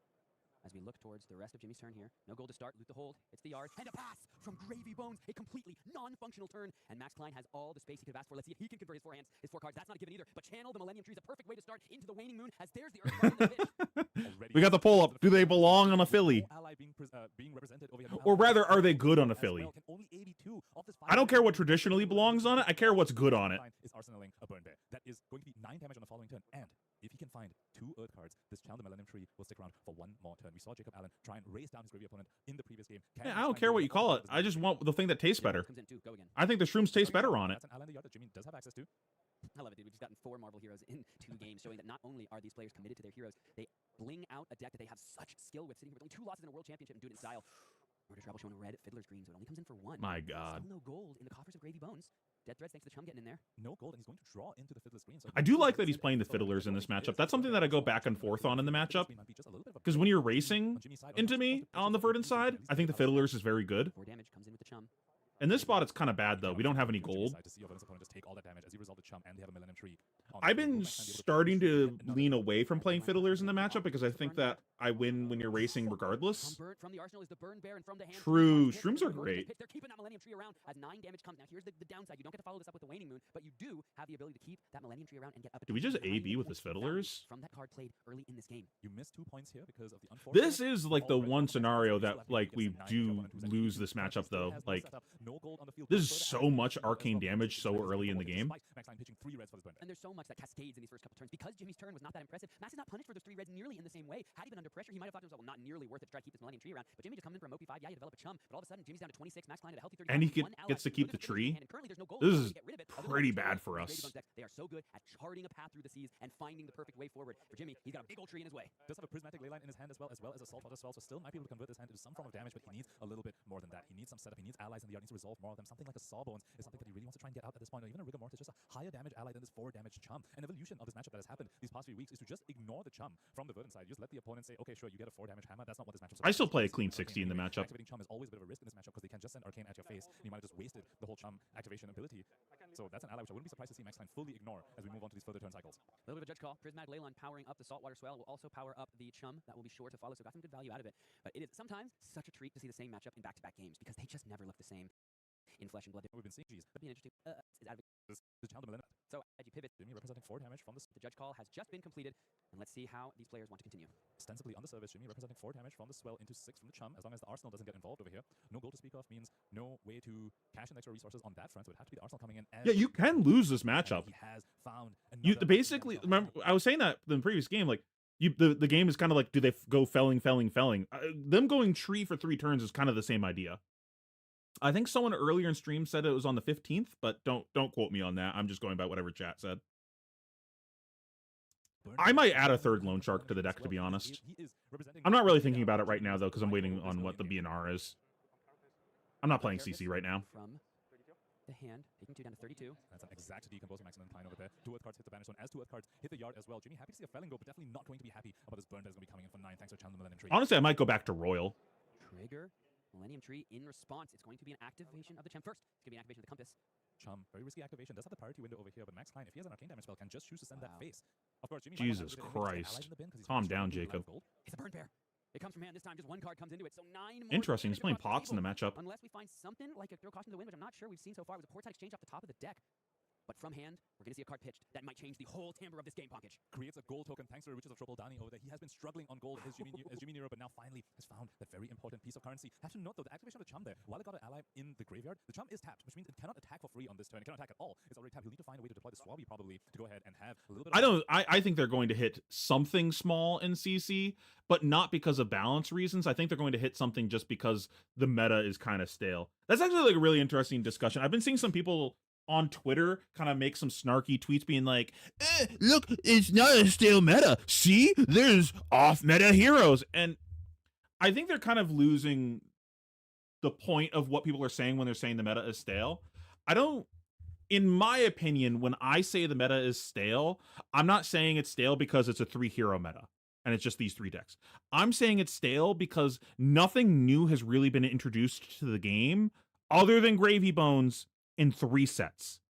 3 sets. High Seas came out, we got Gravy. New hero added to the metagame. The other 2 heroes? Poop soup. We got Mastery Pack Guardian.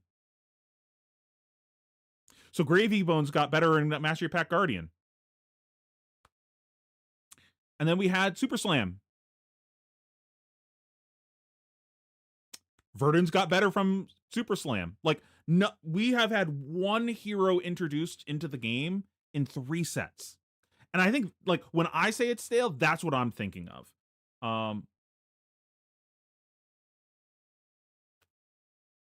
So, like, it's not a, oh, look, like, it's just the same heroes over and over. It's just, man, we haven't had anything new added to the game in forever. It's like Acilio being a part of the meta isn't a new thing. Acilio's been around this whole time. Mario's been around this whole time. These are great heroes. They're not like fringe heroes suddenly coming out. Like, these have been good heroes this whole time.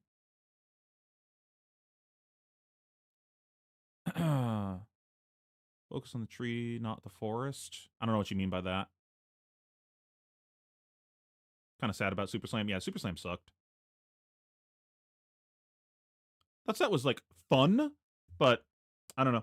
That set, like, I'm so negative so often that I really wasn't trying to harp on that set too much because that Super Slam came out, didn't impact the meta, and the flavor wasn't for me. Like, I'm not a wrestling guy, like, so like all of that went over my head. But I wasn't gonna harp on that because I'm like, whatever, it's not for me. Other people that like this kind of shit seem to be enjoying it. I'm not gonna yuck their yum. But it not really introducing shit to the meta is kind of another thing. I think that's a set dev quality problem. They should make sets with more heroes or better quality heroes.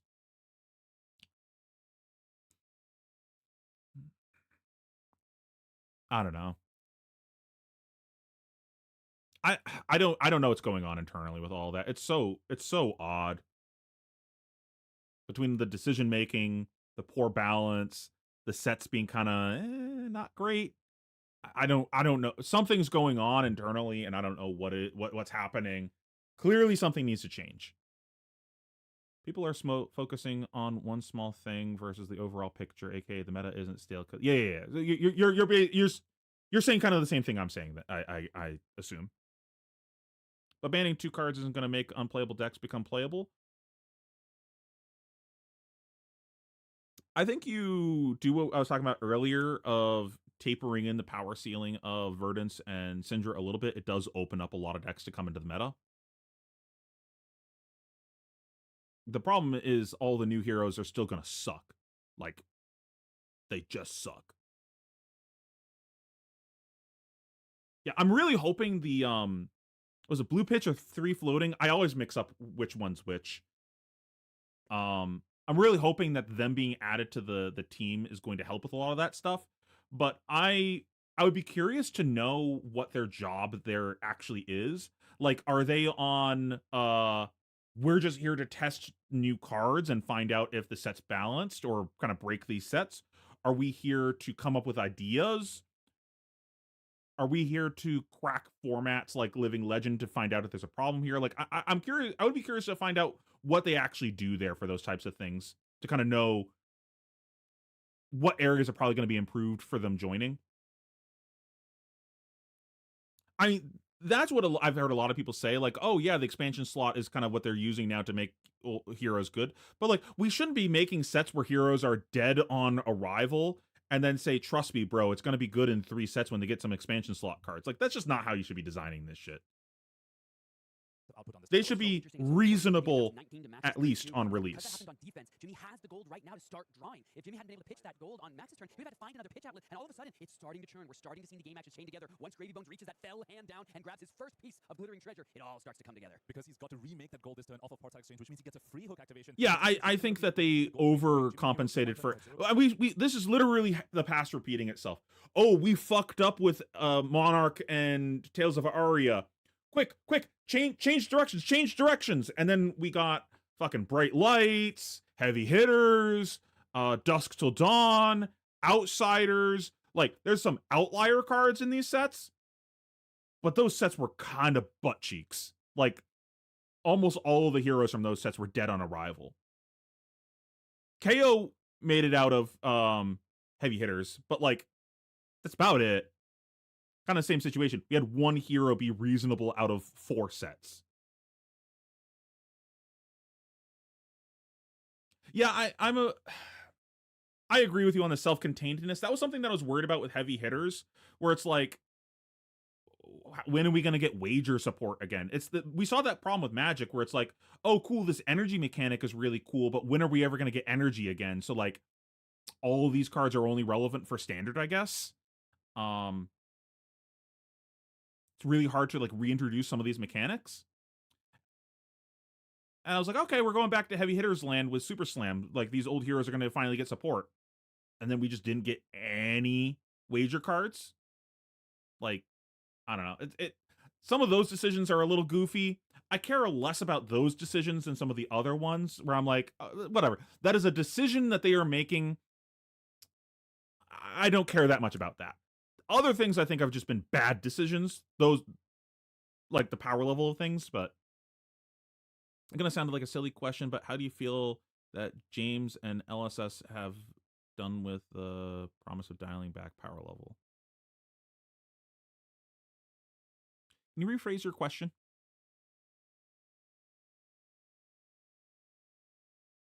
Like, how do I feel about them dialing back the power level? Is that what you're asking?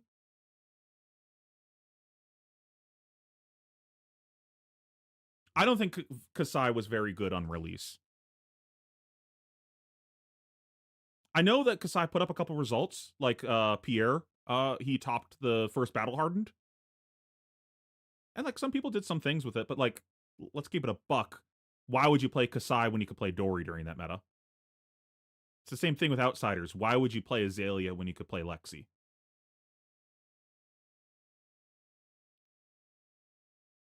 They did that. What you're saying, Tilted, of they dialed back the power level, and then they cranked it back up with MST. And I think that was them flirting with, can we increase the power level a bit? It was the you ever see the meme of, let me kind of cut like the guys in the box, like the pink face. Let me poke out of the box a bit, and he just gets a fist to the face, and he's like, I'm never coming out again. That's what that felt like. Of they dialed it back to power level. Let's flirt with increasing the power level. Oh fuck, we fucked up the entire game. Back to dialing back the power level. Which I think that's an issue of their team isn't good at finding broken things. Like, how could you have missed Bonds and Zen? Like, that kind of shit. So ideally, the blue pitch guys should be good for that, right?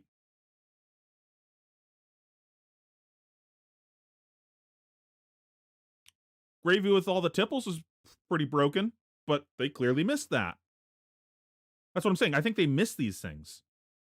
And if they thought the other hero, like, if what they intended Gravy to be played as was a no tipple deck, that's just not good. That's just not a playable hero. So then they thought Gravy was going to be the same power level as the other two pirates. So just bad. So like in their universe, we would have had 3 sets with no good heroes.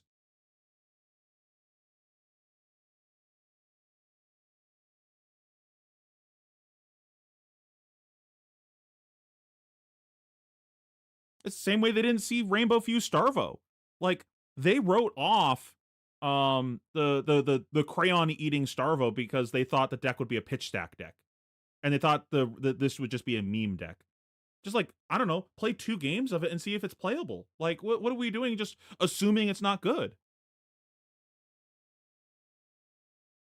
Yeah, there's the possibility that it's an Aurora thing. Like, they thought Aurora would still be around, but like, okay. That doesn't mean you shouldn't have tested tipples. Yes, the Gravy is an outlier when compared to the other heroes. That's like, let's go back in time. We go to the last time they downpowered. All of those heroes were dog shit because they were worse in comparison to the things that already existed. Once we lost the Monarch heroes, why would you play any of the new heroes when Tails heroes and Dromai are legal and 5 pre-bans? Like, why would you play any of this shit? Icelander, Dromai, the 3 Tails heroes, like, these are so much better. Why would you play anything new? So, like, yeah, one day these heroes will be playable because everything else rotates. I don't like that kind of design of we're just going to make things shitty because one day everything better is going to rotate. Like, why design it that way? And then that kind of invalidates the LL thing of the 0.05 point thing. Well, if you're just going to make heroes terrible for the first year they're at, then what was the point of having them getting 0.5 points, right? Marlin is really close to being good. I think Marlin and Puffin are like, they're just a couple cards away from being good. But why were they on release a couple cards away from being playable? They should have just been out of the box, reasonable to play. Not you're an idiot for bringing this to an event level playable. Now he's already at 1, representing the creation of a second one as well. Like, they're borderline Rhinar good. Let's see just how Max Klein wants to deal with this. Did also get his first decompose, and the Child of Millennium Tree also hit the bin once its channel flow effect was not able to be. I feel like Jimmy's already lost this game. We kind of got distracted, but the ideal way to decompose after your first one. Typically, Verdance players want to decompose in the order of 2 Earth cards first. I think he's too far behind now. To get to the 8 requisite Earth cards in Banner Zone with the fewest number of decomposes. So Max Klein can't get the second one here. Has already blocked with 1 felling though, so we need something like a Root on Carapace or Tilling. I think if Max comes in kind of soft for the next couple turns though, then Jimmy can get back in. Like, if all he does is block 2 cards, throw 6, Jimmy can definitely get back in. We've seen that happen on stream multiple times just this event. Him thinking this hard about it makes me think that he doesn't have the sauce, though. What are you starting to think about? You still feel confident note based on the texture of the cards in the hand. We can take a look. Max Klein looking at the block with that multiple. Ninja has another one of those Plow Hunters and a healing potion. The foiling just looks fucking gorgeous on our I agree. That was a nice shine of the foil. I think you're thinking about how you can get to that 8 decompose, 8 cards in Banner Zone. Like, if all he does is block 2, throw 6, Jimmy will also block 2, and then throw way more than 6 because he has allies. And tuck this Plow Hunter safely into his own arsenal. He also is in a bit of a fork over here with his E-Strike. Could just choose to take the damage and just say, Jimmy, hey, we are racing now. E-Strike face and just send more damage face. Get him into that uncomfortable position as soon as you can. My butthole's definitely puckering when he says no blocks. At you is the call from Maximilian Klein, and now we know what time it is, folks. It's time to go. We're not interested in clearing these allies with this E-Strike. We're interested in winning this game. We're interested in a top 8 berth. And Jimmy Nero has drawn a no block. We spoke about the differences in Verdance's approach. I think if they... Some Verdances are choosing to fatigue, and for that reason, Gravies have felt compelled to bring in that remembrance. You tuck more Conquerors into your deck, you can go ahead and overcome the fatigue. But if the Verdances runs at you, like Max Klein is doing right now with this killing... Dalton, why are you a Gravy hater all of a sudden? If he chooses to, and Jimmy Nero is just holding on to this non-blocking remembrance, this is a bit of a tough This is spot for a Jimmy. gorgeous deck. Oh, and this is an important thing to notice as well. Leaving an Earth card in the graveyard, I think Fab would be improved if they did implement the magic thing of that remains in his hand for next turn because of what it could represent. And the gold baited hook has to get in front of this because the Cadabra... I like this block out, throw Chum. He's blocking with the whole hand. And here's what we spoke about earlier. Makes sense. Choosing to ignore Chum. That ally is a little bit of a trap. If you try and just send 6 damage at it... What was I saying? If they did the normal set rotation thing, like I think if they did Heroes had a predefined lifespan instead of LL, the game would be better for it. Because then we don't deal with Heroes being in the game forever like Kano, kind of hurting future balance of the game. And now everything has to be designed around them. And I think that actually makes their dev cycle easier, where they can go, we know these heroes are legal for this span of time, so we can design around that. I think they've made design significantly harder on themselves for how they've gone about this. I don't envy that. And you see this on the Gravy side. Jimmy checking the graveyard situation as well. Knows he very possible for Max Klein to follow this up with something like a Felling of the Crown. Dalton, you said that you hated all board state decks before, and then you started playing Prism, and then you liked it. I think you actually just like board state decks. I think you should try all the board state decks. So Jimmy does get away with that, and I believe does not have a fearless confrontation to save the Chum, so the Chum will die. And importantly, for Max, that doesn't say when this... Well, I'm using Kano as an example, but like, there's a lot of things like that. For Jimmy, gone. To the barkeep, making a gold kiss rum. Baby Bones still enjoys to drink. Like many Yeah, keep the way rotation works right now, where it's just the hero and the weapon leave, but it's not based on how players perform at events. It's just a set amount of time. 2 years, 3 years, whatever you think is the appropriate number for that they should have their own data of what they want that to be. Like, that's not something that I should determine, right? Like, I don't have an opinion. My opinion is whatever their data says is best. And that's the set lifespan of every hero, and it's just like LL. You lose the hero, you lose the weapon. Keep the card pool. Because I don't think Fab has I don't think the way that they design sets works if you just rotate entire sets. The card pool isn't deep enough. Might just be attacking Swabby. No, we're hitting the chart, the high seas. What did we find? Oh, interesting. An Oasis Respite that immediately hits the graveyard, but 3 floating now for the remainder of this turn. And that Oasis Respite has to ring some alarm bells in Max Klein's head over here. Normally you can do your perfect stride math. Well, the way they're doing Sage is players vote. What the fuck are we doing voting? That's even worse than LL. Situation. But now Max Klein knows there's at least one Oasis in Jimmy's deck. Is he running more copies of that card? Because that will absolutely stifle... That just felt like a, you know what? You know what? You guys are mad about everything that we do? Fuck it. You guys do it. If you guys think you're so smart, you do it. That's what that felt like to me.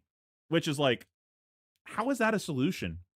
If the players get it wrong, it's still your fault. Because it was your system. That's a no-win situation. Either the players are geniuses, or the players are bozos. If the players are geniuses, you get no credit. If the players are bozos, it's your fault. Hopefully give him a yellow as well to just push himself a little bit ahead. A life deficit against a Verdance, against a Wizard with Storm Striders who has all her armor up, not what you want to be. You're listening to 2 certified Wizard enjoyers, who have both been happily on the side of the deck with the Storm Striders time and time again. And we know how it feels to be on both sides. And you can see Max here, a bit of a shake of the head, a bit of a grimace. Cool, calm, incredibly kind player. I'm surprised he didn't crack the gold kiss here. Look at the hand. Does he already have an action point? Now Oasis Respite has to ring some alarm bells. Just a life deficit. And we know how it feels to be on both This sides. seems like a good gold kiss spot, unless he doesn't have float. Incredibly kind player on the left side of your screen. And I think I can see why. As we look at the hand, we can see there's a fair amount of cards in there that do nothing in the blocking side of the equation. It's a bit of an awkward one. This is awkward on so many fronts. This Swabby is coming in for exactly 7, which means even if Max Klein takes it entirely, the Scar for Scar still will not confer go again. And the remaining cards don't block either. Rampant Growth Lives can be used to go ahead and amp 4 total if you play both of them and sequence them accordingly. But does he have a spell to go ahead and get that amp effect on? And importantly, Max Klein said, listen, I'm not going to decompose as aggressively as possible. I'm going to go ahead and try to make this happen in other ways. And in doing so, now we have to wait. Is he able to find the ping? Wait, this is so much damage. Heartbeat, heal 3, and double Rampant Growth Life in his hand. Each of them will amp 5. Waning One's going to come in for 12, if my math is correct. Rampant Growth Life hits the table. Sheesh. Gaining 1 life. We've currently gained 4. And you respond to the other Rampant Growth by playing the second one. This is your 5th point of life. This amps 5. The other one amps 5. He has played a non-attack in the form of the Heartbeat of Candlehold. So Waning Moon is legal to be activated over here. 12 damage when the opponent has AB2. 12 arcane damage. This ain't really a combo. Max just drew it off the top, but he knew how to sequence it. He knew how to get the most value out of these Sheesh. cards. You saw a Grimace. I don't think AB3 would have helped us here. Maybe he's thinking about arsenaling a Scar for a Star as he's about to go, as he's about to heal 5 and deal 12 to the opponent. That Scar for a Star, a little bit brick, does not have Crown of Providence to get rid of it either. Just going to be parked there for a little bit, we can imagine, but definitely going to be very happy presenting 12 damage to the opponent. This means even if Jimmy Neuro 82s this, goes to 7, that is Strider's range. Strider's range, if you have no cards left to pitch, is going to be the AB2 as the Scuba hits the pitch and is soon to hit the bottom of the deck. It's down to 7 goes Jimmy. Of course, he had his action point. I was heartbeat waiting when he absolutely had his action point. Then yes, I'm with you. My God. That was a fantastic turn cycle for Max. He's thinking, dude, this is going to suck for you. As he hits the cards down onto the table, Scar for Star comes down. Sunken Treasure means it's time for another gold for Jimmy. But one more damage over the top, and those Storm Striders are looking more and more. The German Juggernaut. I like that. Max Line, though, cannot be too excited to pull the trigger because I need to play Max again. I think we're 1-1 across events. So Max does not know how many Oases Jimmy might be running. So let's be careful. But with this life lead and We got a grudge match to finish this the set. Resolve another Millennium Tree or resolve his first felling of the game. And pressure is absolutely on Jimmy to make Max press the button. Kid Rebones discarding Sawbones Dog Hand off the top. Sawbones another ally that can go ahead and mess with the Strider's math on Max Klein's side. Let's take a look at what Max Klein is working with. The number of times our players have just Let's take a look at what he's working with. Slams hand face down. Death Thread's activated here. Oh, I got no snacks. Sawbones comes forth. Misplay. You can see Max swallows, take stock of the situation. Take a look and see another Rampant Growth, Life, Findall's Fighting Spirit, a couple cards. Swabby comes forth as well. Does not have the arcane damage spell in this hand, but does have a Fighting Spirit. And a Rampant Growth Life that can hang out in the arsenal and make something so powerful that Jimmy won't be able to deal with it. Fighting Spirit, of course, won't be online even if Max takes the full 7 damage. But still, 7 damage to the face on the other side. Yeah, I really like the art that they did for the set. The art direction in Fab is always fantastic. Block 3, take 4, Scour for the block.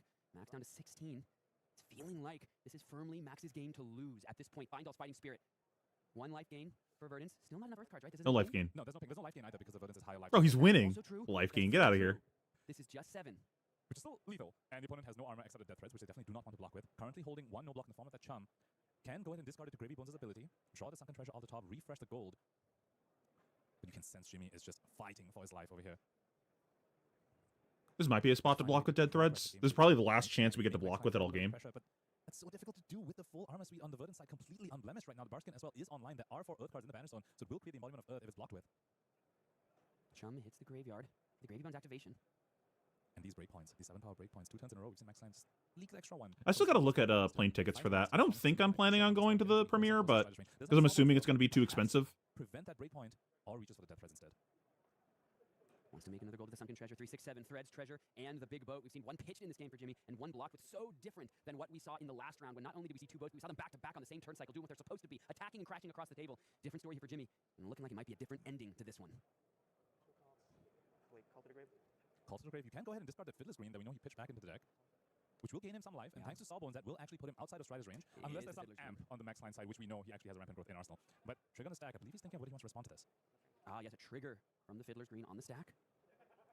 So with a Rampant Growth in Arsenal, even with no other sources of life gain, if he has found the 6 damage arcane spell, can represent a full 10. Yeah, I don't think I want to spend that much for a world premiere. Activation. You have to be careful. You don't want to pull the trigger too early when you're a wizard. Many a wizard player has lost activation. The only reason I would want to go, I think, is so that way I could do content, but I don't make enough money doing content for that to be worth it. Across the table, looks at the board, looks in the arena. 2 gold, 2 AB. A bunch of allies. This is more of a labor of love than actual money. Stack from the Fiddler's Green hitting the yard, thanks to the Call to the Grave. 6 plays 16. Is Max Klein going to be able to enter another monumental top 8 and continue a legendary story in the game of Flesh and Blood? Or will Jimmy, off the back of some incredible chain play, continue his fight in the top 8 tomorrow and stay alive on this turn? And he's thinking, does he even need to go for this? What if he just continues on with his pace of play and he's more sure about his I think I saw a felling in there. Considering has seen the Oasis respite, but there's no way for Jimmy to resolve one right now with the current I don't give a shit about going to London, so I've been to London before. I didn't enjoy my trip there. Jimmy can do nothing but stare across the table. I'd rather save my money for going to Japan. And the winning moon. Had the lethal there, but was short a couple of resources. So Jimmy's life gain does resolve. Now he is out of the Strider's range for a little bit as Rigor Mortis comes in and attacks for 6. I can only imagine how fast Jimmy's heart was beating there as you face down the wizard player who contemplates whether you are dead to Striders.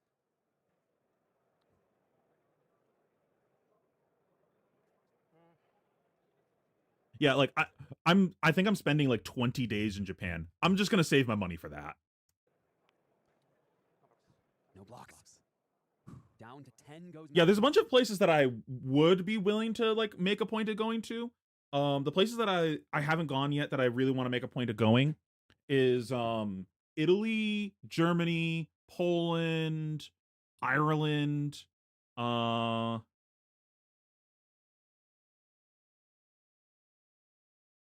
I would go back to Barcelona or Lille again. Those are two of my favorite trips that I've had. I just need to pull up like a map. There's like a couple other places. I should just make like a list.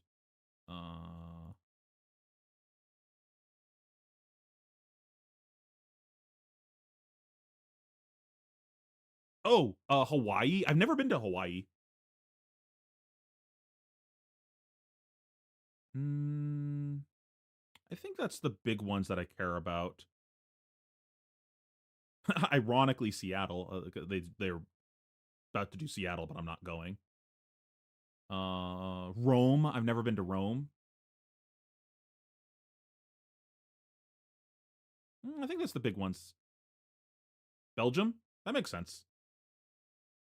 Fine. And I think he is about to just try to undo what was just done with that Fiddler's Green. Burn Bear.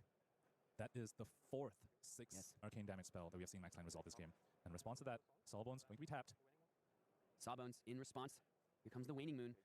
Activate Gravy in response to the Waning Moon. So not entirely sure if Max Line decided to respond to Sawbones with the Waning Moon or Waning Moon after the Sawbones has resolved. No, I believe we are responding to the Sawbones. I think so. Either way, Maybe Jimmy's going to present as much as possible.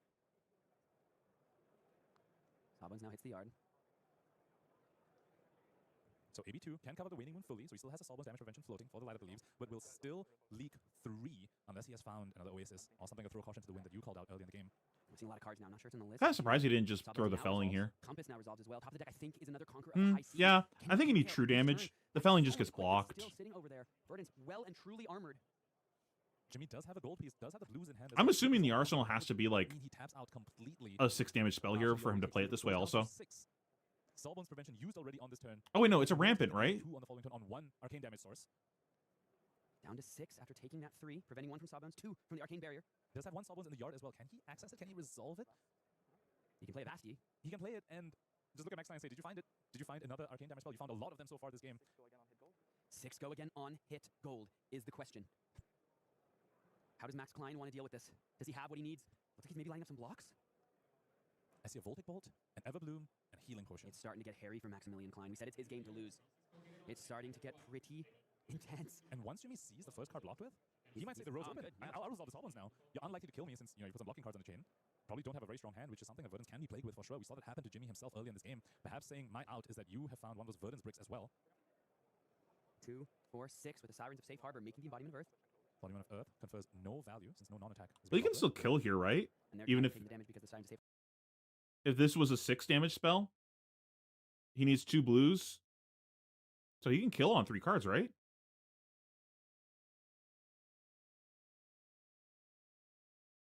A blue to pay for this, a blue to pay for this, and then Moon.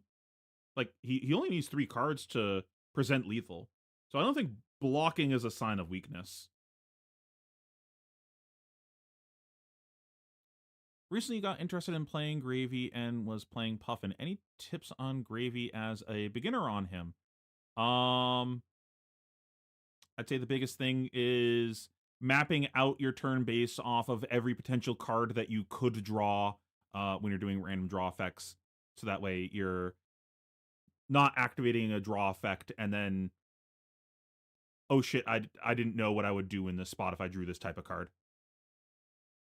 Harbor would be in the life. So Jimmy has 2 options here. Could just attack with a Swabby. The Rigor Mortis did have go again. Or you could resolve the Sawbones and just pad the life total up a little bit. Play a little bit more defense. 1 life was gained there. Just a bit of a brain malfunction. Activate the hook. Putting the pressure. And here comes the Swabby. Storm Striders. Push forward. Blue in the pitch. Was there any line here that we could have done to just put the Sawbones in play?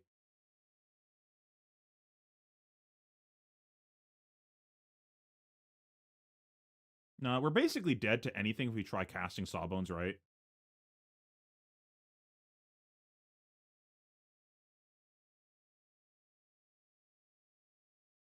Yeah. I don't...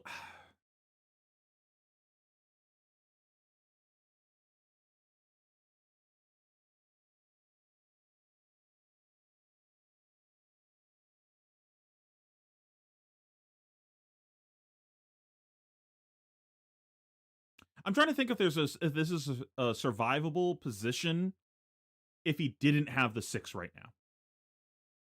Because we always lose if he has the 6 right now, so I'm trying to think of how we would play it if he doesn't have the 6. Can we win this game after this turn if we resolve the Sawbones?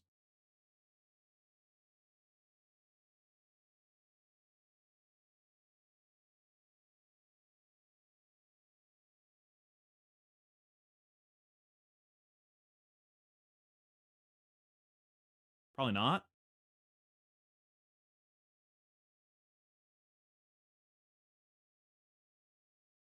Or 5. He does technically need another point of chip damage on us to kill us through AB.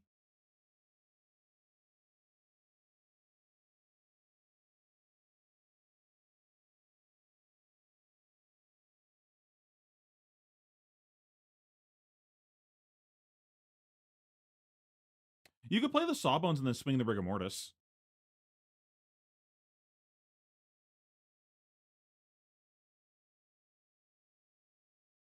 You still present 6.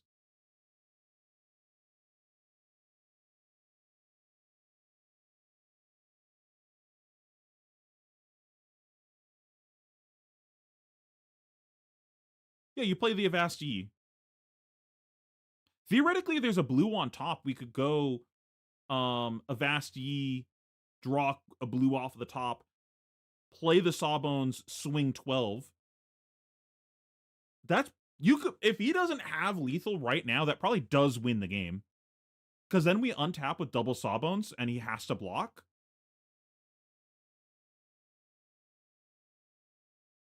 And then we have a Gold Kiss Rum in play, so we can just like hold our hand, Gold Kiss Rum, push the board. I think you're actually in a winning position if you do that and he doesn't kill you immediately. I think with this line, if he has it, we're dead, right? Like, to make this line, we're assuming he doesn't have it, because no matter what, we're dead here, right?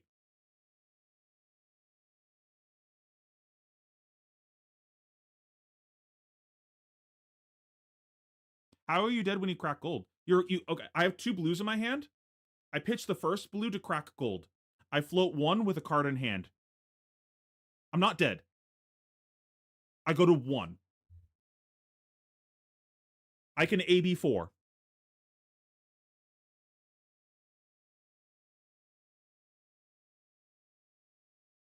And that's if he has the 6.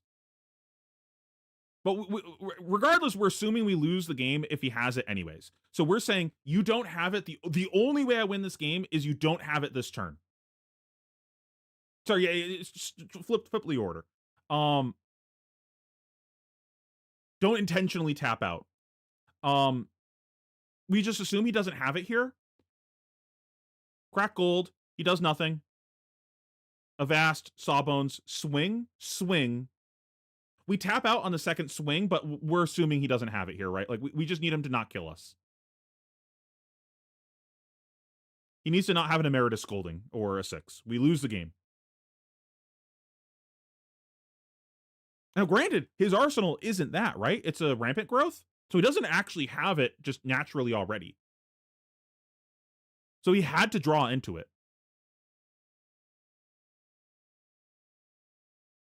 And if his hand is just like a bunch of attacks, I think we might win the game from this spot.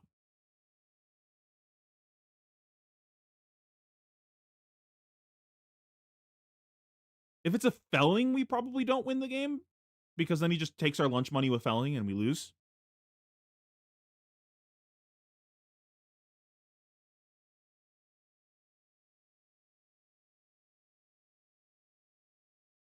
Anyways, Pitch floating for Jimmy. it was a really tough game for Jimmy. Like, Max high rolled the ever living fuck out of him.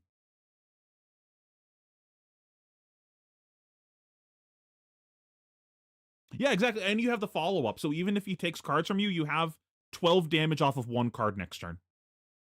And it's a 12 damage. Actually, no, I'm sorry. It's 13 damage because you swing the Rigor Mortis and Swabby because you're using both Sawbones on defense. 1 card 13 on the next turn, you might win the game from that spot. I think that's your best line. You probably lose most of the time, but it's still pretty close. What is this Enigma? Oh, it's the showing what you win.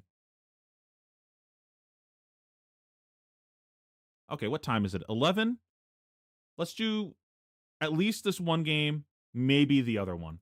Pull that attention again to that final round. Got through. Verdance to be here. Both of these players familiar with the matchup they find themselves in will need to best the opposing hero one. Yeah, exactly. If they want to join us in the top 8 of this World Championship. You are 0% to win with the current line. You're maybe 5% to win with the other line, but 5 is bigger than 0. Break another leg. There is only one way to find out. Remember what we were talking about earlier with that whole double boom grenade turn, where it was like trying to find that, like, he's a genius for trying to find that line. And then I was going, I don't even think he had to find that line because I think he wins the game regardless. This is kind of the same idea, but I think this was a moment where, no, we have to find the line to win. We are 0% to win this game if we play normally. That's how I'm wishing him luck, don't worry. Chlorophyll Serikai here, of course, probably one of the most important part of this entire matchup, right? Being able to, spell void some of that. What is going on? Is this a game that I was told about that Majin won the game instantly on turn 0? And potentially recall on the same turn if things line up for you. Really important for Syndra to stay high enough life to keep themselves in the game. Does he mental block this? If he mental blocks this, then I know this is the game that he won. Yeah. Oh my god. This is the rest of it a decision of all time. Here for Margin Bay. It's going to be a race. It needs to be strategic blocking to deny massive momentum. Enough cards left available to pressure with Burn Bears, pressure with Light Up the Leaves, and these big attacks like Findle's Fighting Spirits. Mental block on the first turn of the game for Margin Bay. Not half bad. Soaking up a kunai and providing a ponder heading into that first real turn. Exactly what this card is designed. Finding these efficient blocks is not always easy to do for the Verdance. That's why she wants to rely on some of those defense reactions to cover at the breakpoints. Here, though, this really elegantly accounts for the 2 damage presented by the buffed kunai retribution, and of course promises a ponder token. Very small sequencing. Attacking on turn 0 with a hand that just like doesn't actually really leak damage in a good way for you. Like, and he gets the free ponder token, the free grave fill. Like, Majin's lit. Here as well from Margin could have used his mental block on that first. He just won the game. Make sure it was going to be used and that Sean wasn't going to pass. Instead, knew it would either cover a breakpoint from the following attack being bolstered by the Fire Tenant, or trying to encourage Sean to use those flip knives to use that mental blocking response. Also, how does Majin not have a gold foil Striders? Yeah, we're going to resolve here the kunai retribution. Sean moving on to the next chain link there, so Margin making sure that mental block is accounted for and that ponder token. I talked about Waning Moon earlier. I think a Waning Moon ban would be pretty reasonable. So we often see it, used in this fashion towards the end of the turn. Sean obviously wants to exit this turn 0 with an arsenal piece. Second card pitch means that Margin Bay, it's basically a green light here to offer up the block. And then think about how he'd like to get his game started. Imagine if Majin just like blocks 3 cards on this just to fill his grave with earth cards. Or I guess 2 cards. Unfortunately, that Fire Tenant, not a draconic card, so we'll have to sit around and wait for another time here. Margin debating the block makes me think there are 2 cards he's interested in keeping in hand for his first turn volley, and likely not just a free earth card to follow. And we see that right now. Meredith Scolding, not exactly at his best in his hand. Yeah, I like just grave filling. Would rather save to decompose with later. We are going to take that line. I like this quite a lot given the ponder token. I think if that wasn't there, and we were unlikely to be parking an arsenal of some capacity anyway, root-bound carapace, far more appealing to keep. Of course, it's not going to advance the decomposition part of Margin Bay's game plan, but still, it's an earth card that goes into graveyard for later. You could convince me to block 2 cards on that. Pockets that card. Have an arsenal. Margin Bay, it's a question of how well you can actually get use out of this ponder. To be clear, getting that Verdant Zero ability online, not a massive part of this matchup, is something that happens incidentally. Gets the chip damage just to turn on his Scar for a Scar. My god. And that is why we see cards like Star for Star. He did negative damage with this turn. He went down a dagger to turn on his Scar for a Scar. Definitely aware there's a chance he draws in that Scar for a Scar and can make use of the fact that he's gone down one line. This is about the best scenario. I really hope this guy has someone in his friend group that told him that this play was this turn 0 cost him the game. I really hope he has a friend in his group that told him that. I mean, Everbloom life played out after the fact, so Margin Bay is going to tick himself back up in life. Now that he's gotten everything he needed to out of the life deficit itself. There's a felling of the crown that comes out here, and hello, there's a lot to decompose with this. Okay, so no gigantic felling. We're not lucky enough to have an 8-power felling just yet. He still forces the bottom of the card. Oh yeah, a turn like this on the first turn of the game for Margin is about as good as it gets. And the ponder token has value now. 100%. This was a live Scar for a Star into this felling. The ponder token going to park something. And it's an enlightened set. Oh my god. Margin Bay has put the... Majin is just so talented and handsome. Block heavily with a hand and still send back some very respectable damage. The plot armor remains strong for our US national champion. It's so smooth. Running pure as this ravenous rabble. I think Scar is reasonable in the deck. I think the Scar is like probably something that you're including to improve your gravy matchup. A pretty big win there. Light Up the Leaves being used on defense, a little bit more alarming. Yeah, if I see this, and I'm sure it's the first copy of it, I'm worried about potential 2 chain links long of it, attack actions from my opponent, potentially there's redundancy of Light Up the Leaves in hand. It's also something to look out for. Burn Bear also being put on. Wait, why did he not? Wait, what? What? Why? What is the point of this attack?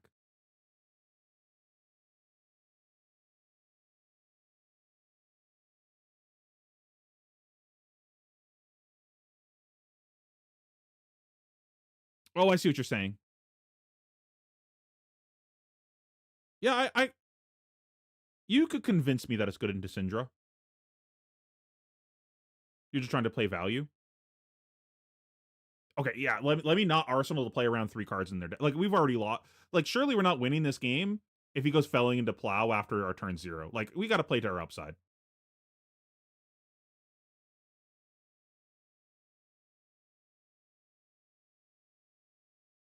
I agree, just block. Like, we could have chosen to take no damage off of the felling instead. And, like, we're down our dagger. We need to build some chain links. I don't know, man.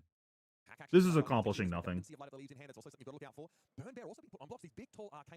Majin already wants to play 2-card hands. Oh my god! And those alarm bells. Oh no! They should have been ringing. If your opponent is blocking with arcane spells, either another is waiting in the wings, or your life is about to get worse. This is the second felling of the crown. This one is worth 8. And it makes an awful lot of sense as to why we did not see a triple Earth. I don't know if he's tilted. Plenty of fuel left over for this one. And again, it feels like 11 value or so. Please just block. Please just block. Please just block. Already, Majin Bay, like we mentioned, the decomposition part of Vernus's game plan is just some upside. It's not really the main objective. Please just block. Already. And again, Sean just has to figure out how he's supposed to have functional turns here. Block and Arsenal. Please. Do not reach for the life pad. The cards in Syndra, very powerful but often quite replaceable. 3 power attacks that have go again, less required to be kept in the arsenal, don't have to be held around. You can choose to take a defensive stance. Remember when I was joking earlier about the gravy being like, if the player knows your weakness of putting cards in front of cards? This is what I'm talking about. Like, I swear, if people just knew that they could block fellings, Verdant's win rate would go down to like at least 10% across the board. People just don't block fellings. It's so fucking crazy to me. Just block it. Whatever they're doing was better than your turn, except that you lost the turn cycle. Go next. An Ignite left over might find its way into the arsenal. It's not even a Syndra thing. Depending on how Margin chooses to block. I feel like Sean has to want to try and set up his turn with a guaranteed starter in Arsenal that also has that cost reduction.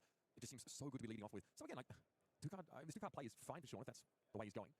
Autumn's Touch here, very often used on blocks. Another Earth card to decompose as well. I like this a lot from Sean. Is suggestive that we will be going 3 wide here. Gonna flick to keep the mask active, fire off that Art of the Dragon, send Ignite on the end, which will allow us to pull back both daggers. I mean, like, this is I'm gonna chirp a bit. Like, this hand isn't good. Why are we trading damage with a felling? This isn't like a I have to do all this strategy and calculation. Like, this is something that you should have gone into the event knowing that is your strategy in this matchup. Like, you didn't have to think about this ahead of time. You just know, me see felling, me put card in front of card. Like, you should just know that going into the event. Theoretically pay for another dagger in the process. So threading massive momentum. You should be trying to figure out the situations that you don't block the fellings more often than the times that you do. Only getting that kunai back, which has been stuck in the yard for a few turns now. Sean probably feels like he just doesn't really want to take a back seat on this kind of turn. He has an opportunity to push some damage. Also, we know the contents of Majin Bay's arsenal. If that E-Strike is going to come out and play, he probably wants to combine it with something else. Maybe just I watch my locals a lot too, and it's like, man, every time I see a felling hit the combat chain, it's just 8 true damage. It's crazy. 7 is not really where his bread's butted. So here's the Ignite. Often spied at the start of these turns, a very reasonable 3rd chain link as well. Minor detail here, Draconic Card is the text on Ignite, so you don't accidentally reduce Syndra's hero ability. It's going to grab back those daggers once there are 3 Draconic chain links. Leave that reduction available, just in case you'd like to throw the Claw of Insterakite on the end, throw an extra point of damage for the trouble. Right, Majin Bay ticks himself down now. 30 for Syndra plays 33. So Majin Bay with a 3-card play. And the Autumn's Touch comes out. Raging Onslaught. Raging Onslaught there. So 7 power presented. If you squint, they're the same card, Autumn's Touch. Yeah, it's definitely a tunneling thing, and I'm saying it's wrong. It was like a hunger-fueled delirium. Was that today? No, that was today. That can't be true. Chicken on the mind. I wholeheartedly digress. Here it is, the Dragon Scale of Flight Path. There's no one to be concerned about covering up. Sean is potentially thinking about making use of this flight path now and doesn't want to send it packing without getting that block value. Pretty suggestive there. No threat, so likely just going to be looking to utilize that one in the near future. We see a snatch in hand, so that likely be where it is utilized. Even if the trigger isn't pulled on the snatch, at least the threat now exists in the mind of. Yeah, that's like always the edge in the aggro decks. It's being better at blocking than other aggro players. That's how I always won my Lexi mirrors. I just put cards in front of cards more often than they did. Getting an extra Draconic attack here to go up to 3 means that is going to be costless. Shelter, Heartbeat, a Scour here. Sneaky good against fealty tokens, as any Fang player will have nightmares about, I'm sure. Yourself included, no doubt. Yeah, I've been scoured. 3 times in one game was enough for I'm me. assuming the Arsenal's got to be like a 3 cost of some sort. I'll say sequence from Margin here. We saw multiple times over those previous Felling of the Crown turns, just 2 Earth cards being decomposed. Margin aware this matchup, the hero ability is nice, but it's a non-factor for the most part, which we're expecting a race to be more back and forth. So it's left plenty of fuel in the yard to make sure that root-bound character is going to be alive when a breakpoint of 4 needs to be covered. Yeah, this is going to be crucial. Hot on her heels will say, this gets going again. Importantly, when it hits a hero marker, getting the +1 from the strike first takes us up to 4. We saw a shelter. Root-bound characters there as well. Decomposition still underway. And yeah, I mean, that hero text maybe not be the most important, but if there's ways to chip in some extra value here and there, that's totally fine. Sean says, right, well, snatch it is then. Margin can read cards. I think he's just looked directly at the flight path there and he sees what it does. So this is elegantly covered up. And Sean has 0 incentive to pop the boots. Margin says, I know, whatever you rip off the top is most likely going to be useful. So not today. Perfect turn cycle for double defense reaction for Margin. Gives enough breathing room to use that Enlightened Strike that we've seen parked away later on. Oh, right. It's the E-Strike from earlier that he pondered into. Very high value if you can make that dagger connect. But between Mental Block and Shelter from the Storm, I forgot that was still there. To take that flick. If they manage to prevent the damage, you do not draw a card, do not pass go, do not collect $200. And it's nice here that Margin Bay's had this Enlightened Strike set in Arsenal for so long because we just saw a turn which I like to go for a draw card. We still have our helmet up. That required more committed blocking from the Verdance player. So being able to send this Enlightened Strike here, still have card left over. Feels pretty darn good to be able to draw up a card from that. Gives him an Arsenal option. Ideally, it's good enough. Enlightened Strike, the premium and flexibility allows Margin to pick the spot. That looks like a bit of a stinker of a hand. All by itself. For now, just a single card deployed on defense for Sean. That throw dagger better used for its 3 block value. Oath of Loyalty now. Start to turn for Sean Nolden. All cards played must be draconic. There's no fealty tokens in play yet to make those non-draconic cards play by the rules. We don't know what Margin actually pocketed there. Oh, he's got a double D-react hand. So hopefully that Arsenal card represents some action. Interesting hand here for sure. That hero ability not currently online. Harpy of Candlehold, not at its best. A flying block card on the 5 piece of Earth Fuel nonetheless. Margin's at 6 Earth cards, I think, so almost there. I think he's on 7 due to some awkward decompositions, but we'll be fine, I believe, with their next time, however you cut the mustard. And worth tracking. Turns out Harpy of Candlehold into a 6 value card. Sean is thinking on this, so Margin may not have declared any blocks. Or that we've potentially moved to reactions, and Sean is considering deploying that Ancestral. Well, no Ancestral here because of the Oath of Loyalty, which is part of the pain. Looks like Sean either representing that there is thoughts to be had, but we know there is, of course, the ability to flick here. If you're looking to push a little bit of extra damage, if you're going to be going wide enough in these scenarios, not a bad place to be. It's funny. I think E-Strike draw is always correct so long as you have Providence up. If you don't have Providence up, then it's a little more dubious, and I think it's a decision that you're making based on like how the texture of the game is going. Like, do I have bad arsenals? Do I get punished for a bad arsenal? Exactly that, and no doubt look to deploy that second defense reaction on Oath of Loyalty, unless they're willing to save it for later. Just take a point off of this Oath of Loyalty. Brand new shiny Shelter from the Storm artwork on display there, of course. Yeah, looking forward to getting my hands on that one in Compendium of Wraith. Okay, so here's Blaze Headlong. Sean probably happy to see a Shelter here, as he knew there was a real prospect of getting a Master Momentum trigger on his turn. Harpy of Candlehold. Gets sideways. Tries to gum up the works. We'll count for 3 of that 4 damage, and that is the Ancestral Harmony pocketed. A very makeshift turn there for Sean Nolden, working under the restrictions of that Oath of Loyalty. A cadaverous tilling from the Arsenal. Again, Margin Bay does not miss. Every hand finds a threat. There is now another defense reaction in the Arsenal. Yeah, it's got to be like a matchup that you have mental blocks in, that you're not playing Providence, basically. Sean's going to take it as the Ancestral Empowerment correction there. Obviously, in Arsenal, that's the reaction. +1 to draw a card. So Margin Bay's been able to find something to do on every single one of these Verdance turns, and has been able to keep the Master Momentum quiet. So that is a very good sign, and you can see that we are trotting very low in life now. Sean didn't see a good reason to offer cards up to that. That's tough. The glance at the camera, the smile and the glance as Throw Dagger is the top card. The plot armor continues for Margin Bay. He's just insurmountable. He's just constructed alternatively. He was just handed this game, my god. Life disparity here of 13, pretty significant in a matchup like this. Time to talk about some magic numbers here, of course. Without access to Arcane Barrier, theoretically, the magic number is 9. Looking to burn bear. Oh my god, and he even gets the nice block on this. So good at the game. So the real magic number, kind of 11, that we're looking to watch Sean falling underneath before things start getting really dangerous. Getting a little close. The Ronin Renegade. This hand sings pretty well. This is not going to be hard for Sean to deploy. With Foot 9's available, plus that Ancestral Empowerment. Might be hoping to get himself an extra card. Ronin Renegade. Spicy head jab, as I've heard it referred to. It is. Margin gets full value off the sign to save half a block there on that Ravenous Rabble. That's so criminal. He's just too good at the game. Obviously, that card, when it hits the graveyard, as the combat chain is closed, will earn him a life. No box here called on the Renegade. The wheelchair meta. Knowing, of course, that we do look, well, first of all, Burn Bear in hand. Margin very happy to be seeing that one. But Sean will be threading a Mass Trigger on the horizon. So likely only going to want to commit one more card to defenses here. And we're going to see Sean debate whether or not now is the time to flick to get the most value out of their hand. And surely you just block the next chain link. Okay, so we're going to Ancestral the Ronin Renegade. Let's see what we get, Sean. Well, of course, we knew what the card was. We just topped it earlier. Here comes a Sync Below now to cover this Renegade up. Margin Bay finally found a good use case for the Sync Below. Sean's reaching for this Throw Dagger, and we know there's a mental block in hand for Margin Bay. It will be the blowout. Oh no card drawn from Throw Dagger here. The mental block deployed on defense, going to leave Margin with a blue card and a Burn Bear to throw one token all over again. Is Throw Dagger trolling in this matchup? We're going to work in this scenario for Sean. Because like the dagger that you throw, I guess, can you flick it is the question here. So quick judge call to clarify that. So, spoiler, you certainly can. Throw Dagger throws. If you want a mental block in response, you can. If you're in reactions, which is where we are currently, the important part, fling over that reaction, grab that dagger, chuck it first, get an extra point of damage. I'm expecting that to be how this is resolved, unless I'm unsure about exactly where we are in reactions, but that's the answer I'm looking for from the judges. Now, it's a very similar story coming from the floor. Mr. Mines has laid out the situation pretty adequately, so we're going to head down. And yeah, that mental block does end up coming out. I feel like Throw Dagger's got to be trolling in this matchup. 2 prevention flow. Skin of the Millennium Tree. And the Knight's going to be brought back up here by Sean Nolan. All this hand waving, a lot of bluff and bluster. Still like 10 I mean, we were talking earlier in the stream about, like, you could just theoretically do the pouncing link strategy in the matchup, right? And in which case, you probably don't want the throw daggers. So, like, that's like the card that comes out of your deck if you're adding that package in. Sean's going to have to start thinking about how he keeps himself above those critical thresholds. Now, it is worth remembering, Margin Bay forced to block with 2 of those 6 damage effects early to facilitate that felling of a crown turn, which means he's going to be the 3rd of these. Good number left, but they are the premium arcane effects that we're looking for to tie that all together. We need to find another one if we want to take this game away. Yeah. Plenty of them left in the deck, though, as far as we've seen. But Burn Bear and Light Leaves were blocked in the same turn a couple of turn cycles ago.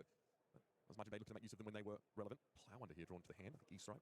Another Burn Bear. That's pretty good. But no blue. So worth noting, no blue card available currently. Crown of Providence might be able to fix that, depending on Sean and how they sequence their turn. Looks like we're looking to pitch a snatch, which is never exactly where you want to be. We don't have a Also, no blue. Pitching a Kunai to begin this turn for Sean would be devastating. No fealty either. Otherwise, another Dragon Blood would be the perfect place to begin. But it's a snatch pitch to the Kunai. So you have, like, a lot of sideboard slots that are free in Syndra. Like, you don't need anything in your deck to make your deck function other than what's, like, already in the core of your deck. So your sideboard's pretty free for whatever. So your sideboard ends up being like, do I want some Spell Void? Do I want Poppers? Do I want D-Reacts? Do I want some cards to help me go big versus blocky decks? I think if you thought Prism was going to have an uptick at this event, those slots get eaten by Poppers. But if you're going Links, that eats up those slots because you want the Links. You probably want Spreading Flames as well. And then you're going to want some tutor targets. So, like, maybe Salt, maybe Tenacity, maybe, I think it's Blood Runs Deep is the name of the card. This guy had it at the beginning of the game, the one that throws both of your daggers. You might also want Oath of Loyalty. No, I'm sorry, Loyalty Beyond the Grave. So that way you can have, like, a 7-card hand with Pouncing Links.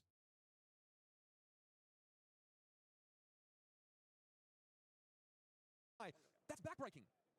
Barkskin snapped off here to block off this dagger, try and stymie that masculine momentum for as long as possible. Of course, no flick available here to keep it open. The dagger itself is on the combat chain. And that's because Sean just couldn't fight him back. He had to use a Claw of Encerica, obviously, to mitigate some of that arcane damage he suffered in the previous turn. That nice little 2-block there on that first attack from Margin was a very comfortable choice. Shout out to our judges, just making sure the game is, in fact, being played correctly. Hot on their heels up next. Another spicy head jab, 3 points of arcane. Not the case here. Physical is what we're working with. Where we are like the Baskin Robbins, the spicy head jab Emporium here in Syndra. They want to do something a little different. Getting to Mark Margin Bay would be a nice couple turns ago, possibly for Sean, get himself that fealty. Here it's, well, it still matters. Kunai is flicked, resource gained from a Bloodspat Infest here, so looking to leverage at least another 1-cost card. Potentially, in the worst case scenario, activating Syndra to pull back those daggers once more. It's expensive. Maybe required. Yeah, there's just been some clunkers here for the Syndra. We had those 2 turns, so almost back-to-back where we had Felling the Crown actually getting to force Sean to bottom a card. That really slowed things up. Hard to Syndra. You might still be able to fit defense reactions in your deck for Assassin. Painfully aware that they are at 9 and do not currently have daggers available. So if they throw Heart of the Dragon, turn will end. We've made a resource to keep us safe, holding on to Breaking Point. If we throw Breaking Point, there's only that 1 resource line of defense. So not entirely safe if they want to get fruity with Dragon Scaler, Fright Craft, try and do everything in the turn. We'll expose them to that Burn Bear in theory. So having to walk through the explosive lines, and this is my favorite part of this matchup when Syndra is behind you. I mean, they can't play this Can I still win this game if I don't take the risk, or do I say, hey, Dragon Blood, right? You gotta have it. Yeah, Sean's saying I'm kind of functioning at 1 here. Given that Claw of Encerica can be recalled, should be required. Yeah, just making sure he's indicated that there was a Draconic Chain Link before Hot on their heels. It was a Kunai that was flicked away. Breaking Point for 5 here, unfortunately not threatening an on-hit due to not being Yeah, it's a metagame pick. Like, what do you want to cover? Thanks to that Barkskin in the Millennium Tree. Just not seen it. I think the D-Reacts make sense in the current metagame. It's just whether or not you want to respect Prism. Where they were mental block at 2, damage prevention from shelter. What is a nice good old 4. And that's what I was saying, like, maybe the throw daggers come out if you're doing that sideboard plan.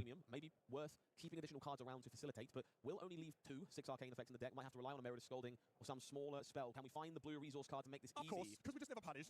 And that means that Enlightened Strike will tie his hands together. It will be 5 again into Burn Bear and force all the questions directly at Sean Nolden.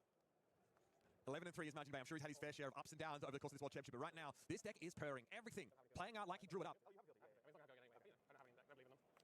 Yeah, that's a hand that is absolutely going to go to work here. Yeah, Man, he could just, not to make use of it here. if Majin had the resources here, he could just kill him in response to the Syndra hero power, which is kind of crazy, right?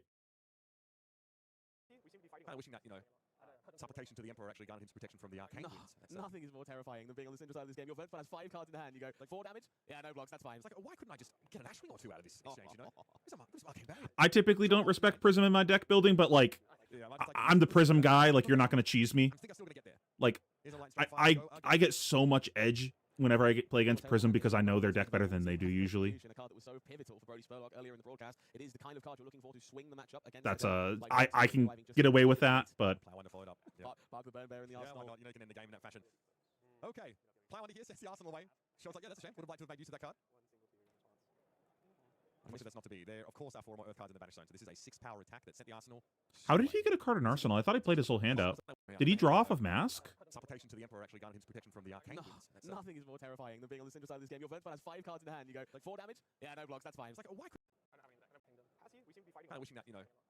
Oh, because he didn't full block The Arcane Winds. Chain Link Nothing is more terrifying than being on the 3. central side of Okay, this I game. understand. Earlier in the broadcast, it is the kind of card you're looking for to swing the matchup against a deck like Verdant's, unfortunately arriving just a little bit too late. Oh, the player one to follow it up. Yeah. Park the Burn Bear in the Yeah, why Arsenal. not? You know, you can end the game in that Yeah, fashion. I just didn't see that he triggered Mask. I was like, wait, where'd that card come from? Shows like, yeah, that's a shame. Would have liked to have made use of that card. Unfortunately, that's not to be. There, of course, are 4 more Earth cards in the Banish Zone, so this is a 6-power attack that sent the Arsenal straight away. This is not really a window where you can say, hey, Margin, I need you to have it. He has All right, it. surely the game is over if we're blocking with our gloves. That's not accidental here. Oh, no, that was Very chess. Never mind, broad, never mind, never short mind. note, that's not a We're risk you safe. can viably taken, so he is going to have to block here instead of risking things to keep cards. Okay. Display loyalty, gets sent off. Sean knows he's at 9 here, with the Claw and Serakai in play, and he still wants to try and force some damage. Margin Bay, not the kind of player that pops Storm Striders and tries to go for it here. He knows the thresholds. He knows he needs to spend another turn just knocking Sean down one more peg. And we're online, so Heartbeat of Canterhold will satisfy that requirement. Sindle's Flank Spirit in the hand here as well. Not going to be online for Margin, unfortunately. Winning by a little bit too much.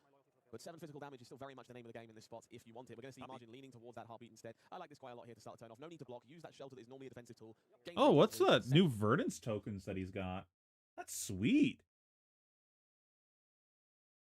That's really cool. And that Fighting Spirit. I love this. We have tokens that represent the Verdance trigger. Working No on more it. feet. Okay, so Claw has to go away to one of those. And the other 2. The other thing will come through, and wow, Final's Fighting Spirit to follow it up.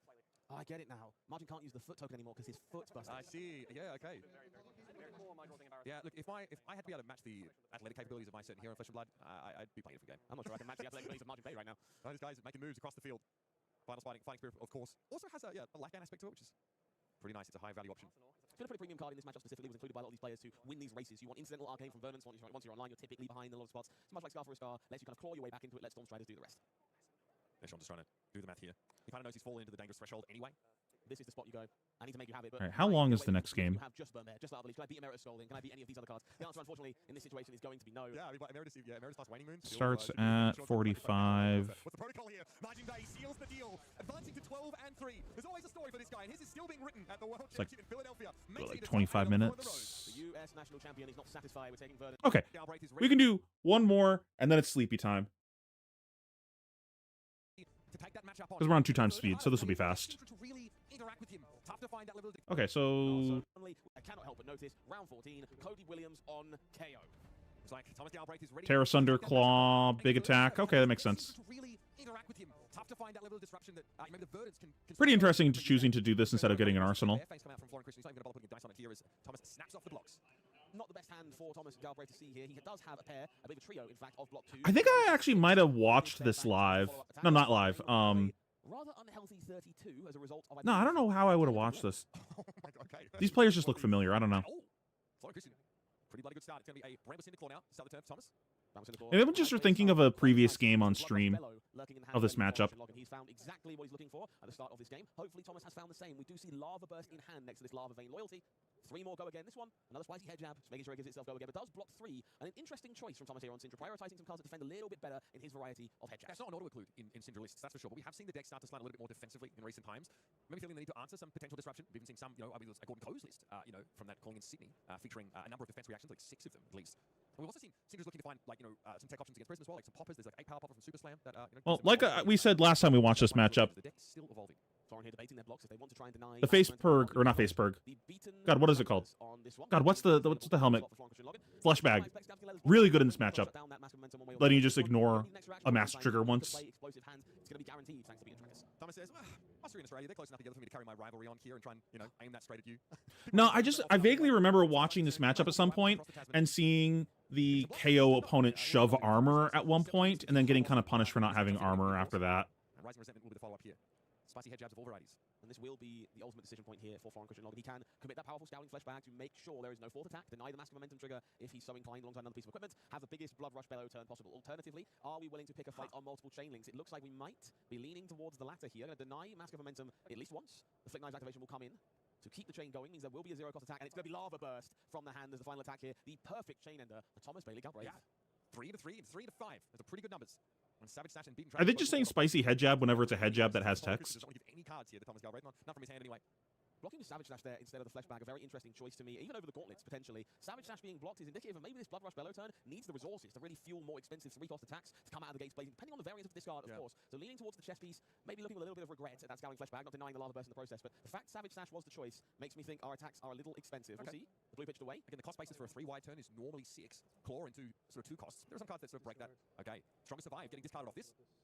Strongest Survive is a good card in this matchup. 3-cost card, so Florin playing it safe, making sure that the turn would function, does choose to cash in Beaten Trackers. So wants that second action point right now, using the information of the discard of the more expensive attack to be able to do so, and we're going to see a huge turn coming in with multiple attack actions here from Florin Christian Logan. +2 for all of it. Now we need to decide what the next step is. Blue So blue Bear white, Fang Bear swing Fangs big. and a swing big in hand. So both of these red attacks. So we got 5 resources for the turn.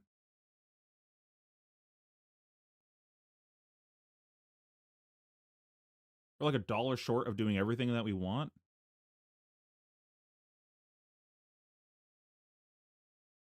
So we could just send both attacks and activate gloves. Or we could cash in the chest if we want to get the gloves, get our claw in there.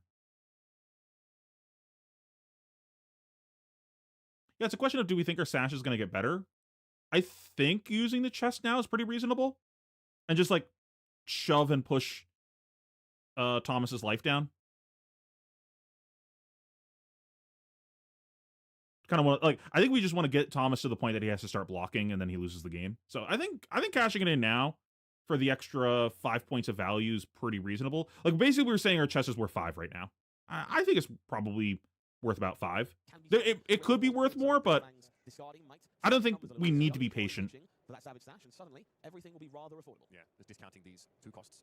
So he doesn't do anything about the cost of Mandible Claw, just want to make that clear.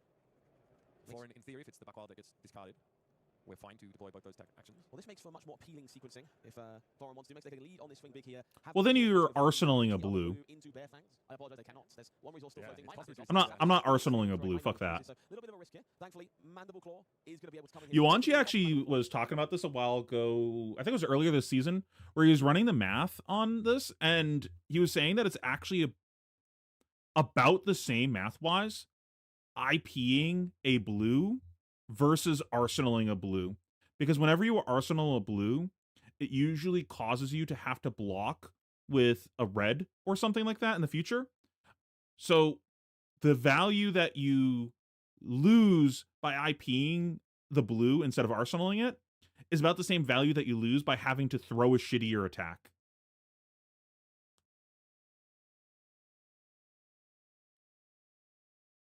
Oh, I see what you're saying. Yeah, definitely. Push them down, and now he's low. Send the Bear Fangs on the end. No need for any risk whatsoever. Oh, it's on the Metafy? Oops. Well, you guys got the free info. Now you have to go buy the Metafy.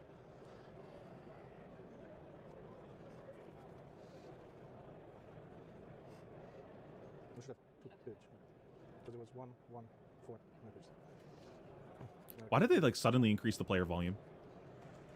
We are back, of course. That pitch sequencing was important to make sure that there would be a Claw and a Bear Fangs made use of. More importantly, the Gauntlets of Rex there as well, able to facilitate a little bit of an extra bonus to make this Bear Fangs into a nice hefty 11. This was a pretty good turn. What a disgusting amount of damage in this turn. What was it, 11? 5 into 11? Still not as good as the turns that Noah does into me. When I played against Noah last time at, what was it, one of the Pro Quests? He literally FTK'd me. He went first, leaked like a point or 2 of damage off of the Clash when I block card, drew his hand up, and then informed me that I had lost the game. I was like, what? I took my first turn of the game. And then he has a turn that involves him cracking chest boots, playing Blood Rush Bellows, and discarding 2 eyes. Okay. I just died. Okay. The damage. Now we know why Florin's trying to give me cards up on block.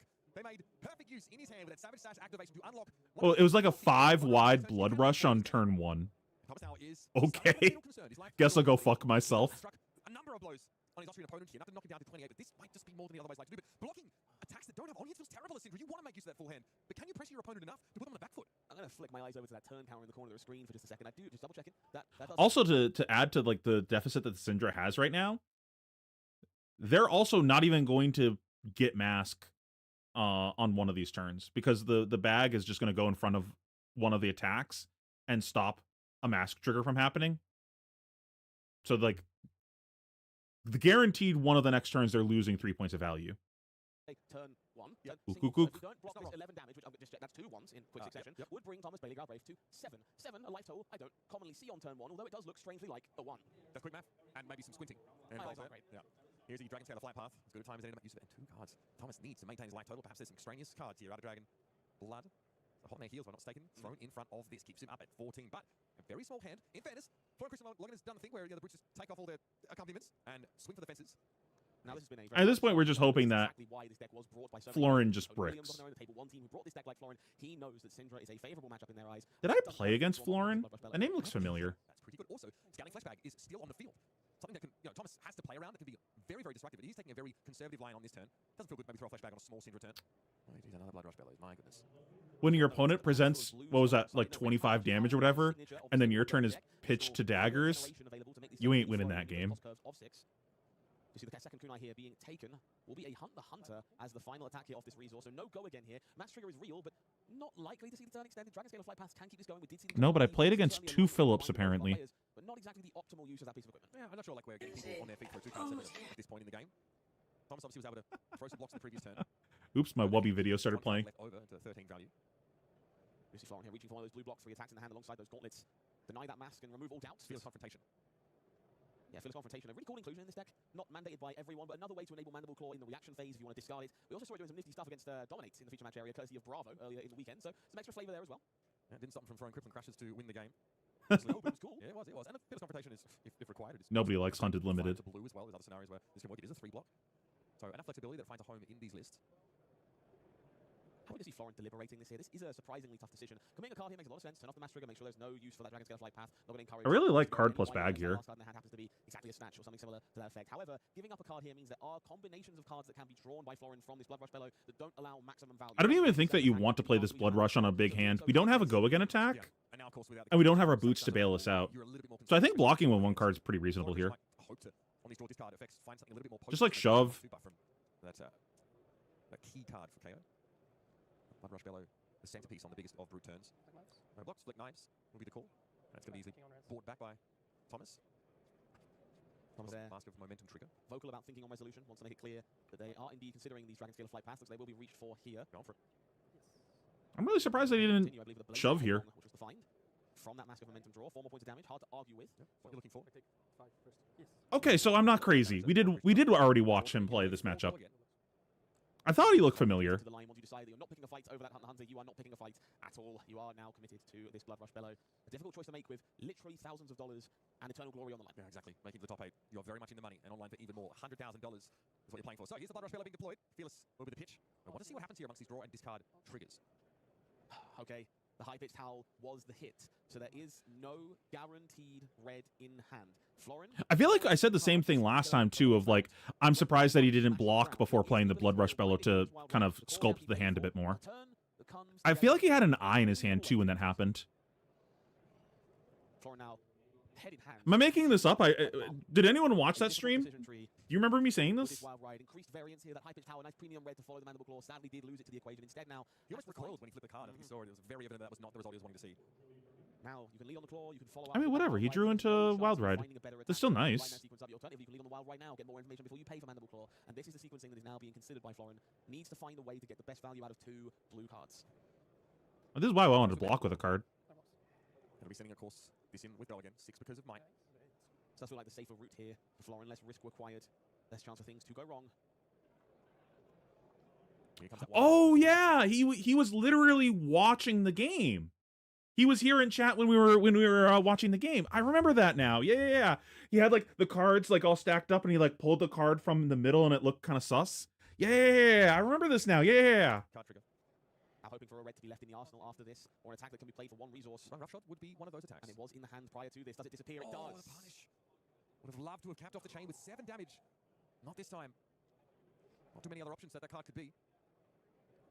Surprised he didn't activate gloves. on the chain here. Florian looks at that final it's too quick card for me, man. the very first time. But you know who will not be looking at it? Not us. Not Not us. people at home. We'll Try find and out at the same time as everybody else. For now, Thomas Bailey Galbraith in the blender. Head on hand. I see a lot of flames. That is a kunai of Retribution. He still probably wins from here, but I don't think we needed to take this risk. I think we could have just, like, This position where zero blocks shoved hat, Of course, saved. Mask momentum, they can serve as one final barricade. If the hand does, We would be doing exactly that with Wrath of Retribution 5. earlier in the weekend. There are We would be 9 life higher right now. No stand count. We block with one more card here. We block with hat. We stop the mask trigger. We bag the last card in his hand so we can't present mask afterwards. Again, like he can't flick and then attack again.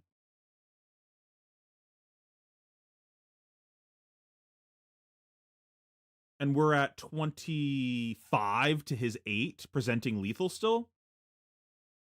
How does he ever win with us at 25 life? I think we just block and then... Just now we can do the I'll just block 2 cards, throw big attack for the rest of the game, and Thomas can never win. Wasn't a blood splattered vest. It's practically freshly laundered, and Thomas Galbraith wants to keep it around. Master momentum. Even with 5 cards, Thomas doesn't either believe in his chances to trigger it again this game, or feels like the extra resource is more important. Name a more iconic duo. Aggro players and not wanting to block. I'll wait. Very difficult to force through a mass trigger, and on the following turn cycle, Thomas is going to be on such a low life total that keeping more than 3 cards is going to prove very, very difficult. Functionally, Florian and Christian feels. I should play aggro more. This is what makes me a good aggro player. I'm willing to block.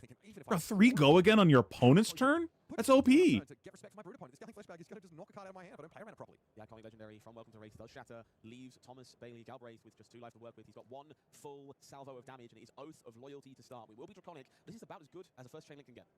Yeah, just 3 more of these and we're golden. Not so sure about that. Would be illegal in numerous ways. 3 more flavors. I'd probably do better too, because then I always play super technical decks because I find them fun, but it's definitely worse for like my overall tournament EV to play the super complicated decks. And bare fangs of the red and yellow variety respectively. So some big chunky attacks, but no easy way to enable go again. We'll expect some amount of defense here, given there is no scabskin leathers to stare down. Vigorous smash up going to be the block here to hopefully provide a vigor token for Florian to utilize. We'll take a clash to find out. 64. Yeah, it's going to be a win for Florian Christian. Vigor token created. Running Blank Dance covered up.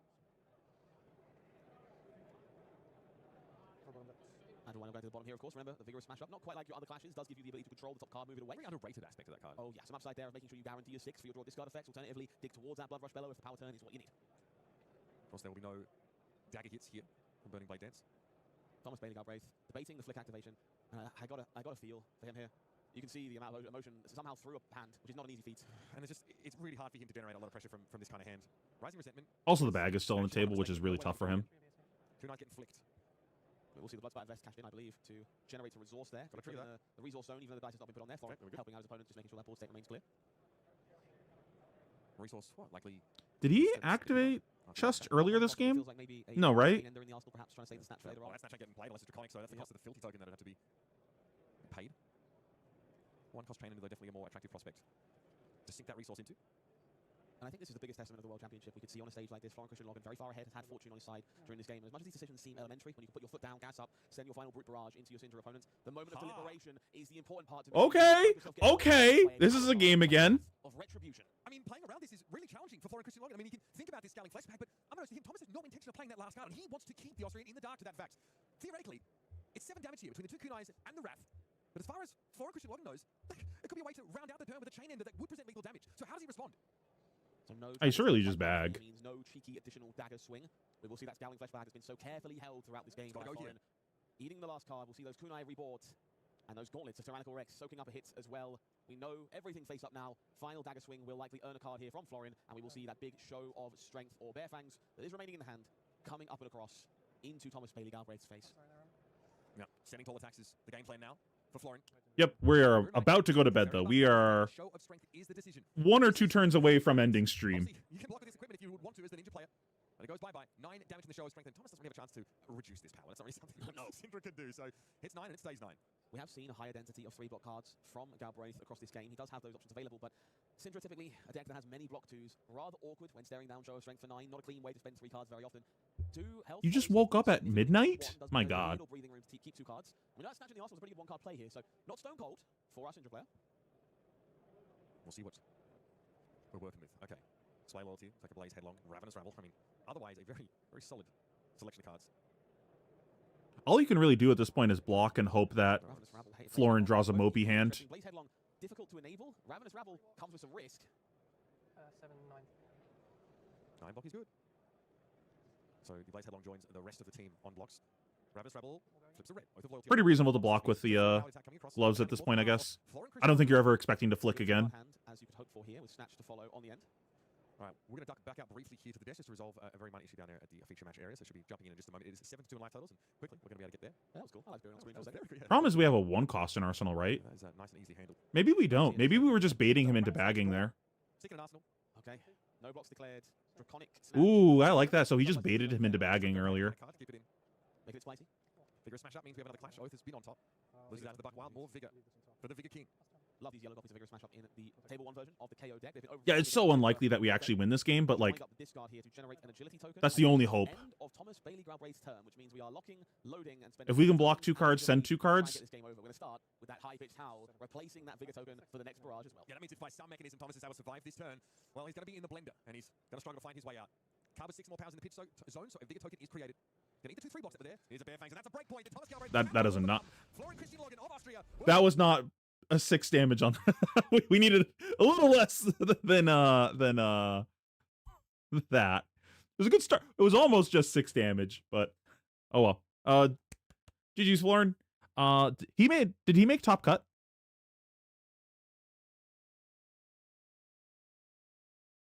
Oh, he did. Oh, Max Klein also still did. Ian. Oh, I actually know a lot of people in the top cut.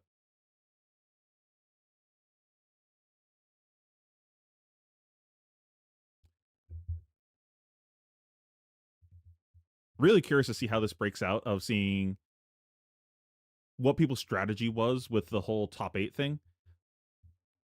Because if I remember, I didn't really pay too much heed to it because I was like, this doesn't matter. I'm not going to plan for top 8. But if I remember correctly, it was like one player got to pick, like the higher seat player got to pick which thing they wanted to pick first. And they would pick either which format they were playing or if they were going to get play draw. And then their opponent would pick the opposite. So like, let's say I'm Dilks. I'm higher seat. I'm going to pick that we pick format first, and I'm going to pick that we're playing Living Legend for our first game. And since I picked Living Legend, you get to pick if you want to be first or second. And then it flipped for game 2, or the loser got to choose first for whatever it was. So I'm really curious what people's strategy with that was. I imagine for most of them, it's just, I'm going to choose format if I know that I have a polarized matchup. And then after, if it's not a polarized matchup and it's like both matchups are pretty close, then I don't know what the strategy is there.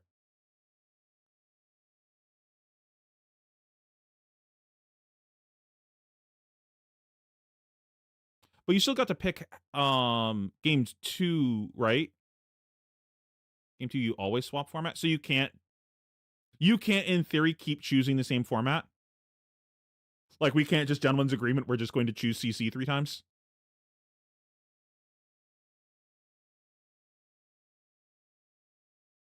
Oh, so you're like boned if you're lower seat. You don't get to choose shit. But that kind of sucks. I don't like that at all.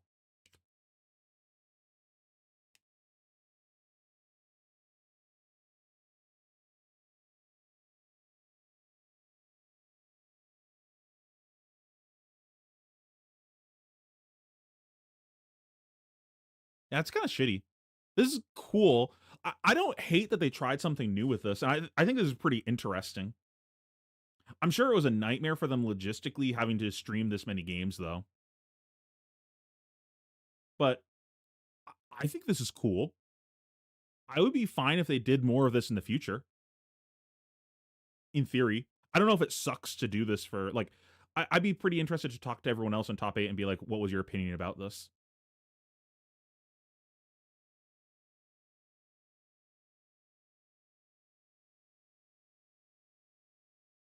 $8 a.m. Man, that sucks. What was the start for Swiss both the days? Was it 10?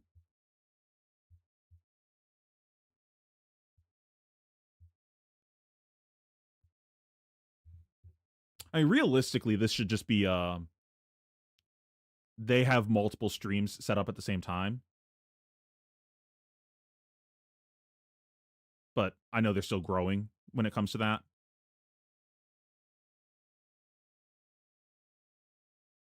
That would be ass for me. I'm not a morning person. I almost always lose round 1 at every event I play at because I'm not awake yet.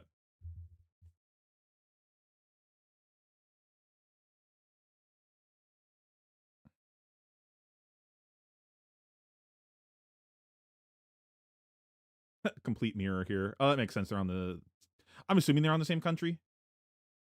Or same country. Same team.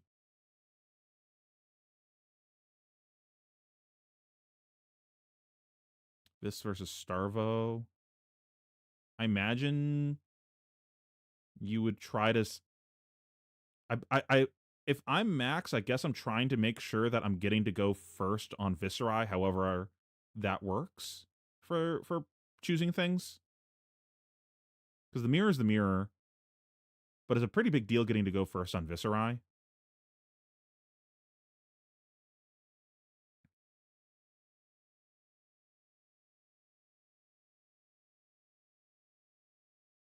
By 2-3, do you mean like... What do you mean by 2-3?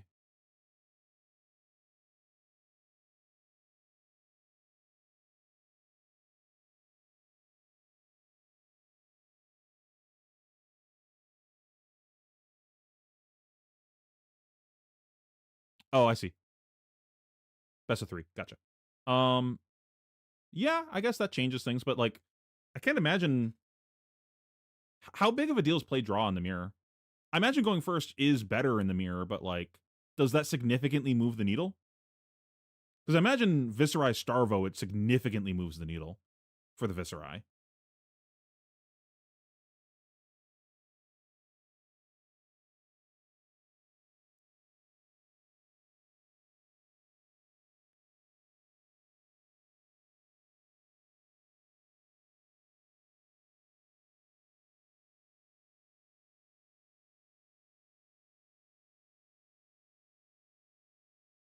I imagine for this one, if I'm Florin, I'm probably trying to make sure... I guess I don't really give a shit for CC, right? Like, KO seems pretty favored into Syndra. So then I just want to make sure that I get play draw decision for LL.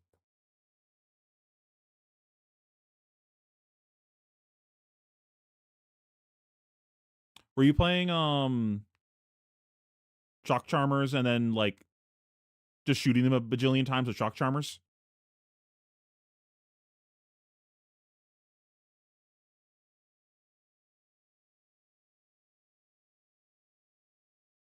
Interesting.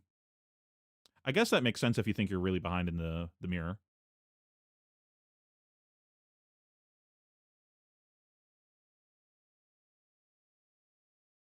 Oh, yeah, I think we watched that. I don't think you were here during that. Like in chat.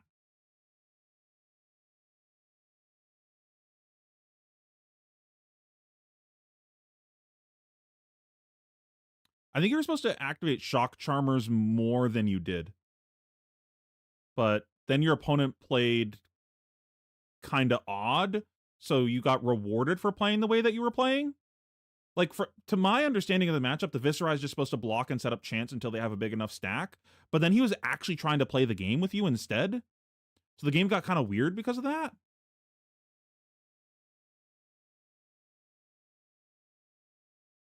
Nice thing about this being Silver Age is logistically those are going to be shorter rounds.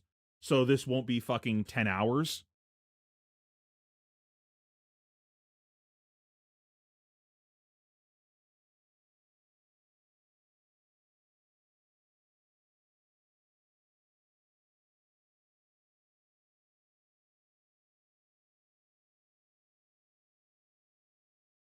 Yeah, I guess that makes sense.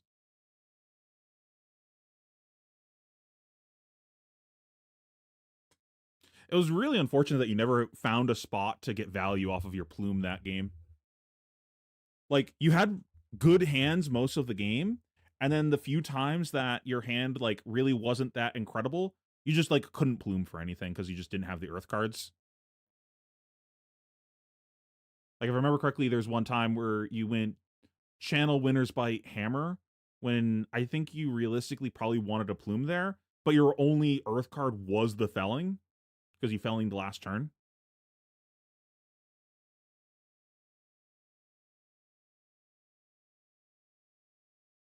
I have no idea how Ian and Majin feel about this matchup. I feel like this is they both feel favored in the matchup, so that someone's wrong.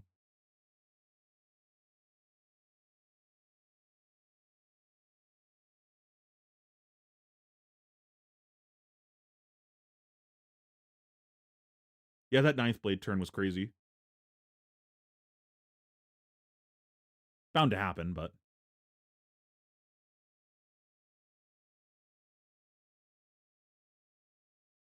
Yeah, Dalton?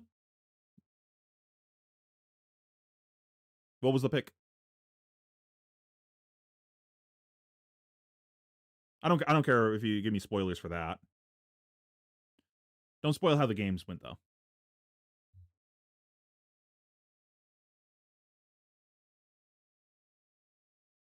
It could be that he already played Ian and got smushed. You think it's Prism favored, so, like, if he came to the same conclusion, if Ian came to the same conclusion, that would make sense. You would think that he would choose to play Wizard as much as possible.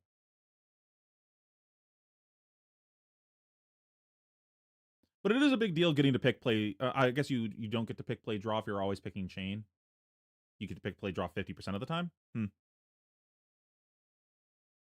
I can't believe you gaslit me into thinking it was Prism favored Dalton. You sack of shit.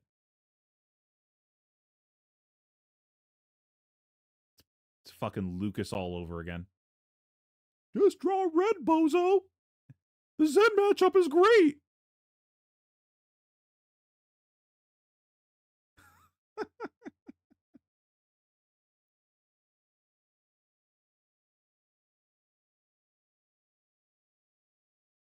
Yeah, the matchup's very technical and very volatile based on what the draw looks like from both sides.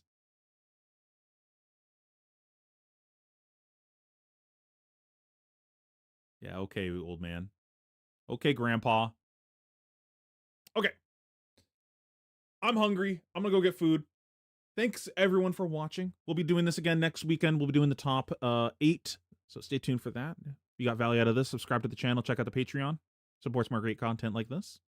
I guess also should probably mention this more often. On the Patreon, I do offer coaching, so if you want this type of stuff for your own games, feel free to let me know. Yeah, appreciate all you guys. Happy Thanksgiving. Stay safe, stay warm. Good night.